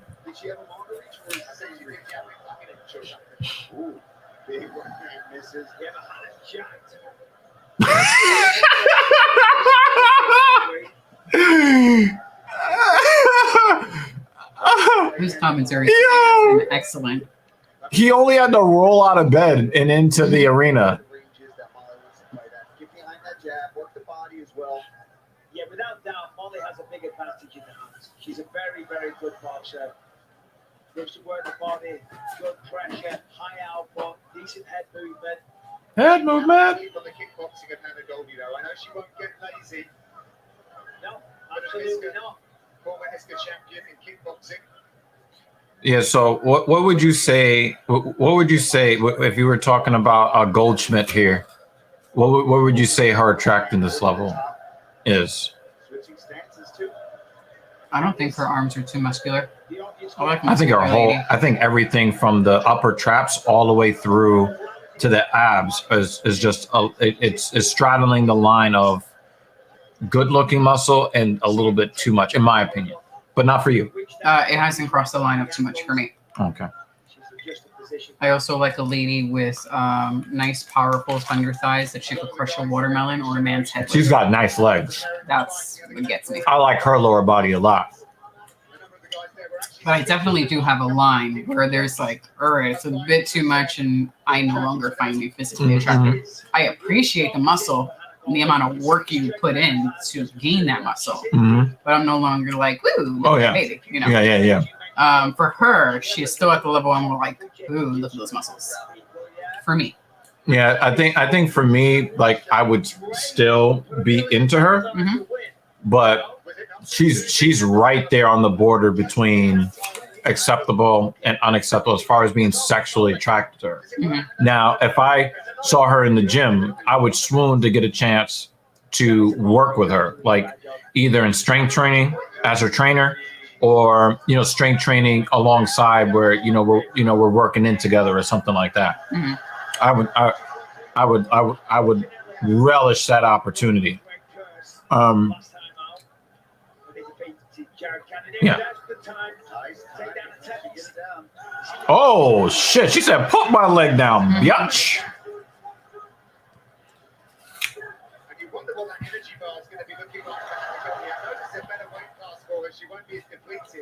Give me a blunt and a big of cognac, biatch.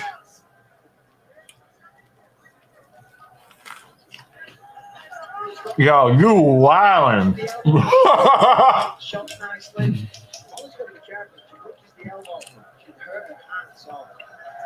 Bruce Bob tried to left the stream, so he took over. What happened to Bruce? I don't know. Yeah, but get him back later. That chick looks like Big Bird. I would love to be like her best male friend, because Roxanne Modafferi is just, oh, spinning out. Oh, it's over. It's over.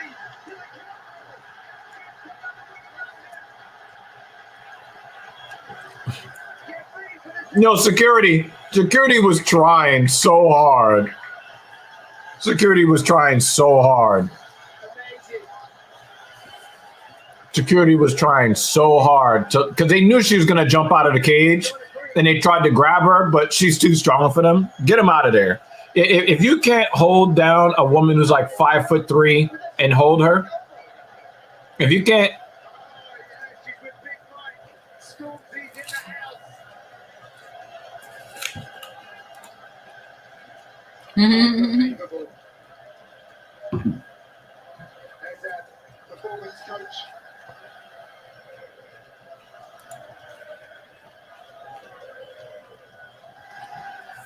Can you have me paper towel right quick? I do think that this like post-fight celebration cheering is the best one so far. Like definitely gives you the warm. Oh, look at that! This is a very warm and fuzzies celebration after, Yeah, Goldie really folded over with her ass in the air. That made her look more attractive, even though she was just getting fucked up. Big shots. Wow. Yeah, once she fell face first, she's a brawler, yo. She is unbelievable. Look at the reaction. Put it back to stage. The energy in this place.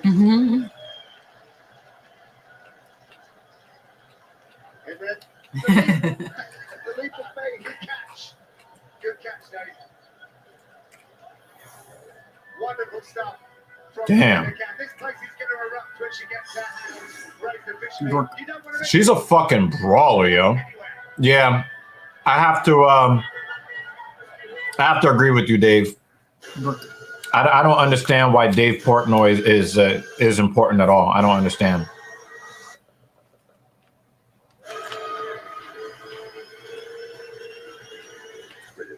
The shout out to him for making himself part of the national consciousness.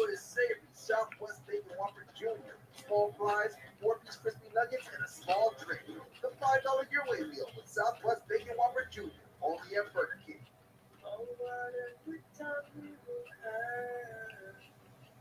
You put like some wasabi shit in here? There's mustard in it. Hmm. I think it's honey mustard. Tastes like there's some like that fucking dragon breath shit through the nostrils, you know? It's the mustard that's on the door of the fridge. I think it's honey mustard. We could check it. Yeah. Mayonnaise, mustard, Tonight's UFC telecast lettuce, is tomato. brought to you by Proper Number 12 Irish Whiskey, the smoothest liquid gold in the world. Yep. We no longer see Conor in the cage winning fights. You see him doing commercials, pushing fucking bullshit alcohol. Has got to stop to this contest at 3 minutes, 52 seconds of the very first round. Declare the winner. She's not happy with herself at all. Yeah.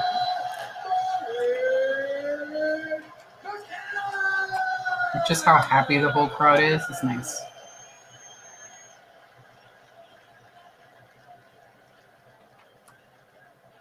Ladies and gentlemen, here in the meatball, Molly McCann. Molly, listen to that. Before we get to the fight, what does this mean to you to have this kind of support? I had mustard on my nose. Good job. Guys, have a listen. I don't know if I've ever seen this in combat sport in the UK. Get behind a female athlete. Do you wave and clap everyone who's good for me? I appreciate you. It's those walkouts. It's that energy that you bring. That's what gets you finishes. Do you see everyone else on this card who didn't want it as much? They let you down. I will not let you down. Damn! She's a savage! Well, that's why these people love you, Molly, because you're honest, but every single time, always bring it. But what we do, But she also just won. No, she's just savage. So other fellow countrymen who didn't win on the card. Obviously, now you're on a crazy run in the UFC. When do you want to fight again? I like how Derek Brunson's, oh, yeah, Molly McCann found the opening and stormed it. Yeah, like you never do. The fuck? I'm committed to the game. Day and night, Sean, come to whenever you want me. I'm out to cook and I just don't get used to sing one thing. Okay, I'm not going to swear. The Tories, the I'm going to say I agree with that one. Molly, meatball McCann, ladies and gentlemen.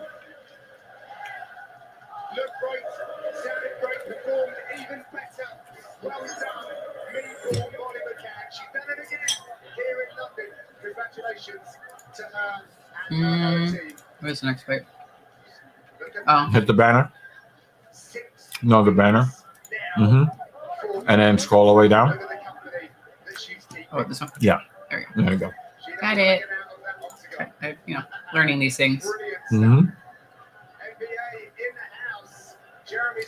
No, I think that Gustafson's got a lot left.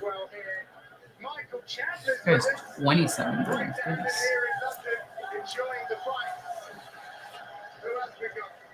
Gustafson Porzingis. Ah. Excellent downhill company.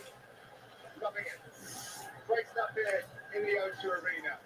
And there is the figure of Nikita Krylov. Since we've been training in the mountains and has never felt better. It's a huge opportunity tonight.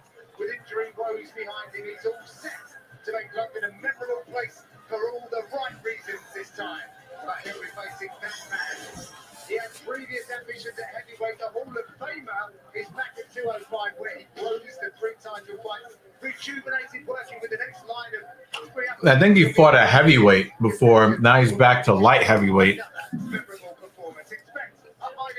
Let's see what happens here.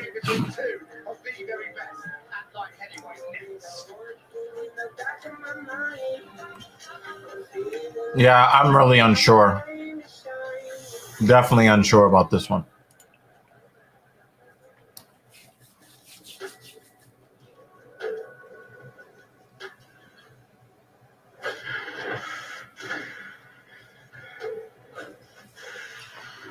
I want to thank Eric Anders for coming through the stream. You know, we get UFC fighters watching our shit. That's why you should stay coming over here too. Bam boom. Whoa, shit! Look who showed up. With fresh tees, new jeans, cool sneakers, and more adorable pieces. Welcome. At affordable prices.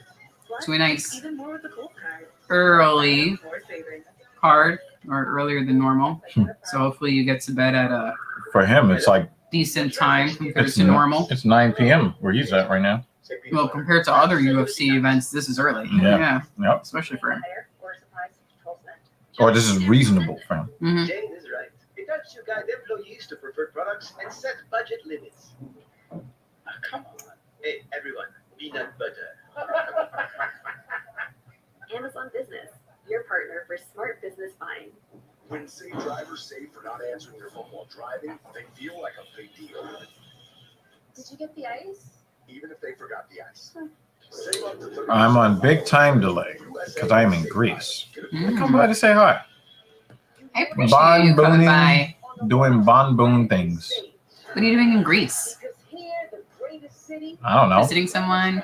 Vacation? Find something. Don't listen to him. What's happening in Greece? How is it? Never been. Well, I've never been outside the United States. But tell me. Or tell us next time if it's just a quick swing by. ESPN Films presents The Captain, episode 3 and 4, Thursday at 9 p.m. Eastern on ESPN and ESPN Plus. Welcome back, so from the hustle and bustle of the world famous Piccadilly Circus in the West End of London to the iconic That Piccadilly is the place that Call of Duty fans now hate. They probably would hate going there in real life because they hate the Piccadilly map. for Molly McCann, who sorts out a couple of drinking partners on her way back to the locker rooms. Look, Joanna, you're taking now on you about this. JJ said that she was told by Molly to bring a bottle of Howlerhead with her. She delivered, and she has a couple of shots in there. And Michael Chandler, wonderful stuff. Karlov's best win in the past 5 years was against a 36-year-old OSP. Yeah, that's not a great. that's not a great. Just no. That's yeah. It's very cool to hear. Yeah. Well, Alexander Gustafsson will Glad you're able to travel for family. I think the furthest I need to go is like Demola has done a right Florida. himself in London as well, finishing Cyril Diabate and Jimmy Manuel in England's capital city. Tonight, the Swedish star returns for his first fight since 2020 to take on Nikita Krylov. Owner of UFC wins over Walt Harris, Ovince St. Preux, and Johnny Walker. Krylov has always been a tough out. Oh, shit. When the octagon door shuts, but he knows if he beats Gustafsson, it could be the defining win of his career thus far. Coming up next, Nikita the Miner Krylov squares off against Alexander the Mauler Gustafsson. No, he's not a mauler. I hope that we're not at the stage of his career where he's changing his nickname constantly to not get cut from the UFC. Here's how to hold a bit of cheese. Period. Did you know you're supposed to twist this with the bottle? Much of it. Twisted. Flamingos are born red, not pink. Nature's beautiful. This is how you do bone chicken wings. Oh, you twist it, don't shake it. Tick-tock-tock. I'm still gonna shake it. Thank God. Socket wrench. I prefer it when you shake it. Not when I just did. Customize your car insurance. You only pay for what you need. Stick to shaking. Okay. Shaking it. Thank you. Okay, I need a crowbar and a blowtorch. We move.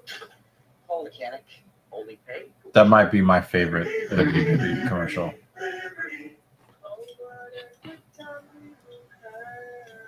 There you go. I'm gonna sit right back down.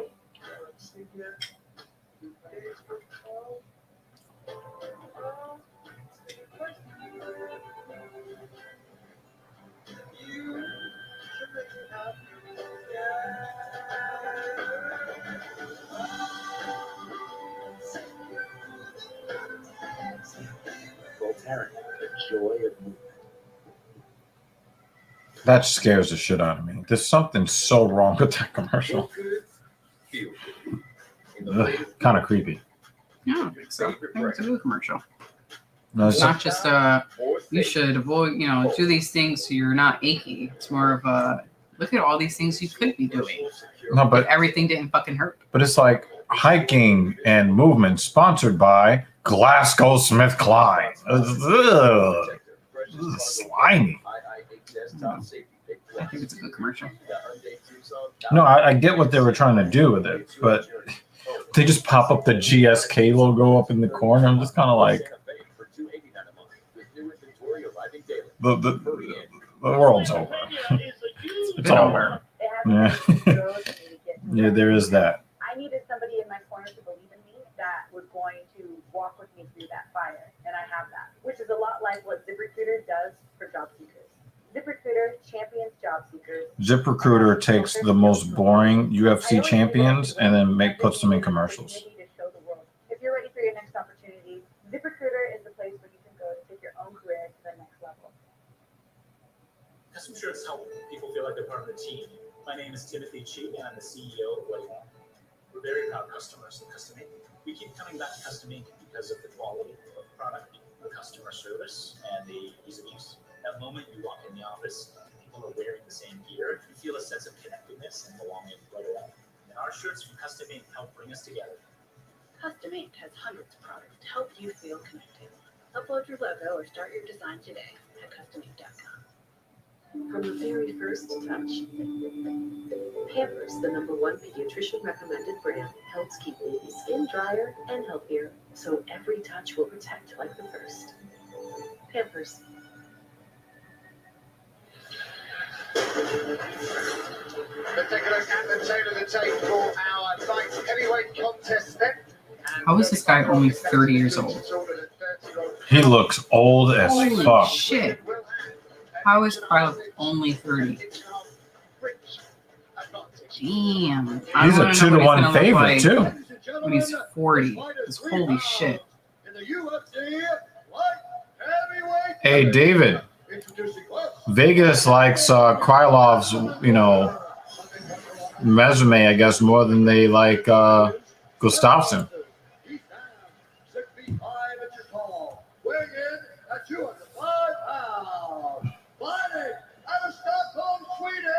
Presenting the UFC Hall of Famer, Alexander. That's not a great. If he has to call out your name like that, probably not a good sign.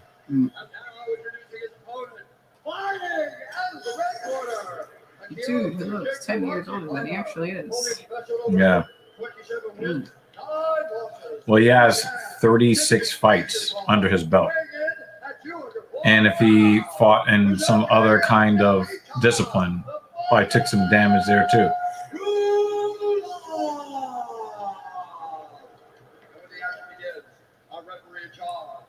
Mark Goddard, the octagon manager for this one. Nikita Krylov, number 11 ranked light heavyweights, taking on the Swedish legend in Alexander the Mauler Gustafsson. Back down at his home of 205 pounds, where he did so much damage, so much good. Held the nation on his shoulders as well. Oh, both. Hey. Oh! Oh! Wow. Gustafsson's about to go out. He's about to go out right here at the beginning of round 1. Wow. This is the guy that stood toe-to-toe with John Jones.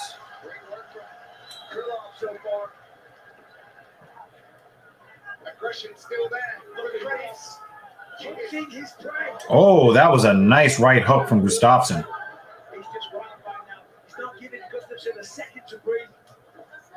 Nice leg kick from Krylov.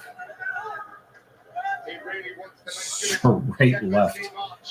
That was a fucking piston in his face.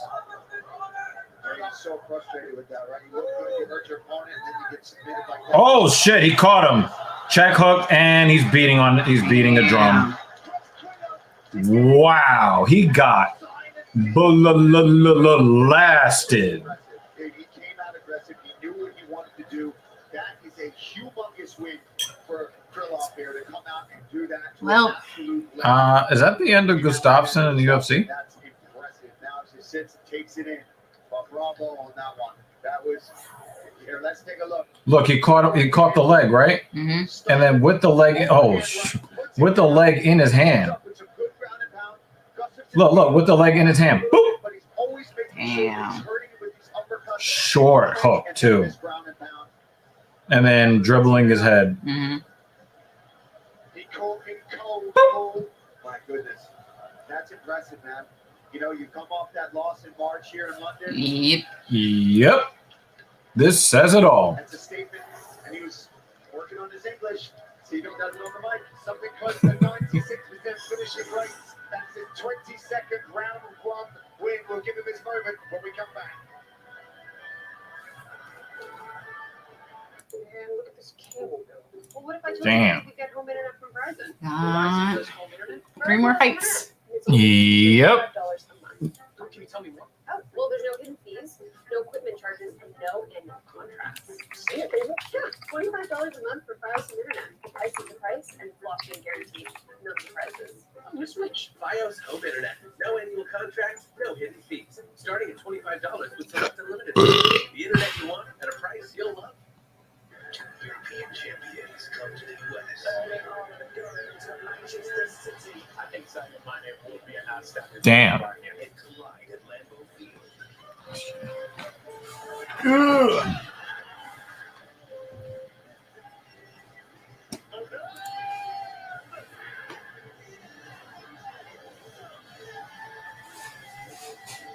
Bayern Munich, Manchester City Ah.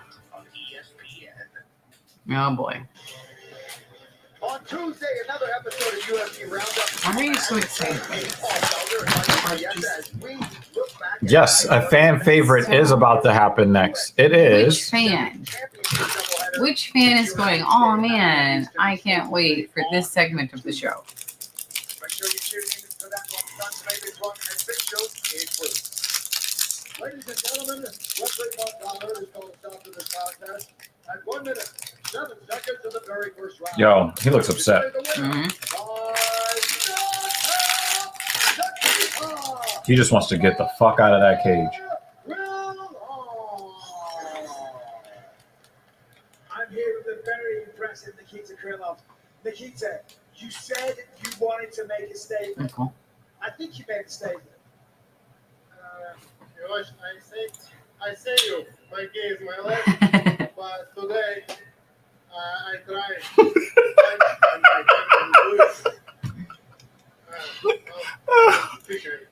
Yeah, that's what it looks like. Fantastically. Take a look at the screen and walk us through the finish. I mean, you got It on was so quick. straight away. This So quick. Yep. thanks my coach. I say he genius of MMA. My family, my team is the best people. I love all my friends. I love my wife. I love my son. Thank you very much. Beautiful. These are all the things I know how to say in English. You just beat a Hall of Famer. You've been in there with some of the best in the world. Who do you want next? Yeah, it's you're right. It's biggest name in my career. And now I want close my last fight. You watch Volkan with straight. It's not good fight. I think Volkan can better. Let's go Volkan. In UFC Abu Dhabi. Let's go fight. I like it. Congratulations on a great performance. Nikita, I got to give a little bit of credit to Gustafsson. He really tried to counter even when he was hurt. But he got put out very fast. And I don't want to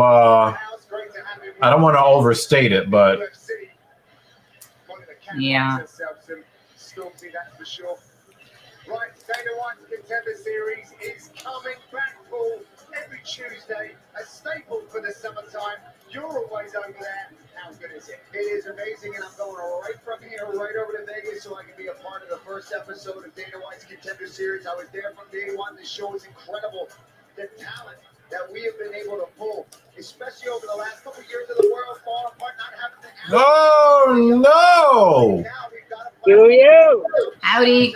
See the talent, give them Good. give them a chance to entertain the boss and put How's themselves. it going? Yeah, and breaking news on episode The Indian Jesus. Do you hear me? Yeah. Yeah. I'm here. The Indian How's Jesus the, is how's here. the card going? Good so far. It's been a weird card, but entertaining. Weird but entertaining. Absolutely. Who's fighting now? The twerker versus the shit talker.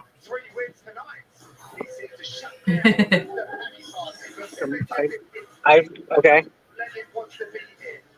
Thanks for clearing that up. Love it.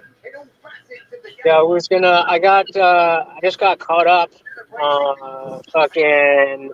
It was supposed to be a lesson with like this little golden doodle, and dude was like, actually, I'm gonna donate the lessons to my sister.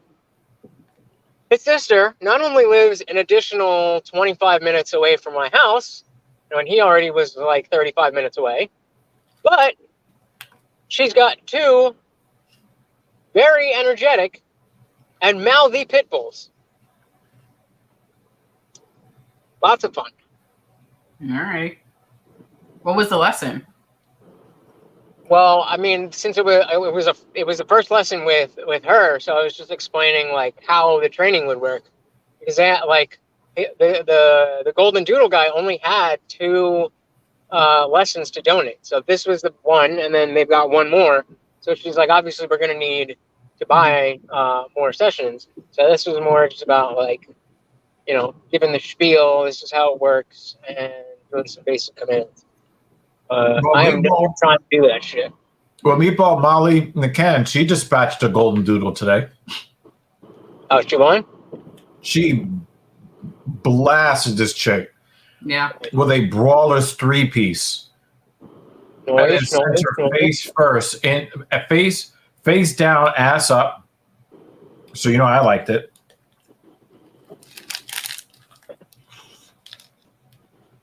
Yeah, but how many fights are left? 3. After this one is the co-main. All right, so I'll probably hop on for that because I gotta make a video. I was saying how this dude, I seen your little podcast. He was talking shit, and he wasn't doing it on my podcast. No, he was. No, Real Nathan Daly was doing a panel. And he was just talking to people. And then Senior Little Podcast comes up on the panel. And he's talking about what I thought was him giving this, black people are oppressed and the system is that and da-da-da-da. That is what I thought he was saying. Apparently I was wrong. But so he says his piece, and then I come up and I'm like, I feel like that's a sad thing for people to believe about themselves. It's one thing when white liberals think like, oh, we got to go save the black people because they can't do anything themselves. Like that's bad enough. But, if you're thinking about that, you're a black person, you're thinking about that about yourself, then, that makes me sad. I was just wondering how many people thought that way and whatever. So me and Nathan were talking about that. Then I get a message from Nathan late last night that dude did a 5.5-hour stream about how me and Nathan were twisting his words and trying to make him look stupid and do all this. And no, you did that all by yourself when you did a 5.5-hour stream. Oh my God, that's terrible. Like even his own chat, because I explained that the white liberal part sticks out. And I literally said, it's like when white liberals, and he stopped it right there. He was like, when did I talk about white liberals? When did I talk about white liberals? Even his own chat was like, he didn't say that. He's making an analogy. So I'm Did you know he's a bum? Oh, he's definitely when he named his channel. Yup. Well, because you're already coming off like a hater from the jump. Yep. If you go and look at go to his channel, and there's oppression exists. Oppression exists. Changed my mind, and just look at the comments back and forth between me and him. It's not that long, but I was just like, yo, first of all, I was like, if you're gonna be talking shit, have the fucking balls to tag me or hit me up and say and Nathan and say that you're about to do an entire stream talking shit. But no, you're just gonna hide in your little corner and say it. So whatever. That's what I commented. I was like, would have been nice. You know, you're welcome on my channel to talk about this. Clearly, there was a misunderstanding. You misunderstood what I said. I was like, nah, you need to apologize live on stream. I was like, look, bro, I'm sorry if I misunderstood what you said, but like, I wasn't talking about you. The things that you said triggered another thought that other people have been saying. I said multiple times a sentiment that is been echoed commonly. Said that multiple times. So even if I got what you were saying wrong, what I'm still talking, then it just means you're irrelevant to my conversation. That's all that it means. It doesn't apply. Let it fly. Mm-hmm. Exactly. So I'm debating whether to put that in the video itself because I really want. Go all in the way you normally go all in. Well, here's why I'm not sure, because the conversation I had with Nathan about do black people think of themselves this way? Is it justified? He was talking about white supremacy, and I wasn't sure how that connected, but it was like it always connects, unfortunately. Yeah, well, but I mean, in the context that we were talking, I wasn't sure what he was saying. But it was it was at the end of his stream, which was after TLA's stream, which was after my stream. So I was like, all right, we need to do more of it. Yo, when you we'll talk about it when you get home. Yeah, you're starting to freeze up a little bit too. What do you say? Oh, there we go. Yeah, you're freezing up anyway. We'll talk about it when you get back. That's starting already? Yeah. That's starting. That fight is starting already? Yeah. Mm-hmm. Yes. All right. All right. I'll see you. I'll be there. Okay. All right. All right. You can put the volume back up a little bit now. Yeah. We agree with you, June. It's over for Gustafsson. It's over, and it's unfortunate, but them's be the breaks.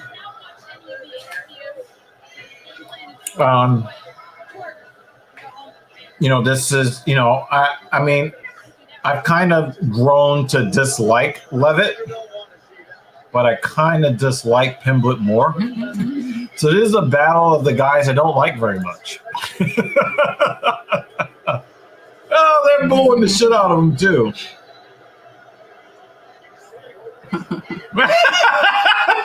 That is a funny response, though. Bathe me in booze. Yeah, but the thing is, Levitt is not a threat to take advantage of his high chin. So this is a really bad stylistic matchup for Levitt. He does not have the hands to make Pimblett pay for the forward high chin, and he just doesn't have the striking for that. Well, they turned the lights out.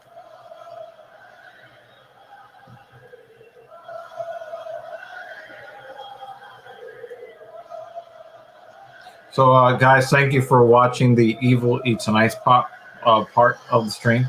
Appreciate y'all.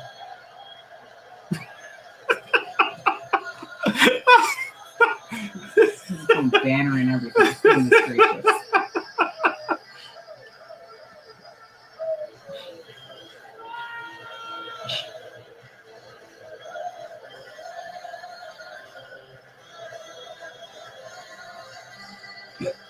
Excuse me.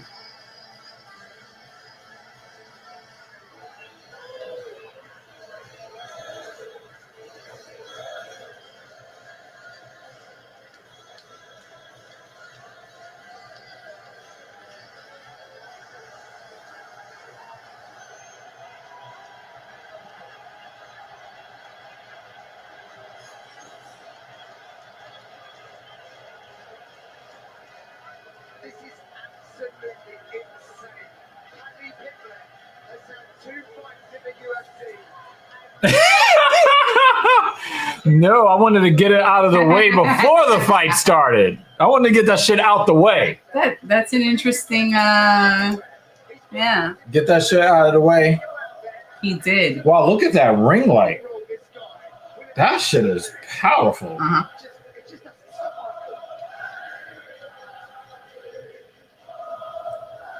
I really, really kind of want to see him get knocked out or submitted now.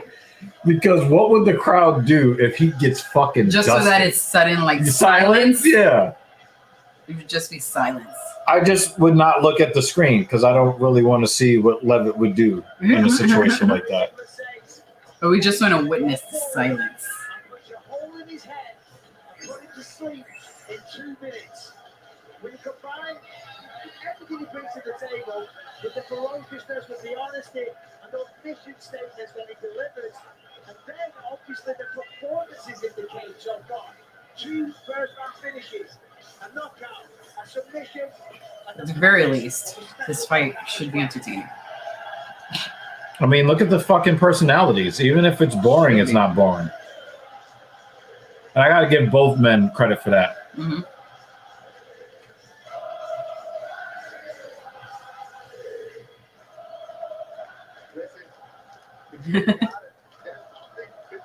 She's getting drunk.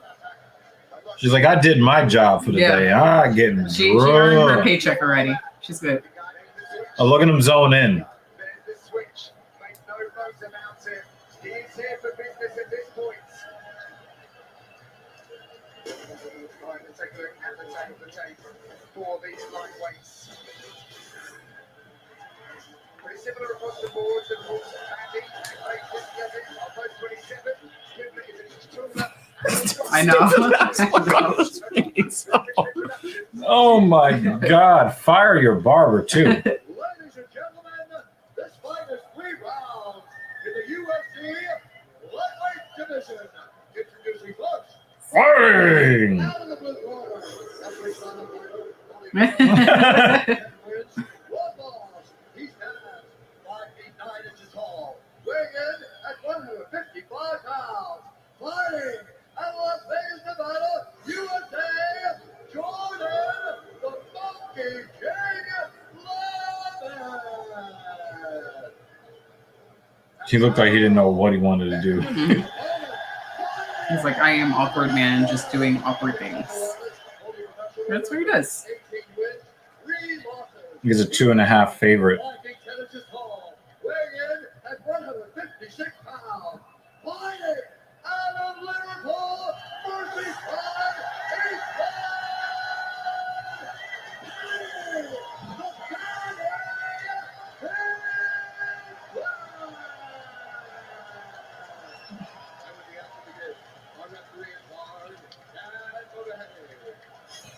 Jordan Levitt says that All right, here we go, y'all. It kind of has like a main event feel, right? It does, very much. someone has it wrong, and we're going to find out who.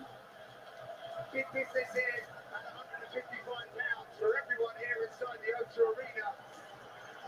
This one will be brought to you by Modelo. And in a rep, limits in the break, but you didn't need me to tell you that. The reality is, on the big money is significantly. Yeah, you cannot stand there in front of Pimblett. He told me he was going to elbow his head into oblivion if he shot him. He said, I expected to go my single leg, and I'm going to elbow the hell out of him. But he Oh wow, he gets the takedown. But he got his back. That's what he got right back on. But this is exactly right. Like, this is where he wants to fight. He's got to be in close. Take away that striking power of Patty.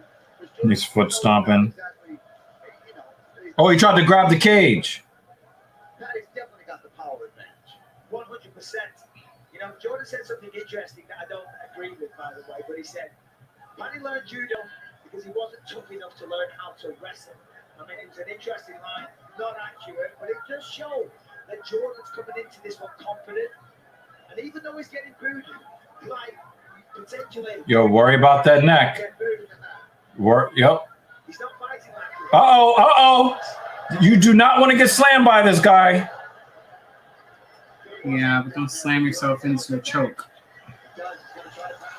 No, the thing is he's applying pressure with his shoulder downward.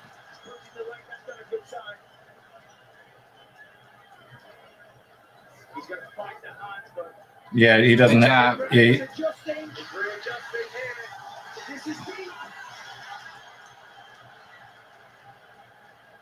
yeah, the thing is he's applying a lot of shoulder pressure to Pimblett. So there's really no there was no threat of a submission there for Pimblett.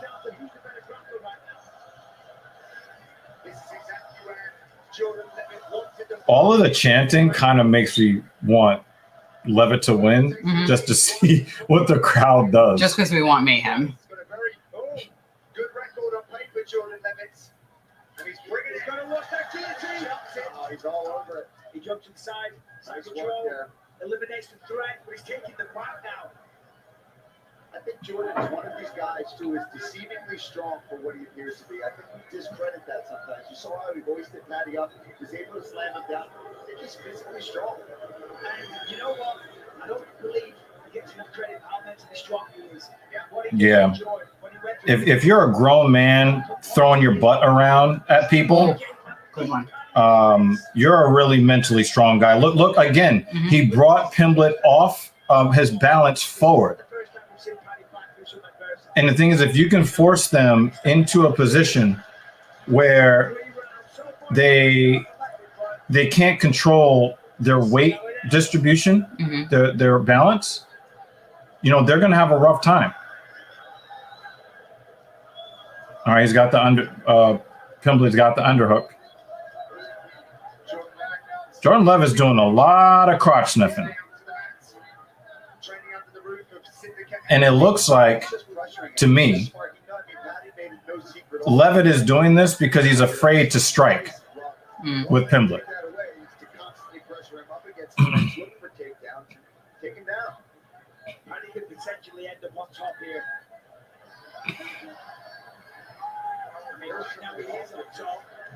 Uh-oh. Yeah, Jordan Levitt, he is a physically strong person. Levitt has no problem power bombing you or doing some weird shit. We've already seen him almost kill somebody doing that shit before. He almost killed that man. That slam where he posted with it, man, that shit still gives me nightmares.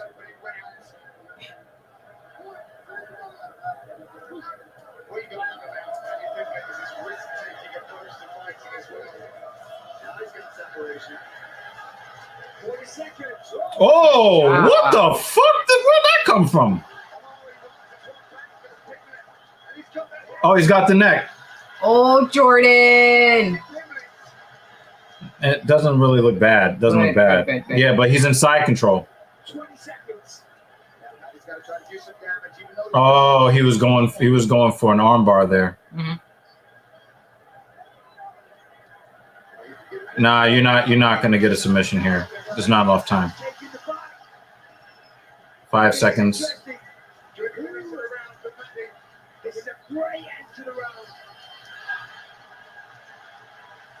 That's a real Pimblett made that a very, very tough round to score at the end. Because Levitt controlled him for most of the round, but a lot of times the judges, they only care about what happens at the end of the round. The last 5 seconds. Yeah. I think that Levitt had more control. Yeah. So I would give him round 1. And I don't really think it's close. Yeah. But me knowing the judges, the way that they do things. Yeah. Some bullshit shit. The worst thing that can happen, even if it's a legitimate, like you can't be mad at it. If there's a decision and Levitt gets a decision, the crowd is going to be really mad, regardless of how dominant he is. I mean, how many takedowns did he get in the first round? Yes. Yeah. He had a bunch of takedowns. You know, he had a lot of control time. Welcome back to London. Paddy the Baddy versus Jordan Levitt, round number 2. But the thing is, David, the judges aren't from there. You know, the judges aren't from there. So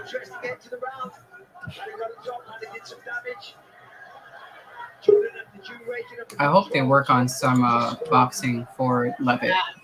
I mean, he is working on it. It's just that he's at the top fight level in the world, and it's kind of hard to show, you know, what you've been working on in the gym and have it actually stick and make you look like an effective striker. After the fight, how was the first round? I would give it to Levitt. I would think that, you know, Pimblett ended off really strong. You know, you always worry about the crowd playing in, but I haven't always seen where the judges are swayed by the crowd. Plus, the thing is, there wasn't like a whole lot of striking for Pimblett. Really was not able to get his offense off until the final 17 seconds of the round.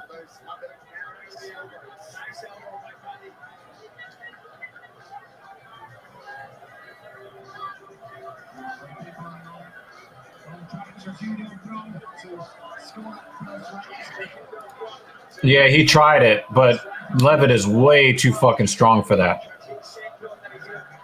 I know, but come here. Come here. Come. So this motherfucker. Whoa! No, that's not it.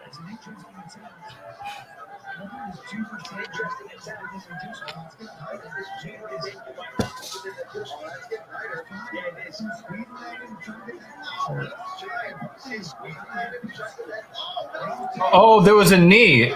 Was that an illegal knee? No. He was standing up.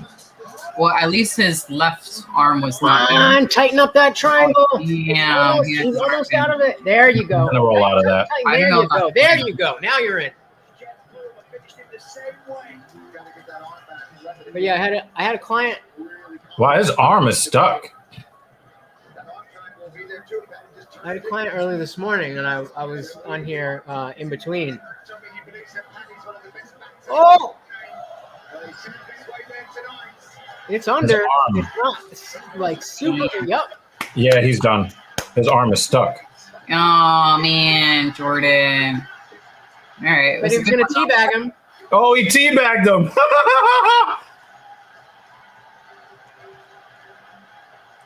Levitt's arm got caught in the triangle.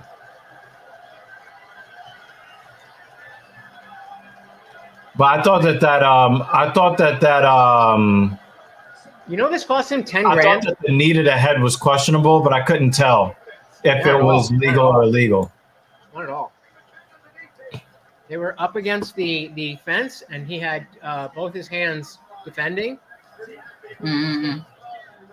Yeah, I just want to see the replay again. Peterson was right there. Was it Peterson or what's his name? Nah, it was Mova Hedy, I think. I don't know. But yeah, so I come home after I would say neither fighter comes out looking great in this, in my opinion. I mean, Patty wins. I mean, yeah, he gets the win, but it's not like, oh my God, he looks great. That was no slouch. I mean, he's not top tier, but for somebody making their way up, see, he's got his hand on the knee and the other hand on his. Wait. Yeah, but yeah, I come home and when he ripped up a bag, like I got a Chili's to go bag. I had some like just some waste paper, and I emptied my ashtray into it. And while I'm gone, he goes in there, gets his head stuck in the handle, is dragging it all around the fucking house, and then knocks down my light. I see the light by the front door. I'm like, you motherfucker. That's some shit you would see in a cartoon. Yeah, for real.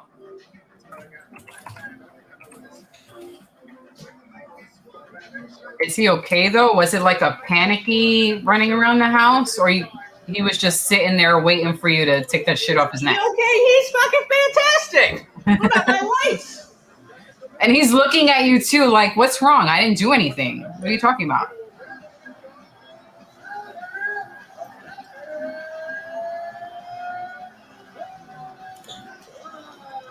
Boom.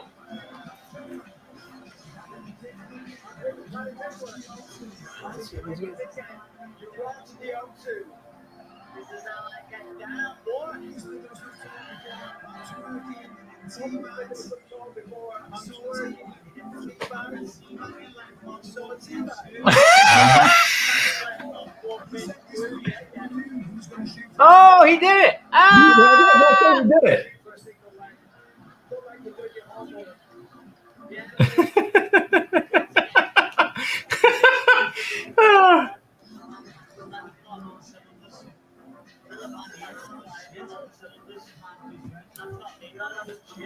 Yeah, see, told you, neither fighter looks good in this. It was a tough first round, but it was a beautiful finish in the second round. The way he took the back and the way he trapped the arm, with the arm triangle, very It was smart. creative. Something you drilled in training camp.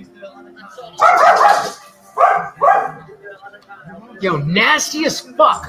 The lady I just came from, one of the dogs shit in the house, and like she's got. Can you push the shit out of him? She got one in the crate and one on the leash. This motherfucker's going after. Morty, leave it! What the fuck are you doing? And so she's got one dog in the crate and one dog on the leash. The dog on the leash takes a shit in the middle of the floor, and she's just like standing there. So I was like, okay, maybe she doesn't want to like let go of the leash. So I was like, all right, I'll just hop on the other side of the gate. And then she just didn't do anything. She just left the shit sitting there for the rest of the lesson.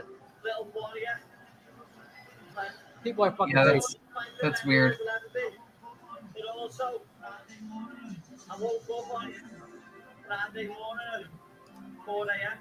Killed himself. This is 5 hours before me weigh-in. So Ricky lad, that's to you. But damn. There's a stigma in this world. There's a stigma in this world that men can't talk. Listen, if you're a man and you've got weight on your shoulders and you think the only way you can solve this by killing yourself, please speak to someone. Speak to anyone. And people don't understand that's part of the reason why the manosphere exists. They think it's all about, oh, you're an incel.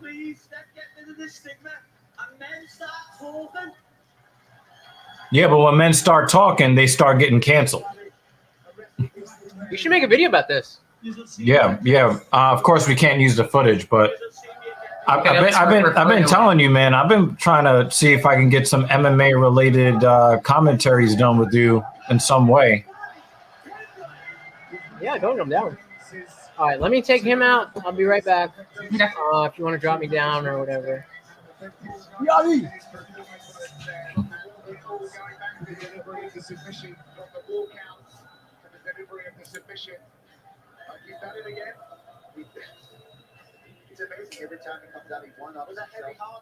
It's crazy. Like, he's looked pretty poor in all 3 of the fights, and he's won them. To still put on the show and get everybody hyped up and do his job is very admirable. He said 5 hours before his weigh-in. Yeah.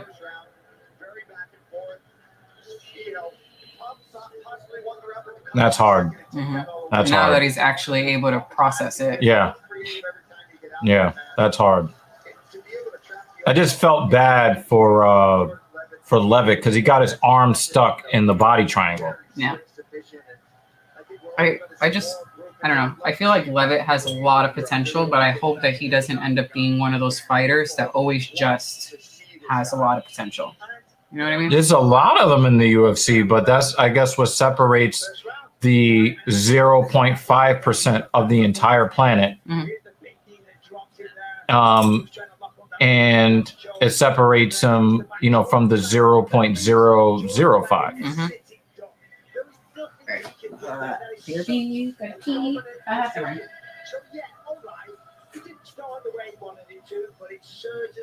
Yeah, he pinned that arm right against his body. Wow.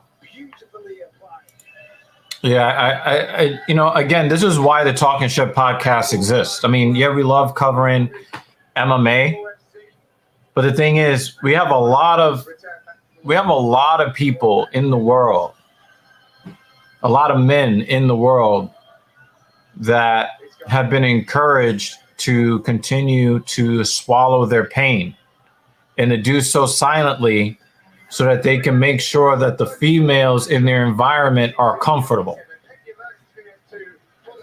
And I think that it's really important.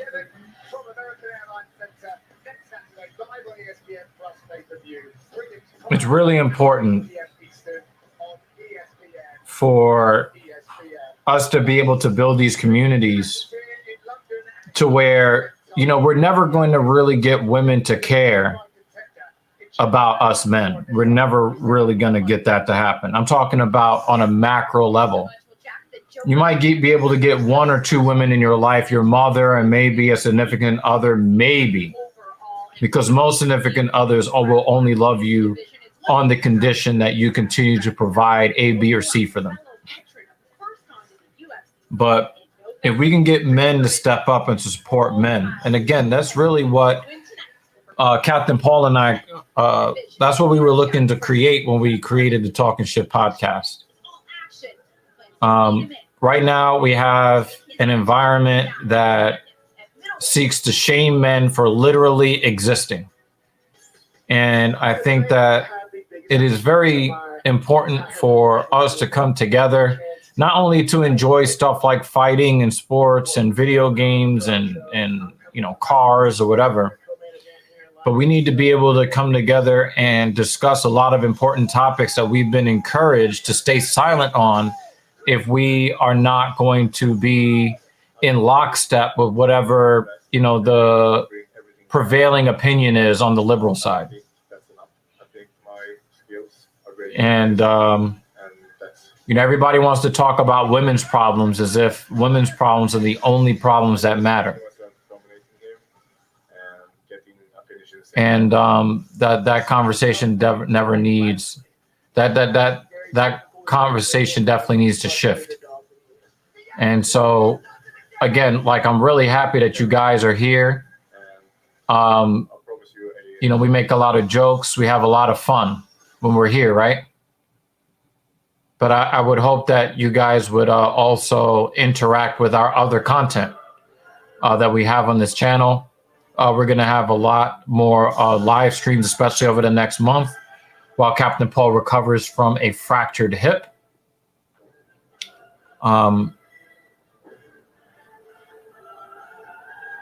Yeah.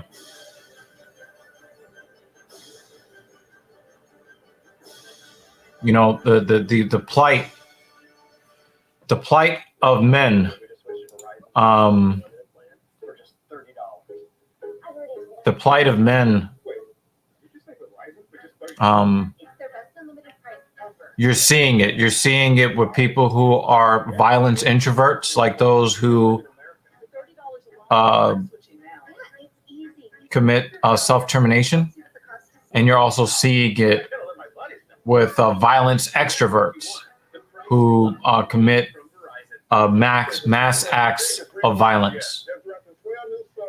And I would love for this platform to expand, to create the kind of community that can support the people that most people are denigrating out in society.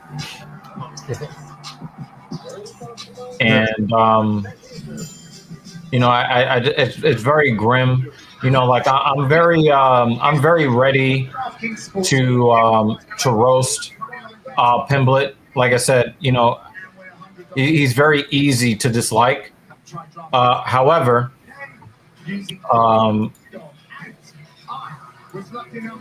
I just believe that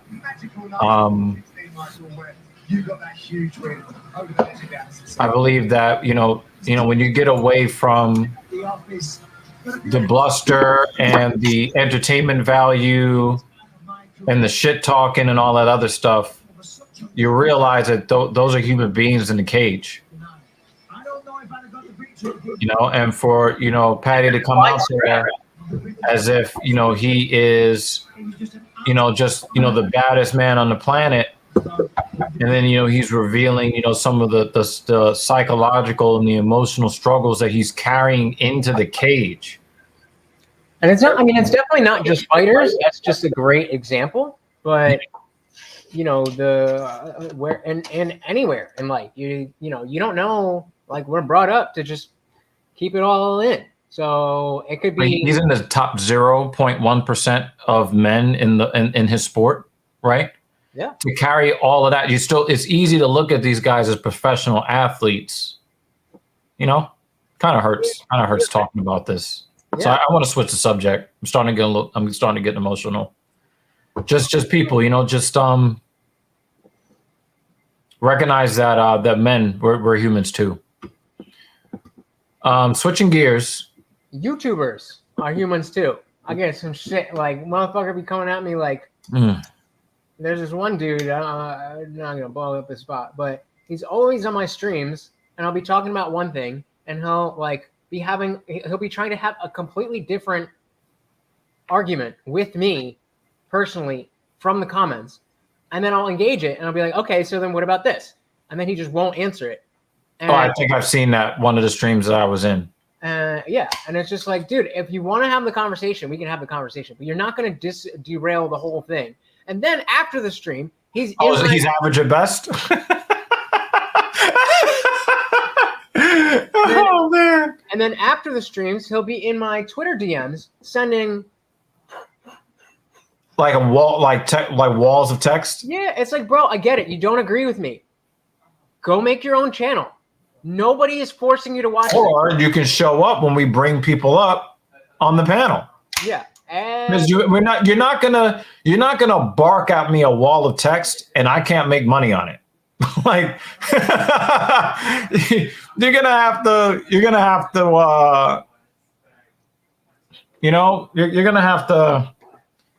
have to step up and say your piece.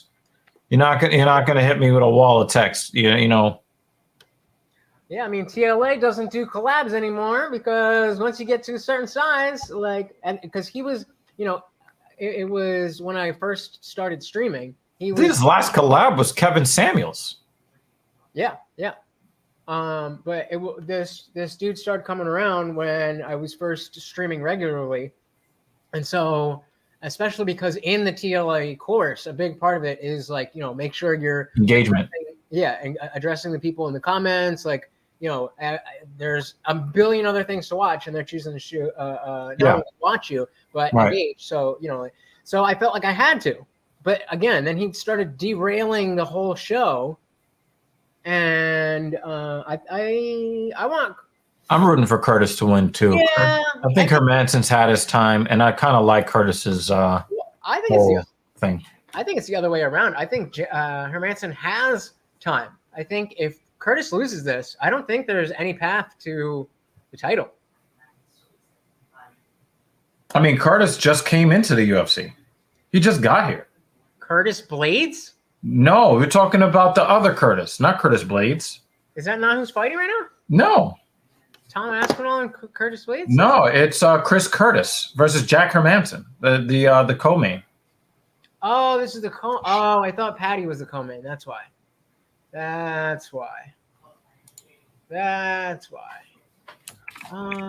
What's his first name? Chris. Yeah, Chris Curtis. I definitely remember him, but damn. Yeah, he just won a couple of weeks ago. Damn. I didn't realize there still had that much time left. Okay.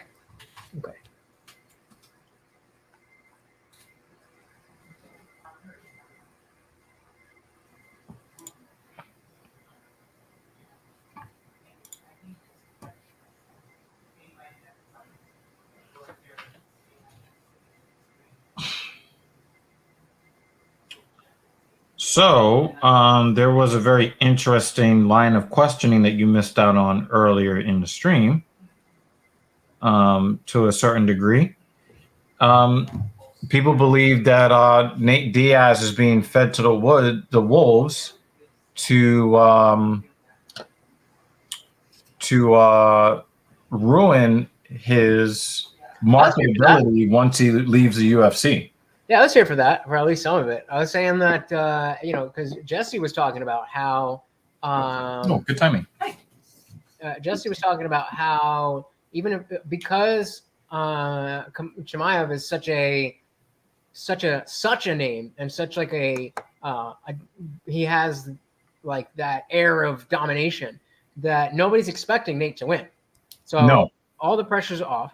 Nate knows how to put on a show, even when he's losing, as we saw with Leon. And so all he has to do is maintain his stock because you don't care about Leon isn't Chimaev, though. I mean, I'm not saying he is, but as long as he puts on a show and he's entertaining, then he's going to be fine when he leaves. But yeah. I get a sneaky suspicion that this fight ends around the 2:30 mark of the first round with Chimaev having his back and just grounding and pounding him until the referee stops the fight. Possibly.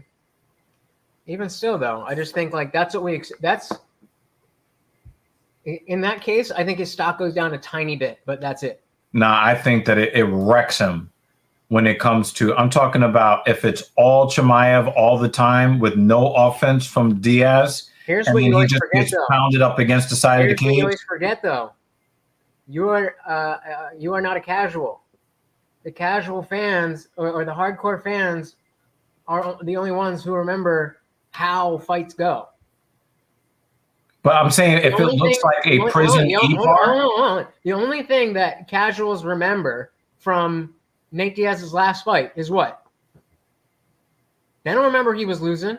They probably don't even know. No, but he looked kind of fresh at the end. He looked fresh at the end. That's not my point. That's not my point. You're missing my point. My point is casuals don't look at that kind of stuff, and he's going into a more casual market. Yeah, but I think if it looks like pay-per-views for Jake Paul are casual fans of boxing, then are people who are watching him in MMA who are casual MMA fans. No, I completely agree with you in that, but I'm actually going a little bit more granular than that. What I'm saying is, if it looks like a prison violation from start to finish, and if the finish happens before the 3-minute mark of the first round, it's going to hurt. It's going to hurt him real bad. If he loses a unanimous decision, then he comes out the winner. If Nate loses, 30-26 on the scorecards, Nate wins. If Nate loses 30-27, he wins even more, right? If he wins if he loses 29-28, he's a superhero, right? But what I'm saying is, if Chimaev makes him look like Lutch is in a jail cell with Big Bubba, I think it hurts Nate Diaz. Nate Diaz has to make it look like he at least belongs in the cage. Yeah. But if it looks like what was that? You reminded me of his name. If he looks like Mickey Gall versus Phil. CM Punk. Just call him CM Punk. It's going to be bad. It's going to be real bad for him when he leaves the UFC, So I think it's really interesting. But, a lot of people have accused Dana White of trying to get guys beat. I don't think that he can dispute that anymore. Yeah, I agree. Yeah, I don't think that he can dispute that. Oh, you're trying to get people beat and all that stuff.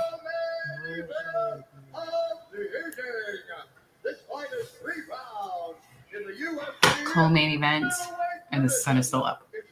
It's a wonderful thing. My understanding of the time basis.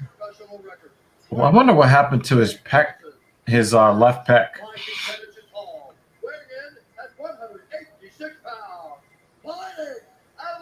Going surgery. Yeah, definitely something that requires surgery. I'm thinking it was like a torn pec. Ouch. And now introducing his opponent, Blaydes and the red corner, a mixed martial artist holding a professional record, 22 wins, 7 losses. He stands 6 feet 1 inch tall, weighing in at I'm gonna point at you so you know I'm talking about you. No, he's giving them power. This is their pre-fight, boost. And the greater the growl, the greater power boost you get. Look at that. That's a great power boost. From Bruce. Mark Goddard. Big bout at 185 pounds here under the roof of the O2 Arena. Jack Hermanson, Chris Curtis. Jack Hermanson is losing his hairline on one side of his head. That's strange. Shave it. Time to come on home. I really don't expect Curtis to win this fight. I just don't.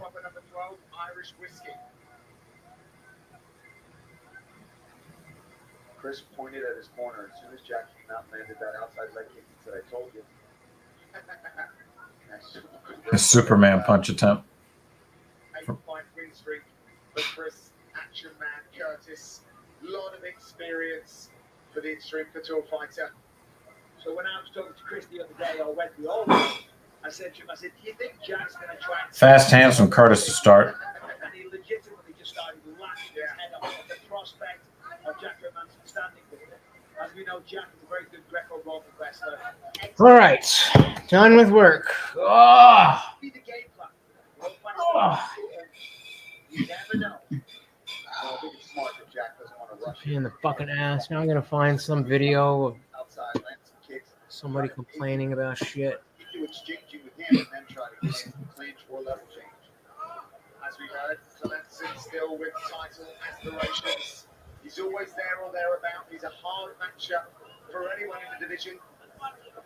It looks like somebody made a mistake with a clipper or a straight razor on one side of his head. I hope he didn't pay for that cut.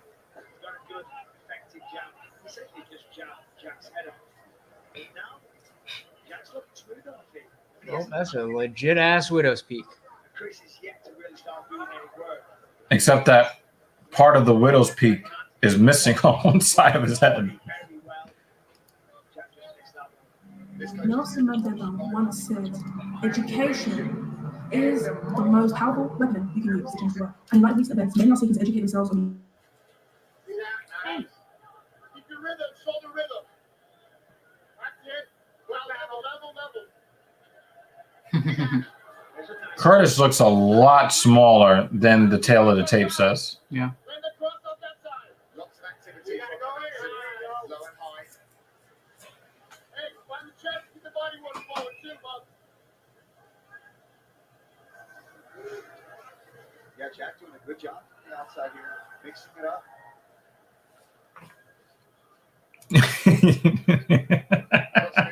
You see it too on the right side of his head. The camera don't want us looking at it. We're going to show Jack's good side. We know Lutz doesn't have that problem. Well, he's looking good so far. He's chipping away at that lead card.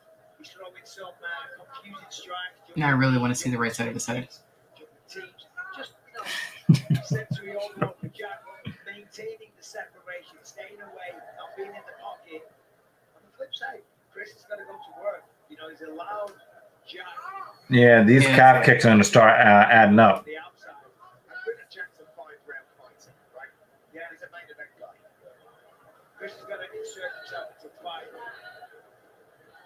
He's not been given an opportunity to even get inside that boxing ring, really land any boxing. Yeah, Hermanson is going to continue to chop down that lead leg of Curtis. It's more like he's just sweeping that leg. Yeah, but he's put a couple of hard ones on him.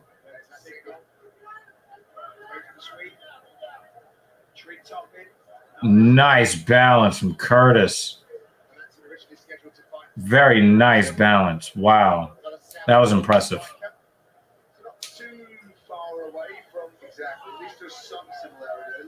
And he's mixing it up. He's going to the body.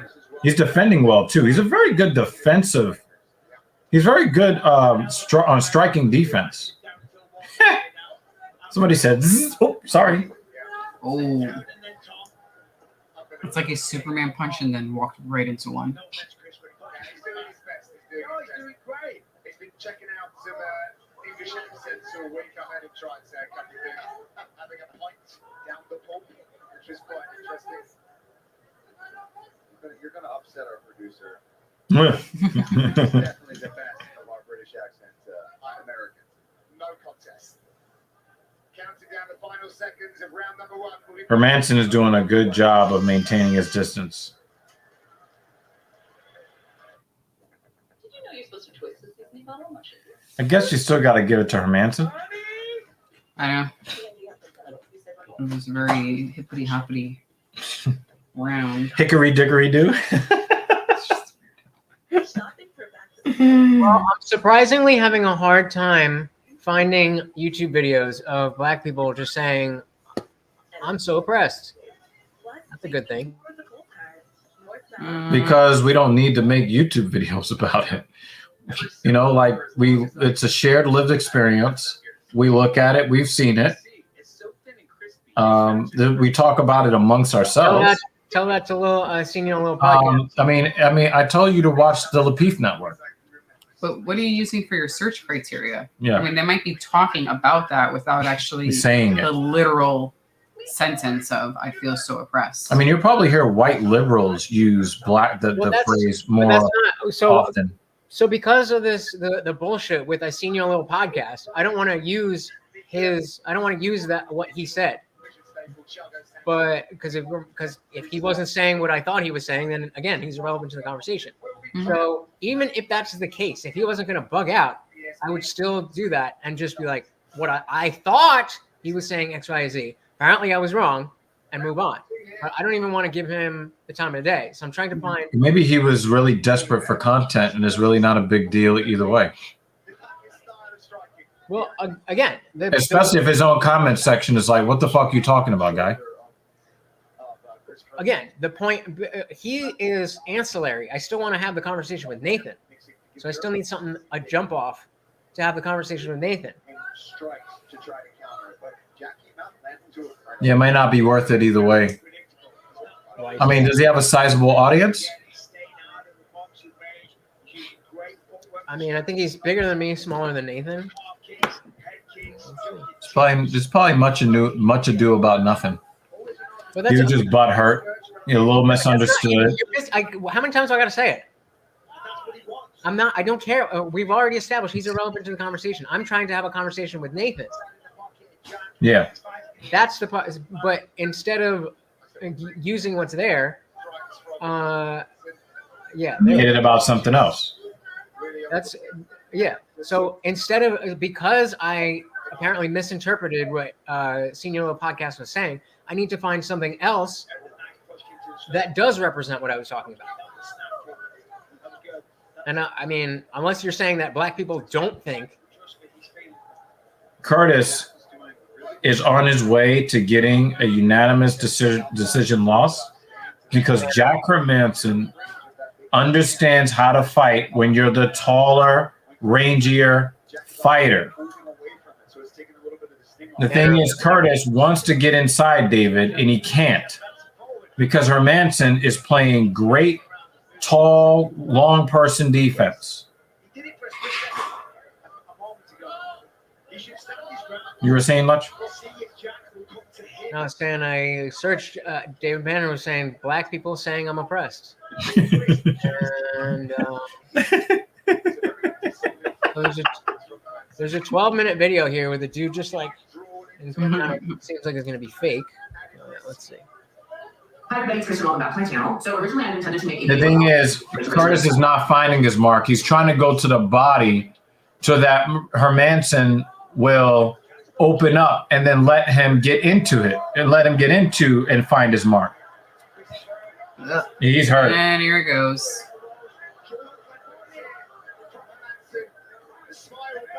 I mean, you can smile, but if you're not gonna do Nah, but the thing is, he's not really getting inside the guard.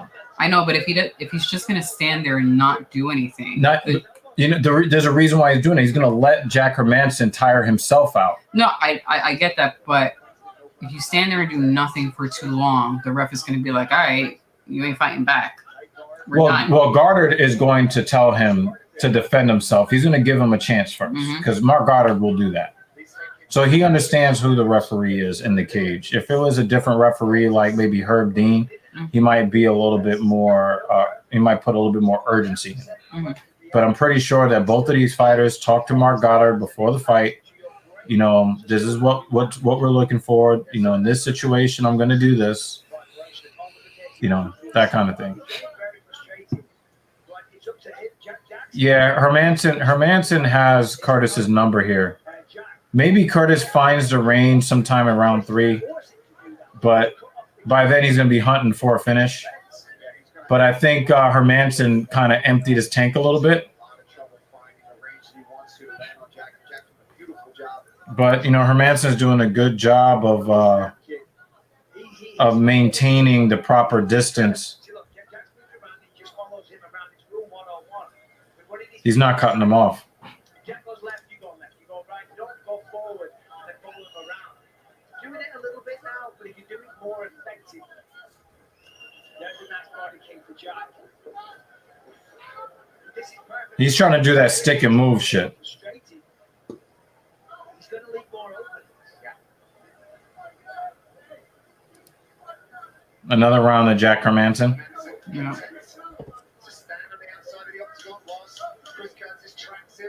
Picking him off. Good rounds for Jack Hermanson.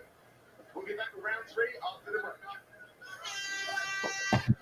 I want to hear, we'll be back for round 3. Oh! Yeah. Meet daughter's playtime. Thankfully, MetaPortal helps reduce background noise.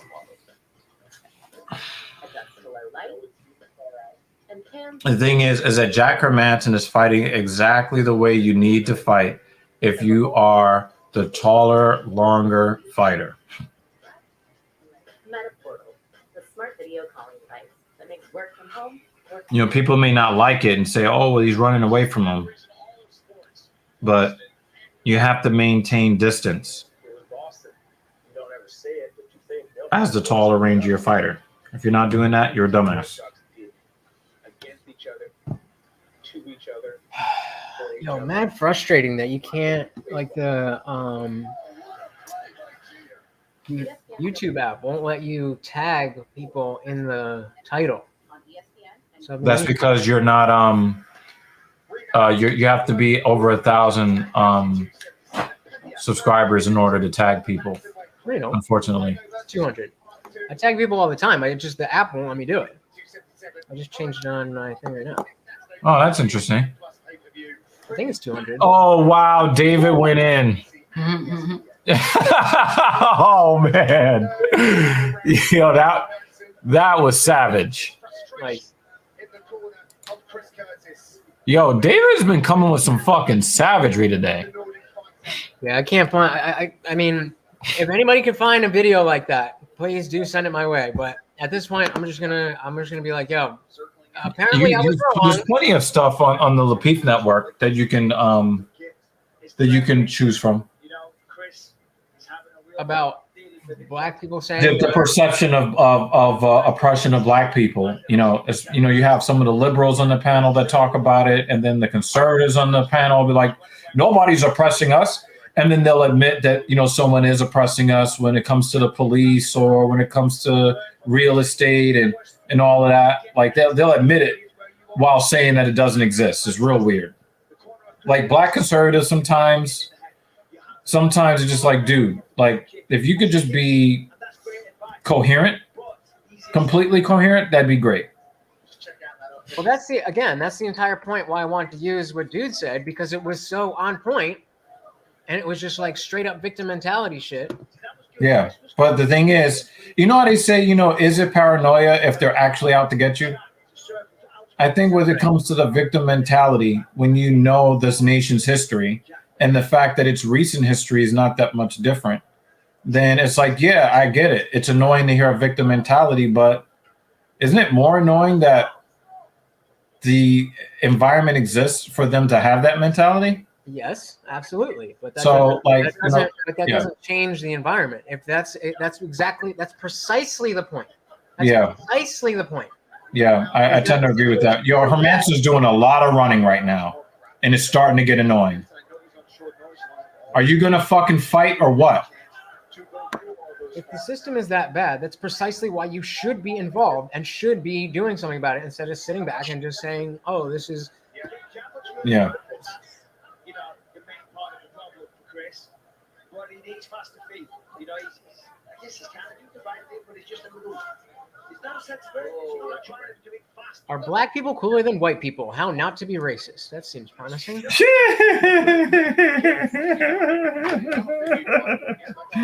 Like I said earlier in the stream, you know, everybody wants to be black, but nobody wants to be black. Can you hear the video? Yeah, I can hear it. Sounds like cheesy music. It sounds like music where somebody intends to be condescending in their video.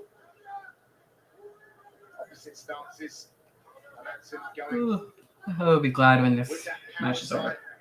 Yeah. Ready for the final one. I think part of the reason why Curtis is having so much trouble is because he is so defensively sound. So he's always looking. He's always looking. Look, Jack Hermansen's just running.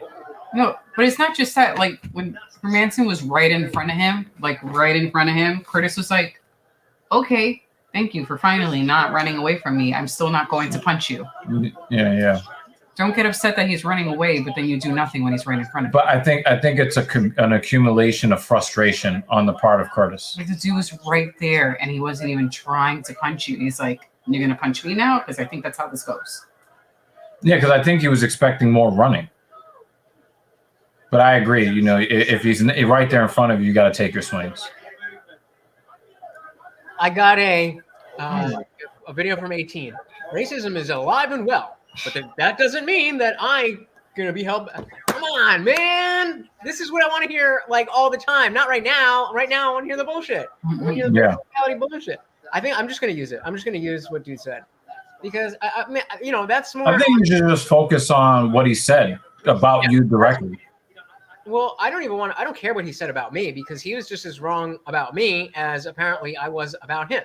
And so me being wrong about what he said doesn't change the fact. So like let's say I hear X from black people all the time. Right. I seen your little podcast says A. No, look, he's running.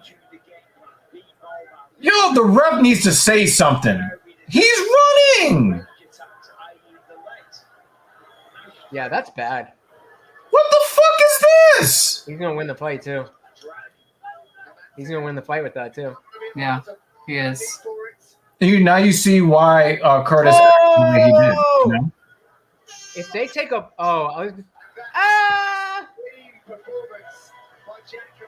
Yeah, he ran for half the fight. So if I hear this from a bunch of people, and then Senior Podcast said this. Yo, Jack Hermansen comes off looking like a pussy bitch. I thought he was saying this, and that got me to have this conversation with Nathan, that I want to continue this conversation. Even if this is different, it still got me there. So I'm going to play this and say, I thought it was this, but I seen your podcast call. Yeah. Call me out. Said I was wrong. Okay, I'm wrong. Yeah. I don't know. I'm here trying to learn.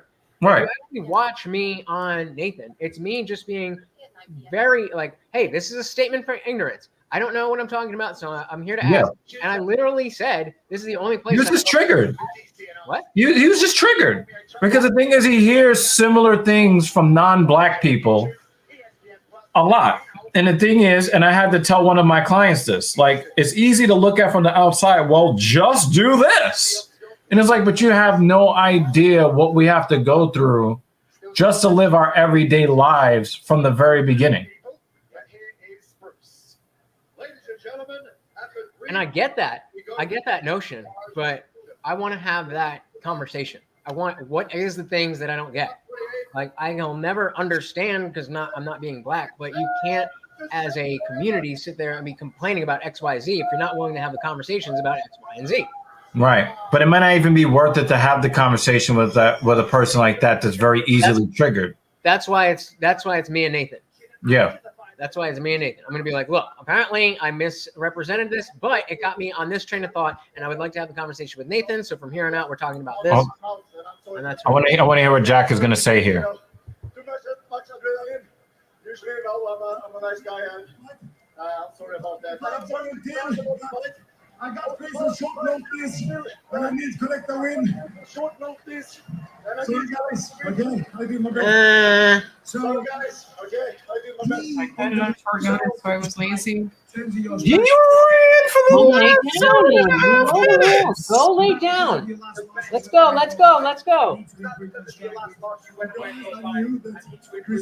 You know, David, you're so right. You're so right, David. Because after the first UFC London from a few months ago, and everybody vibed off of that, Jacasey and Hermanson, who are two of the better fighters in their divisions, showed why nobody should want to watch them fight ever again. This is and I'm gonna go into my lunch bag here and be like, yo, you had an opportunity to take advantage of something here. Jack Hermanson gets a win, and no matter what he says on the mic, he looks like a bitch.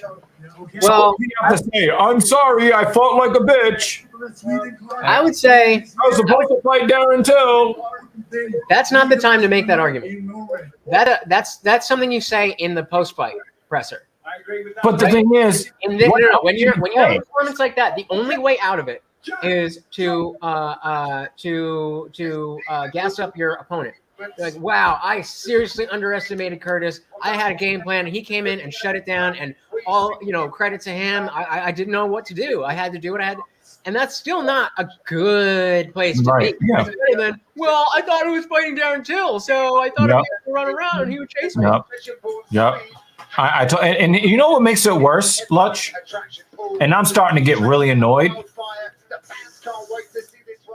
That's why. What fighters do you think that we respect the most? In my opinion, the fighters that I respect the most are the fighters that come in on short notice. Do you know why? Because these guys come in not prepared to fight anybody. And you know what they do? They make it to where the fighter who did not pull out of the fight, they get to get paid. So Chris Curtis allowed Jack Hermanson to get paid from the fight camp that he just went through, that he has to pay other people for helping him through the fight camp. So Chris Curtis steps up to help him, and then he runs from him. That's disrespectful. That's a good point. That's a good point. That's that. And why do you think that he gave him the two fingers? He was like, yo, I could have just stayed home. They could have just stayed home for that. Fuck that. You know, in the first round and a half, it looked like Hermanson fought the way the taller, rangier fighter should fight. And then he's just like, you know what? I'm going to put on my PF flyers and run around the cage backwards. Last one. That was shameful. That was the striking equivalent of lay and pray. Yep. That was very cowardly on the part of Jack Hermanson. And you remember when Mark Jacasey came into the UFC, slinging heavy leather and all of that? Now he just dry humps people. What the fuck is that?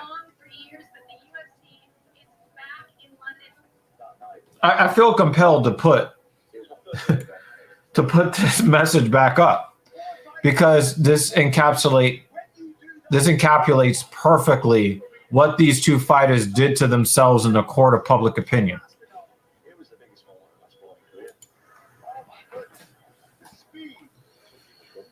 All right. We finally reached the main event. I really don't know who's going to win this fight, but I love Aspinall's.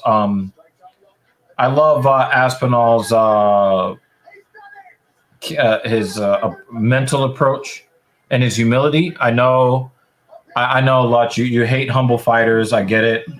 I never said that. But I love the humble fighters. And cause remember, he's the fighter that said that he's not talking about any title shots because he is not ready. He has to do a lot more work, and he's not ready. And you exploded on him after that when he said that. That's why I said that. Yeah. Now I can say, okay, now it's relevant. If Curtis doesn't win, this is his last chance for a title run. If he loses, I think he's too young to say that. Doesn't matter. He's fought unless a whole new class comes in and he stays there. He's fought at the top guys already. He's lost to everybody. David bet $100 for to call an Aspinall KO. June thinks that it's Blaydes by decision or Aspinall by submission. So we got three different expectations from two different people. Three predictions. That was the word I was looking for. Three predictions by two people. Yeah, so back to this. This is pretty interesting.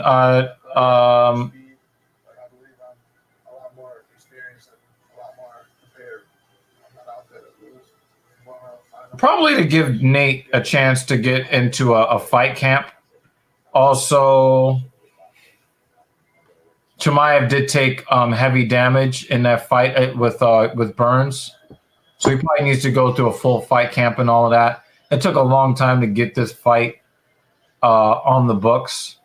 So there could be any number of reasons why this is the case.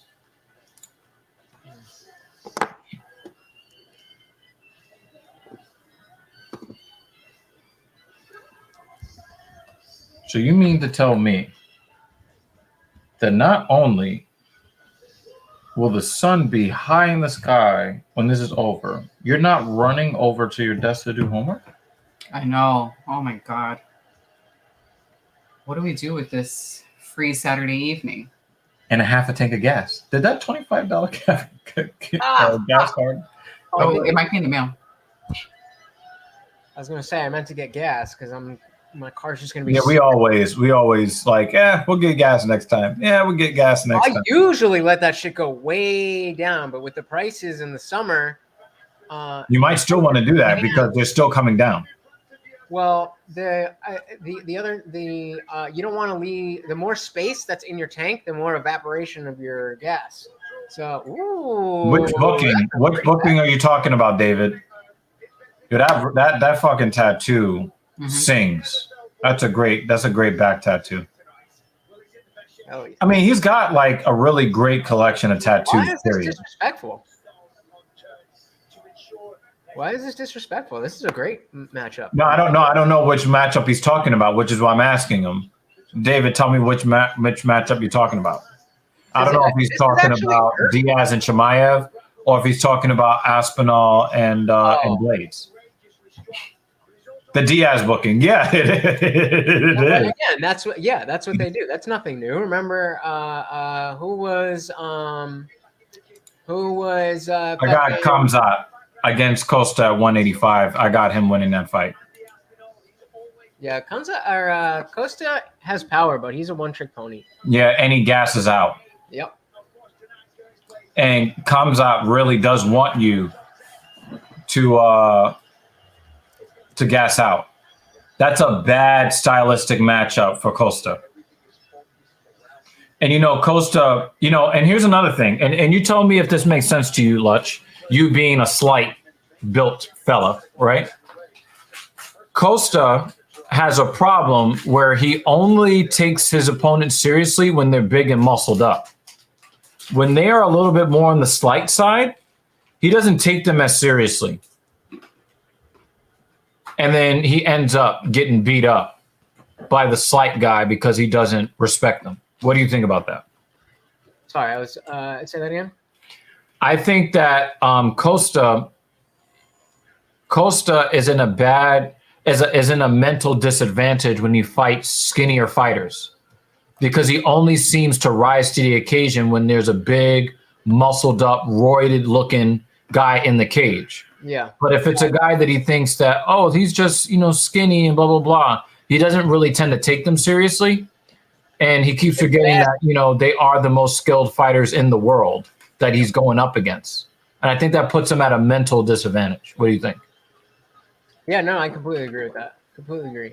It's, and some fighters can do that. Izzy is a fighter who rises to the occasion. He only fights as hard as he has to. John Jones is famous for only fighting as hard as he has to. Yeah, but the thing is, that was his last finish, though. And he finished the bigger, bulkier guy. You want to answer this question, Lutch? Prime Romero? I feel like we have Prime Romero. Oh, Romero. I was thinking Costa. Prime Romero or I don't know. We haven't seen a lot from Chimaev. I just don't have enough. There, you know what I mean? Like, we have a whole body of work from a Romero, and he's pulled out some very interesting wins and also dropped the ball hard. But he's also had some losses that people don't think that he should have had. Right. Yeah. So he's got that whole. So it's hard. You really gotta have an understanding of who the fighter is. I think we need that Nate Diaz fight will, because who was one thing before you go to Nate Diaz. Another problem with Romero is that Romero doesn't seem to understand how judges score fights. In that Costa fight, he was just like, okay, he's hitting me. It's not hurting me. Why didn't you give me the win? That's a robbery. Do you remember? Like, she was really annoyed because, every time Romero got punched in the face, he would stick his tongue out at him. And it's like, oh, yeah. Yeah. But that doesn't win the fight. So if Romero understood what it takes to win fights, he probably would have won more of those fights. I'm just saying. You were saying about Diaz? I don't remember. That's what happens when I get interrupted. Sorry, man, but I didn't want to lose the point about Romero. Sorry.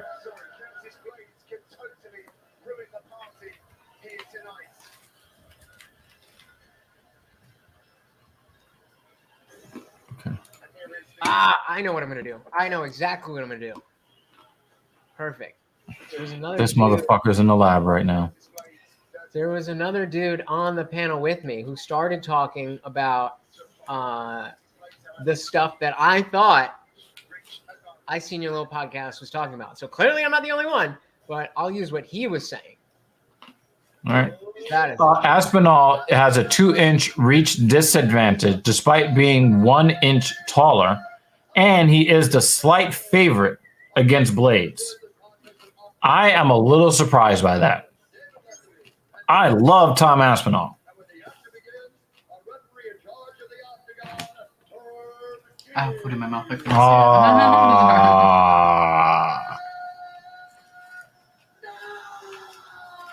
Doesn't he look like a gorilla? Racist. That's racist.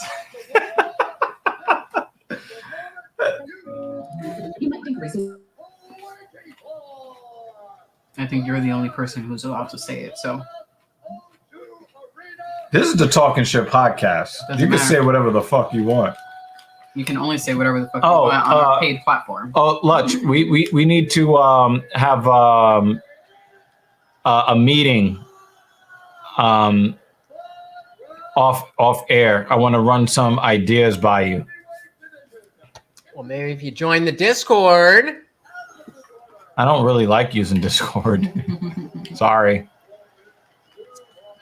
You can hit me with the link, I guess. I just I think it's weird that you would point that out. Yeah, that I never noticed it, but I see it now, and I can't unsee it. Yeah, it looks worse than it actually is because you pointed it out. Is it better that he has that? Do you think that insulates him from being knocked out as much as some other fighters? No, it brings the chin forward more, so he's more likely to get knocked Yeah, out. but it looks like he can like really bite down. No, it's like a bigger target. It's like, please punch me here. Oh, okay. I think of the Dagestani chins, you know, and they look very similar. Nah. Like the Man in the Moon. Nah. Okay.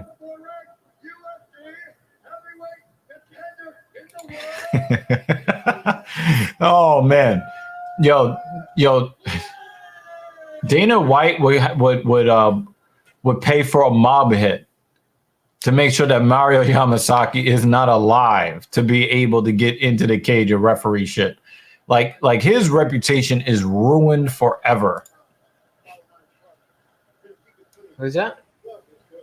He was David. He was talking about yeah. All right, main event. Let's get a first round KO so I can get this work done and go to sleep. The sun is still high in the sky. Yeah, but I got to record a video and then edit a video and then put out a video. The sunshine shit ain't going to be out by the time that's done. Oh, shit. I am enjoying the sun today because... But yeah. Ooh, aggressive Aspinall. In a month and a half, I won't be able to do that anymore. I'm rooting for Blaydes because I want him to be able to have that shit. Oh! Oh, knee injury! Oh. No, his knee exploded. It's the second fucking week in a row. Yeah, that's actually the third time in what, 2 months? I think that's the third time in 3 cards. Nah. Last week? Like third in like 5. Third in like 5 cards. Who was last week? The light heavyweight one where Rakic was Alexander Rakic had his knee pop. All right, I don't think I even watched last week. He doesn't even want to extend that leg. He's hurt. That should be a TKO. That should be a TKO. Did he? If he checked it, that should be a TKO. It wasn't checked, and the thing is, his kick hit all flesh. It looks. No, it brushed his knee. No. Look, it hit all flesh. Oh, his knee. Yeah. Oh my God. When he stepped back down. Yeah. Oh my God. That was a dislocated knee. Damn. His patella. Yeah, I think he tore his patella tendon. Then the kick ended up very high on his thigh. It hit all thigh. It was not checked. Yeah, no, but it grazed Curtis's knee on the way up. No, that's what popped it out. I didn't see that. It wouldn't have been such a thing. All right. Since that's over, I'm gonna run. I'm gonna get. You jinxed that fight. We wanted it early, not for that reason. And the thing is, you were like 4 seconds ahead of us. Yeah. All right, guys. So please do check out the Indian Jesus. I am. Yes, please. Indian Jesus off. Like official on social media. If there's also the Discord server, all that good stuff. Please come check me out. We talk about politics, philosophy, culture, all that good stuff, and everybody is welcome. It is, in fact, a party. So hope to see you there. Yeah, we're gonna check out. I'm gonna do a quick YouTube search and see if I can do a straight.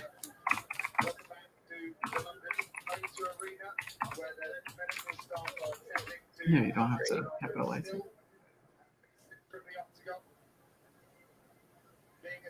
Yeah, your video is the first one that pops up. Hell yeah! Your video is the first one that pops up, as you and Darshan. But it doesn't have oh, this is the channel. But yeah, you're the first when you type in the Indian Jesus all the way. Probably because my URL is youtube.com/the Indian Jesus official. So maybe if it's official. Yeah, but some people will look at your name. It's so frustrating because the Indian youtube.com/the Indian Jesus is just some dude who doesn't use there's like 4 videos. I'm like, Yeah. come on. That's why but rebrands can be a little bit tricky to make sure that you can get your branding across all. Yo, he still can't. Yeah, his leg is fucked. Yeah. All right, yo. I think he tore his patella tendon, or his quad. Yeah. Thank you for coming through. It was a little, on the late side, but thank you for coming through. I'll probably be showing up on your platform soon. But yeah. All right. Peace out. Peace out. I wonder if he broke his leg, but it looked like a dislocated knee. He doesn't even want to extend his leg out. Mm-hmm.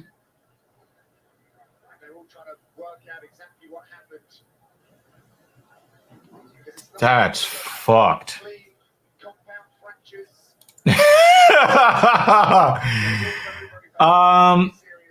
Yeah, well, I mean, a lot of them are later cards or whatever.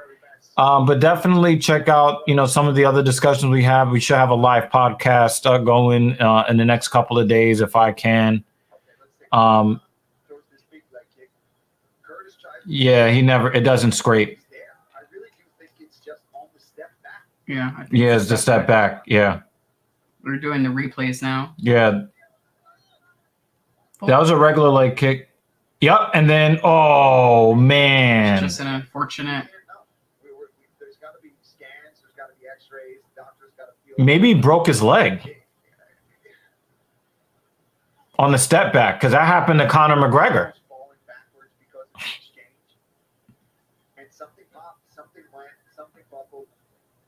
I think he broke his leg. It's possible he broke his leg here. A spiral fracture of the leg, and he steps back right there. Yep. Dislocated knee, torn quad, torn patella tendon. Yeah. Something like that. All right, David. Well, we will see. Yeah. We're gonna. Yeah. Well, like I said, we got a lot more content coming, and I hope that. Tom Aspinall. I hope he's all right. But thank you guys for coming through. Very, very strange card. Exciting, but yeah, that's not the way that he wanted to win this fight. Let's just hear what he has to say before we get out of here. Curtis, nobody wants to win like this. Talk me through it. It's almost like we didn't even fight. Like, I wanted to come here and prove a statement. Aspinall's legit. I know a win over him would have shown the world, like, I'm ready for a title shot. I'm legit. I wish the injury hadn't happened. I don't Just know fucked up. man. I don't know. I'm sorry, man. I'm sorry. But there's nothing more to say. I mean, unfortunately, this is It wasn't even his fault. a dangerous combat sport, and injuries do happen. It's just so unfortunate. Yo, he's in a lot of pain. He's in a lot of pain. Something tore and or broke. Well, we know you trained very hard for this. We know you're excited to be here and perform in front of these people here in London. It's a shame that it went down that way, but technically you are the victor. Congratulations. You're going home with a win. I know you didn't want to win like this. Ladies and gentlemen, please, all class, show your appreciation. Curtis Razor Blaydes. Thank you, Chris. Thank you, Chris. That was one. Oh man.